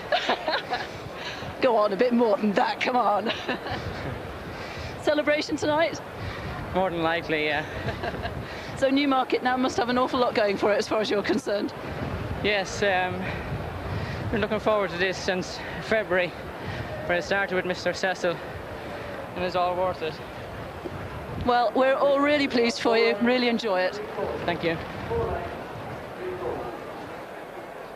Well, I should think he's been waiting that for a number of years. Wonderful opportunity. He deserved to get the break, to go as a retained jockey to a big yard. And anybody who backed this filly and watched her from the moment she came out of the stalls, she just couldn't go the pace again. That's what's been happening to her. She stepped up in distance today. She never even began to get into her stride until there was 2 furlongs to run, and had a good clear run. Didn't panic in any way. Kieran Fallon realised that whatever happened, he just had to just squeeze, sit and suffer, and that's exactly what he did. Dazzle went through there running away, looked like she was going to win, and she still had 2 or 3 lengths to make up on her, and bound to be a certain amount of relief, and I told you so thoughts going through his mind. And Henry Cecil, who's never once lost faith in this filly, told all in sundry to ignore her form at Newbury. I'm not sure whether you ignore her form or just realise from that she was always crying out for further.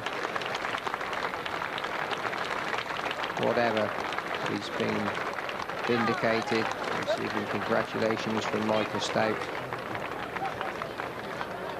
Peter Player, chairman of the course, just adding his good wishes, and assembled members of the media.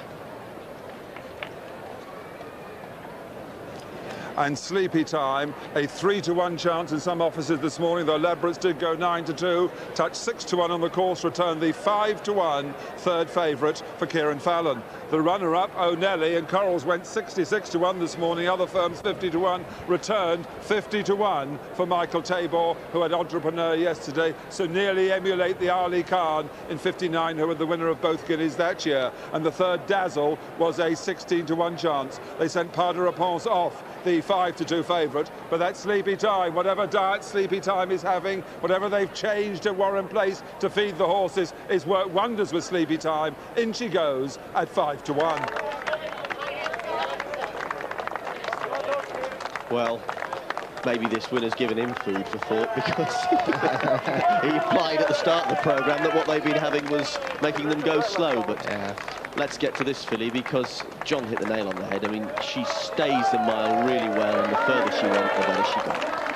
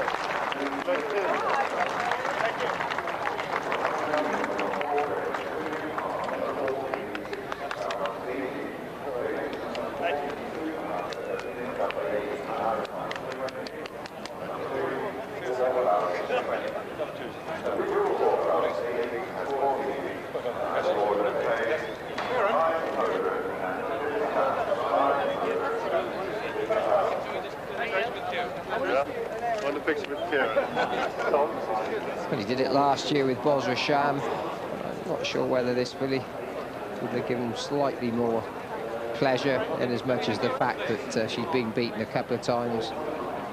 Also a wonderful moment for Tote Cherry Downs, who's responsible for the management of Green Bay Stables, and she's closely related to Ali Royal, this filly, and had a lot of success on this course this season already. And what a great run by the second, John, too. Let's not forget that. O'Nelly nearly brought off something of a shock win for Michael Tabor, but 50-1 she may have been, but she ran from start to finish. Battled on really well. No match for the winner in the last furlong.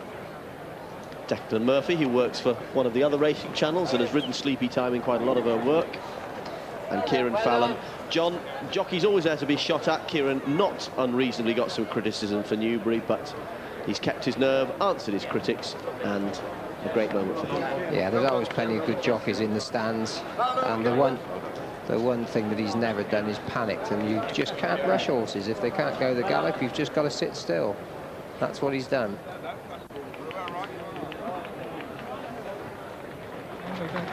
But I would think... we have Henry Cecil here. She might be put away for Ascot, isn't she? What's a bit of a chance now? Henry, congratulations. Last year, Bosrasham. Thank you. Coming to this year, there were worries in the stables, things hadn't quite gone right. How much concern did you have? Well, we had to be concerned, because we had some coffee in the winter, and we've had a few sort of bad sort of after effects. About 4 or 5 fillies have been quite ill, and both Yashmak and Reams Averse, they both coughed, and they couldn't have a race, and they both ran well. They probably maybe need a little bit further. But she had a clear run. You had that unhappy run first time at Newbury. Yeah. How impressed have you been with her since? Yeah, I mean, she works like a very good filly. She works like a very good filly, but she needs a good, strong pace. And a nice clear run, which she didn't look if she was going to get today. She got over it. She handled the situation well today, and she won like a good filly. How much further will she get? I mean, she's out of a chief single mare, and she runs as if she would get a mile, a quarter mile and a half. She didn't the Oaks, didn't she? Well, I think it's very doubtful. We might sort of try a mile and a quarter later on, but I have to talk to Green Bay Stables and see. At this stage, she's a very, very good mile. She's very good, isn't she? And Henry, there's been talk that you changed the diet for your horses and that. Has that happened? McCrick was jumping up and down this morning, so you had a change of diet, and well, you must tell me more about it. Well, I was wondering if perhaps you changed his diet too. Yeah, I think. But there's no particular change this year with your horses. Well, I mean, when I was always trying to modernise new things, but I mean, I think you better ask him. Well, I'm sure he's very, very up to date with modern play. But she, in herself, how much better is she going to get, Henry? Well, she should improve. I mean, she's a tall, well-sparing fit-in, probably with a little bit of warm weather now in the spring and everything, and she should furnish more, and probably, I hope by Ascot time she'll be stronger. And a new jockey this year, how difficult and how pleasant has it been to sort of tune into a new man? It's been great fun. I mean, you know, and he works very hard. He's a very nice person, very capable, and I'm delighted I got him. And he's shown you today that he's a Group 1 jockey. That's what we need. There can be no doubts. Thank you very much. Pleasure about you, Adam. Right. Thank you. Well, by the time we pick the action up here, she's already beginning to get into her stride. O'Nelly probably just about taking it off of Dazzle on this side, and the French filly coming with a run on the far side. But once they hit this rising ground, she just began to come into her own, really do her stayer at the end of this.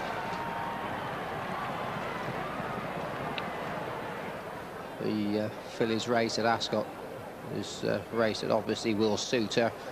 A mile round there will be right up her street and sure to appreciate further.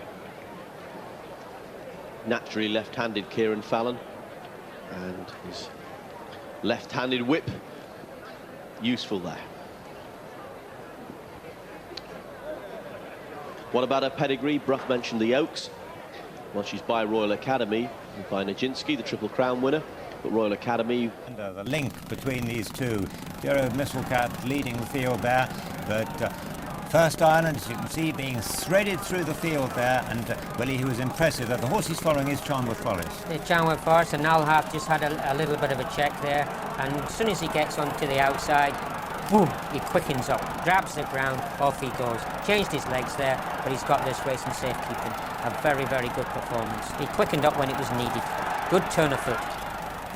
Well, that was fast ground, but the bare facts are that he beat Charnwood Forest a length. Spinning World beat Charnwood Forest 2 lengths in the Prix Jacqueline Marois, so you've got to say in principle Spinning Forest's got a couple of pounds in hand, but life isn't like that, and certainly this horse looks terrific. Let's rejoin Jimmy and Jim. Thank you, Julian. There is First Island on the way down to the post, but that Sussex State was a real good performance, but the ground that day, don't forget, was riding very much on the far side, and he was also very impressive, Jim, when he went in at Chartin. Once again, the ground was riding fast, and I think he's a lot better horse with faster ground than he's going to get today, do you? Well, the ground he got at Chartin, Jimmy, as you know, it's like a road there in December, and he really appreciated it. He came from last on the turn. He just went right down the outside, one swoop in the last 2 furlongs. It was a sign of real class. De Hoss, you remember, was actually down to run in that race and was pulled out after failing a routine pre-race drugs test before that event. But First Island, very impressive there. He's obviously a class act. Really laid-back type of horse, really is in good form at the moment. Posing Spinning World, they couldn't lay him at 11 to 10, he's out to 11 to 8 from 5 to 4. First Island drifted to 3, clipped back to 11 to 4, some money for him. Even top is 8 to 1 from 7, and it's 9 to 1, bar those 3.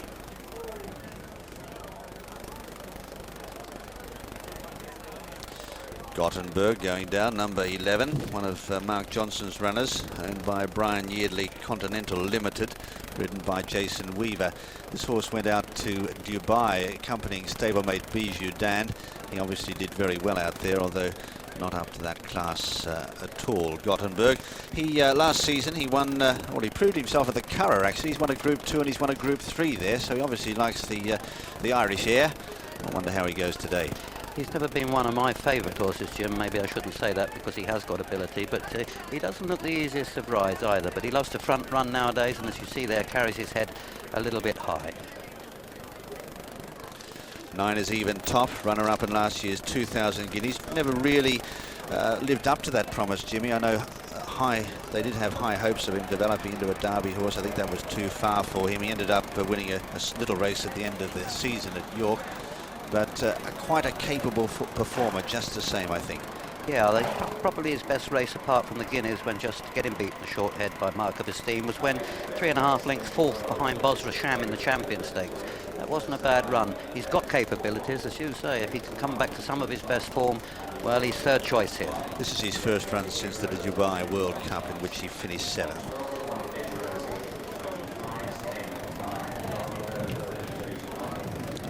Number 3 is Ali Royale. That's it in the that's Kieran Fallon. You see him there in the yellow and white striped jacket with the black cap on the left there. This is a brother to Sleepy Time, the Guineas winner. She's obviously going to be more famous than this fellow, but he's got ability, Jimmy. 5 wins from 12 starts, and a Group 3 winner last time. Quietly fancied by Henry Cecil as well. He's a good-looking son of a Royal Academy, in fact. Kieran Fallon, as we were saying, has adapted well to riding in the south of England. He's riding with a lot of confidence, but this horse, as I say, by his connections, is quietly fancied. Bin Rosie, Kevin Darley. Let's have a look at the betting. Spinning World 6-4 favourite. First Island 5-2. Then out to 9-1. Even Top is just drifting out, and 9-1 also Ali Royal. 10-1 bar as they start to move in.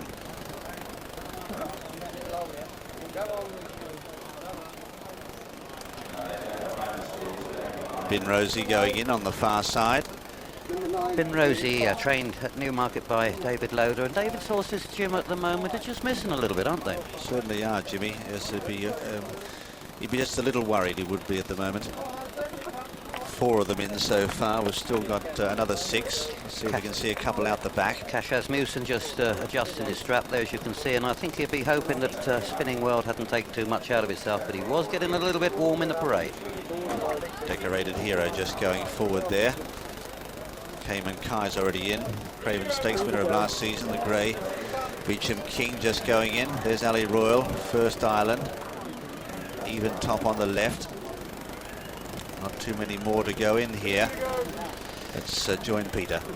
Yeah, Even Top due into stall 4. They're just about the last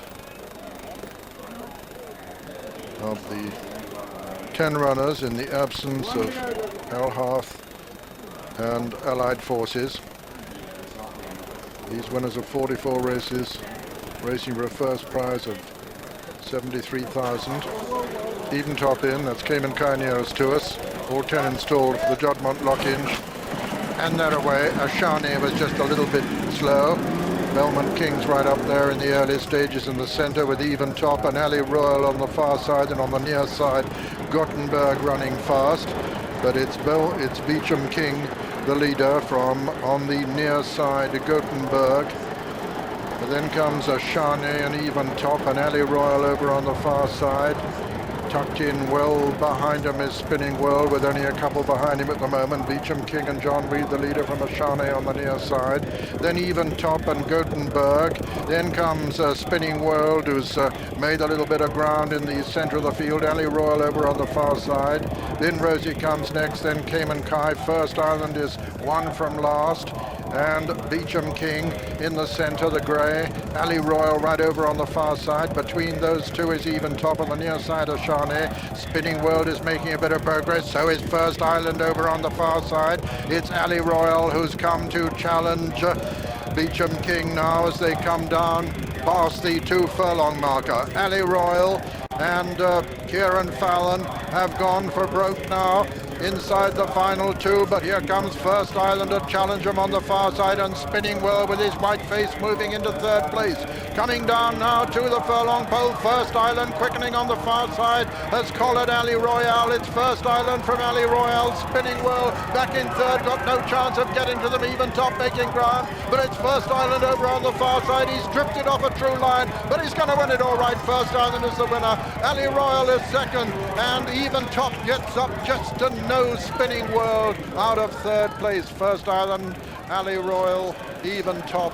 Spinning World is the 1, 2, 3, 4 in the 1997 Lock-in Stakes. The result: first, number 10, First Island, owned by Mollers Racing, trained by Jeff Ragg and ridden by Michael Hills. Second was number 3, Ali Royale, owned by Green Bay Stables Limited, trained by Henry Cecil and ridden by Kieran Fallon. And the judge has called a photo for third place between Even Top and Spinning World, but I think there's little doubt that Even Top, number 9 on the far side, Even Top got there just from Spinning World. Even Top, owned by Benny Schmidt-Bosner, trained by Mark Tompkins and ridden by Richard Quinn, and Spinning World, owned by the Niarchos family, trained by Jonathan Pease and ridden by Cash Asmussen. But First Island increases his earnings to over £700,000 now with this victory in the Juddmonte Lockinge. A real test from end to end. Beecham King made the early running.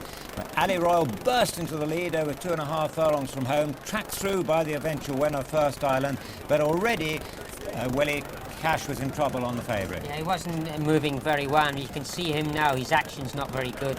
It possibly was a little bit quick after running 12 days ago on heavy ground. It's just taken the edge off him.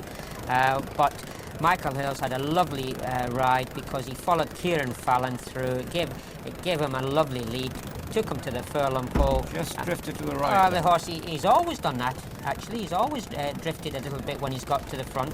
And there he goes away to the... He's gone off to the left and he comes back to the right. A very good performance. He's beaten some very good milers a long way here. They've drawn 5-6 lengths ahead of Even Top and Spinning World. First, I mean, this horse at 5, he could be better than ever. Yeah, well, there again, we were a bit worried about First Line on this ground because we thought possibly he was a better top of the ground horse, but there today he's proved that he can handle anything, except possibly really heavy ground. He won't possibly ever come across that. All credit to Ray Cochrane, who's ridden him in the morning. He's always said that he'd prefer a bit of cut in the ground, and he certainly proved himself as good.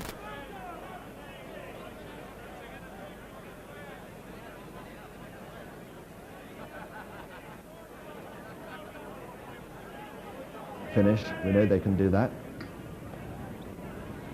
In goes Almost Skint and Niall McCulloch into stall number 6, followed by Via Verbano. Rear Fan, clear favourite now at 3-1, and CB out to 4s. There's Dazzle. Dazzle, a 9-2 chance. She's going relaxed filly, isn't she? The Strolls in there. Certainly taking a racing well.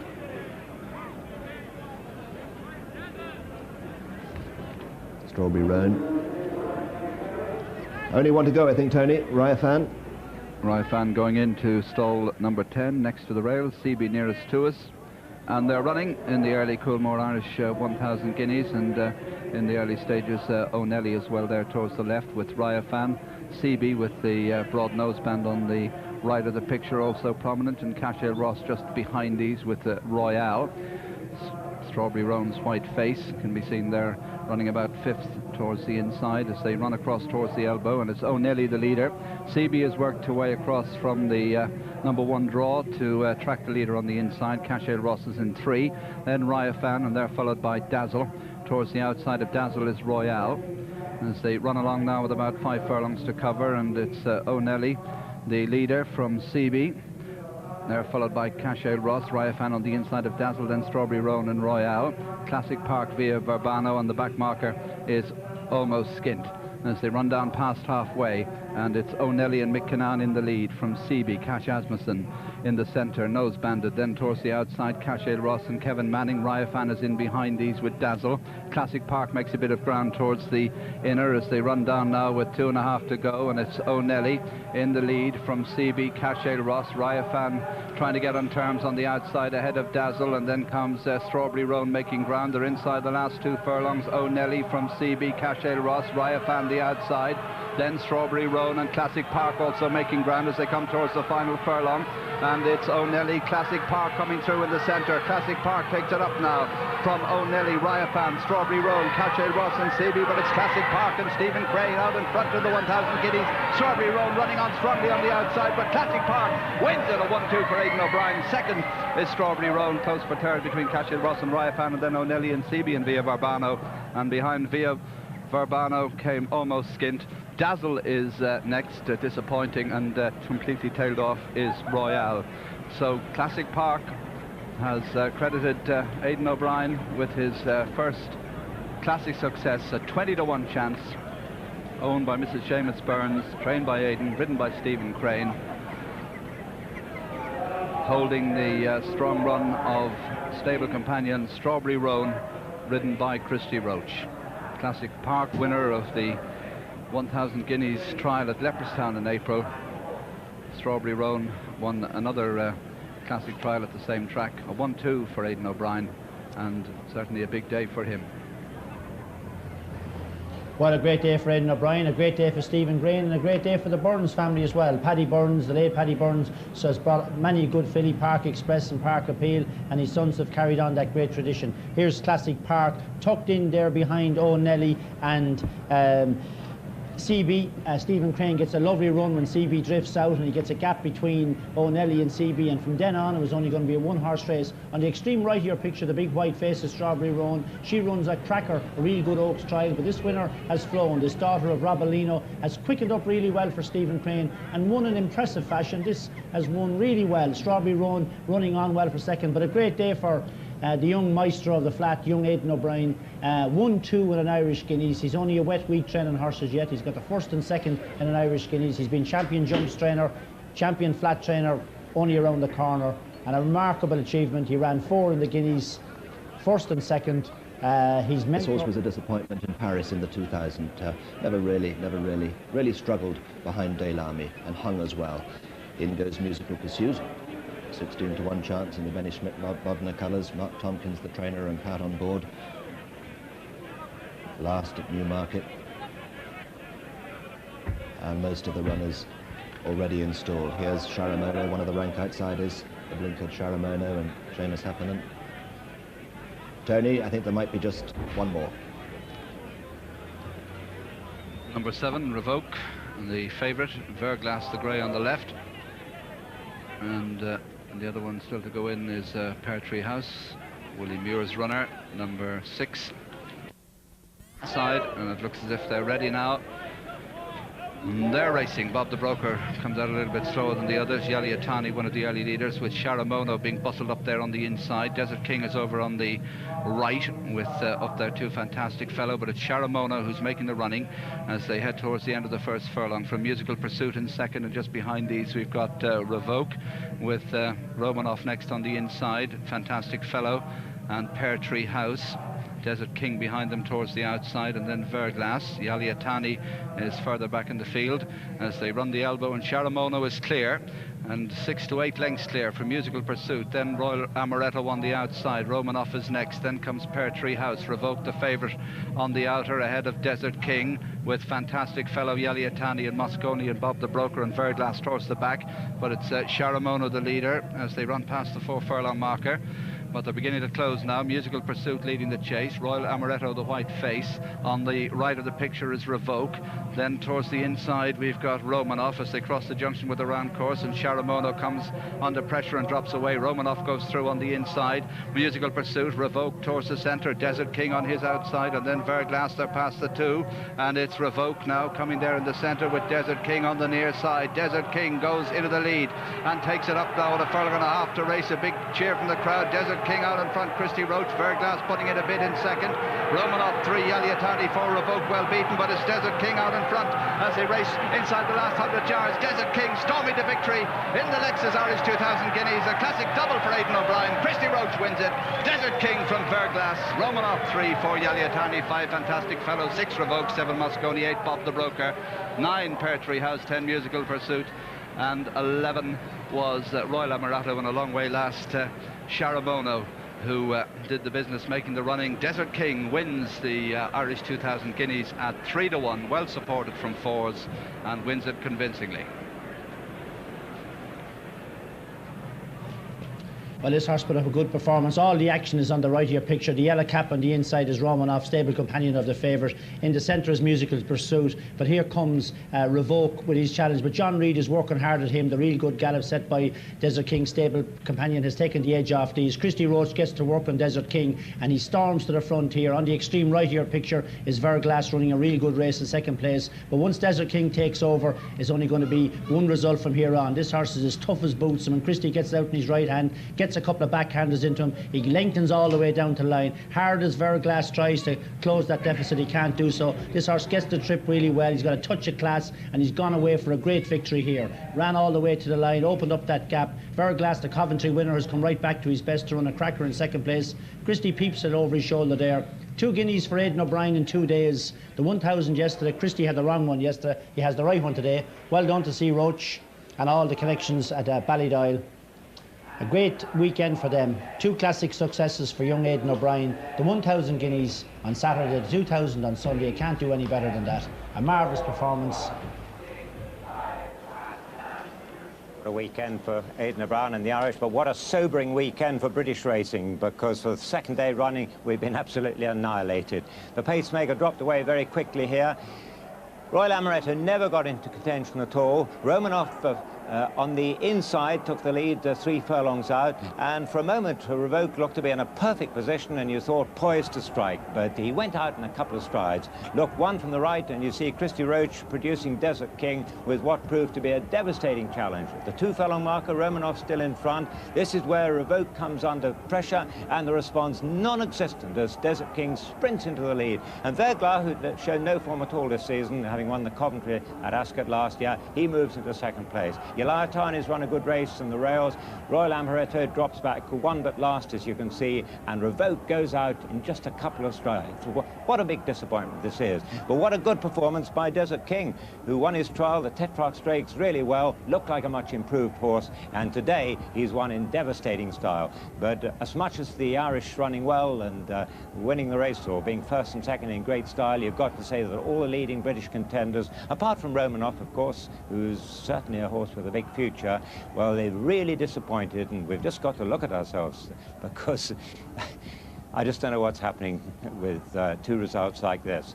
Another great triumph for Michael Tabor, the owner, of course, of Entrepreneur, and one of the fascinating things about the post-mortem to this race is what will be the reaction with Aidan O'Brien to Desert King. There he is, getting embraced again, because Desert King is still in the derby.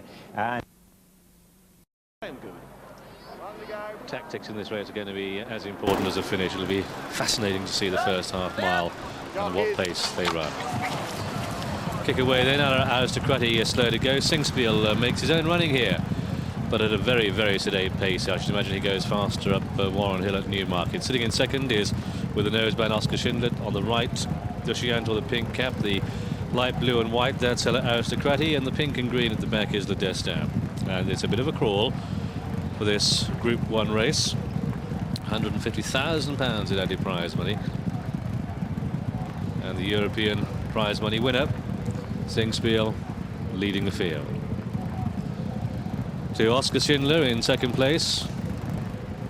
And from the air, we can see this manoeuvre, this dogleg right through the first half mile. And then they edge over to the inside running rail. And it's Frankie Dettori is the Boy Scout. He's taking them there to Oscar Schindler in second. Kieran Fallon on the inside. Dushianto, of course, second in the Derby last year. Aristocratic, the white colours, twice a course winner, but not in this grade. And the horse with the kick finish at the back is Odesta. Stephen Crane is sitting in third place now, as Richard Quinn makes a mid-race move here on Ella Aristocratic, and that's the one that bids for glory, as they yet to meet the halfway stage in the Vodafone Coronation Cup, and it's Ella Aristocratic in the lead to Singspiel in second place. Oscar Schindler is third. Dushianto just being pushed along in fourth place. He didn't really handle the track last year. He's going to have to come downhill now. They've got a wind behind them. They're going to be blown round Tattenham Corner with 5 furlongs to go. It's Ella Aristocratic leading to Singspiel in second. Then Oscar Schindler on the outside. He handled Chester okay. Dushianto's in fourth, and then the Destin is fifth of the 5.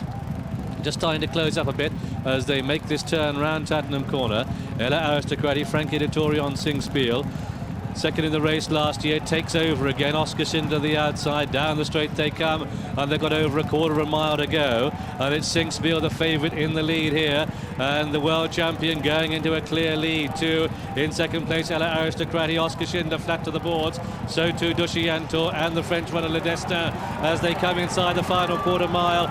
It's a one-horse race, and that's Sinkspiel clear by a street, 6 to 8 lengths, Dushianto and Le Destin. So a world-class performance from a champion racehorse as we witness Sinkspiel winning the Vodafone Coronation Cup for Michael Stout, Sheikh Mohammed and Frankie Dettori. Sinkspiel is the winner. Dushianto punched home second, Le Destin comes third.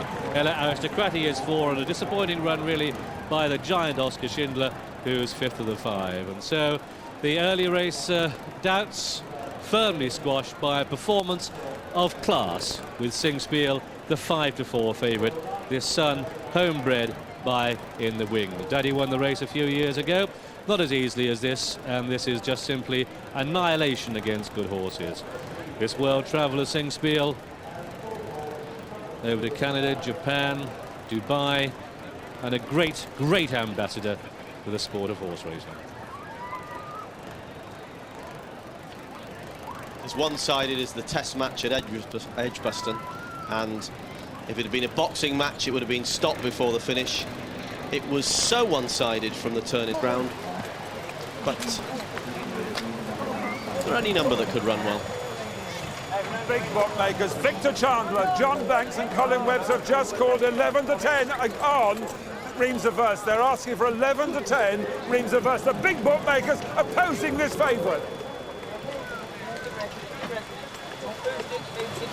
Getting set then for the Vodafone Oaks. Early pace can come from stall 4 at 12 or wide on the track at Teacher from 12. Favourite Reims of Verse getting a little bit warm down at the start. You have to travel the whole mile and a half reverse horseshoe to get down to the classic start these days.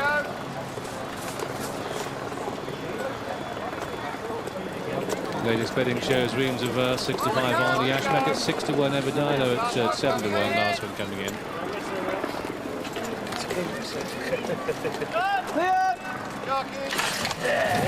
Kick away then, and Yashmak is very fast to stride, gives the lead to Reims of Verse on the wide outside, but at bedtime of a teacher as they sort themselves out through the first quarter mile. And now charging through the pack in the all blue is Sadaya. Sadaya comes through to take it up.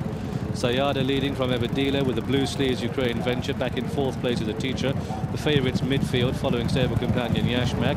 Bin Baladi holds a good position on the outside, but they take this dogleg right and then swing over to the left hand inside track, and it's Frankie Dettori on Sayadaya that leads by about a length. 2 in 2nd place on the inside Ukraine Venture, a teacher sitting in 3rd, Bin Baladi 4. Then Book at Bedtime the outside of Everdila and Yashmak, and then Reims of Verse on the outside of Etoile. Crown of Light is out the back, and so too the outsiders Gazelle Royale and Imperial Scholar.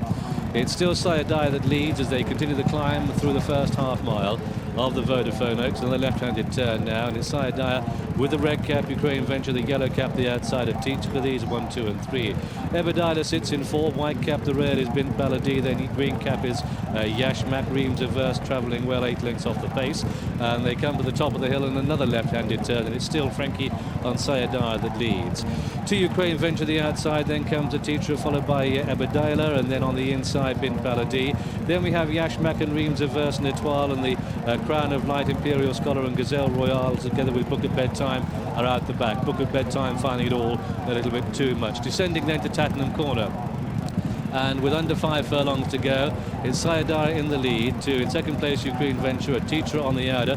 The favourite, the red-hot odds-on favourite, Reims of Verse, is sitting in 7th place, still following Yashmak, and it's a teacher that kicks on as they round Tattenham Corner. A teacher into the lead now. It's Sayadaya, the Rayos, Everdila behind these, then Yashmak, but cruising in behind them is Kieran Fallon on Reims of Verse, looking for a run now, running away. Etoile's coming with a run too. Kieran has to switch on the wide out outside. Gazelle Royale comes with a dominating run on the outside. They've got a quarter of a mile to go, and with the white cap, Gazelle Royale, Ebadiah, Yashmak in the pink cap comes the favourite, Reams of Verse, who was boxed in. Behind these comes Etoile Royale, and they come inside the final furlong now, and Reams of Verse coming to press Gazelle Royale. Gazelle Royale, the black skull cap, Reams of Verse the stand side, Yashmak the far side. As they race up towards the line, she found traffic problems, but she's out in the clear, and Reams of Verse is going to take it at the line. Reams of Verse wins it. Gazelle Royale second, through the pack for third, Crown of Light, and then Yashmak, Etoile, Abadila, clear of Bint Baladi, Book of Bedtime, then Imperial Scholar with Teacher Sayadara beats one, and that one was Ukraine Venture. And so the result then of this, the Vodafone Oaks, and oh, what an eventful time for number 9, Reams of Verse. Cecil's won the race with Oh So Sharp, Diminuendo, Snow Bride and Lady Carla, and now Reams of Verse.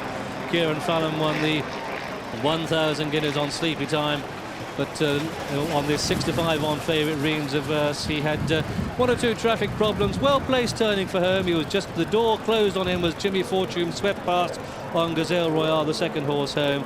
But then Kieran kicked on Reams of Verse, and as he said, riding good horses with acceleration makes the game look so very easy. And what a triumph for these lads, Kieran Fallon, Jimmy Fortune, jockeys who used to ride regularly in the north, and it's a good result for them. So the result then, it's a win for number 9, Reams of Verse. Second is number 7, Gazelle Royale, and third is number 4, Crown of Light, Olivier Pellier. For Michael Stoute, running its best race in the closing stages. Fourth horse home was number 12, Yashmak and Mick Kinnan. So, what an eventful time. An eventful time. Gazelle Royale tailed off as they came halfway, but a sweeping run from this French raider. Rank outside her too, Gazelle Royale. Review the closing stages and you'll find Crown of Light putting in her best work in the closing stages. But first, before we review those pictures, let's take a word with Kieran Fallon. Kieran, first ride in the Oaks and a winner. Yeah, lucky really. I think it must be me. Yeah, hopefully. Yeah. What's it like, 2 classics in 5 weeks? It is great, so it is. Great from the yard. And fair enough, because judging by his demeanour as he pulled up, you'd have thought he'd just been told that that suspension he got in Italy was going to stand, because he had a shocking run in the closing stages. As he told you, he was going really well early in the straight. John, take us through it. Well, at this point, it was a teacher who just went over to the rails and a little bit of scrimmaging where the grey Etoile probably didn't get any favours done, and Reams of Verse in a nice position there on the outside, but as Yashmak went across her there, didn't she? Just a little bit, but at this point, Jimmy Fortune goes for home on Gazelle Royale, and I must admit I thought that he nicked it at that point. She really quickened up for him, but Reams of Verse stuck to her guns, and for everybody who thought that she didn't stay, they were proved wrong on that point. She really stuck out well. So it's 5 for Henry Cecil, and he was watching in the stands. He doesn't often watch the race. Abadila, who's just got over onto the rails, and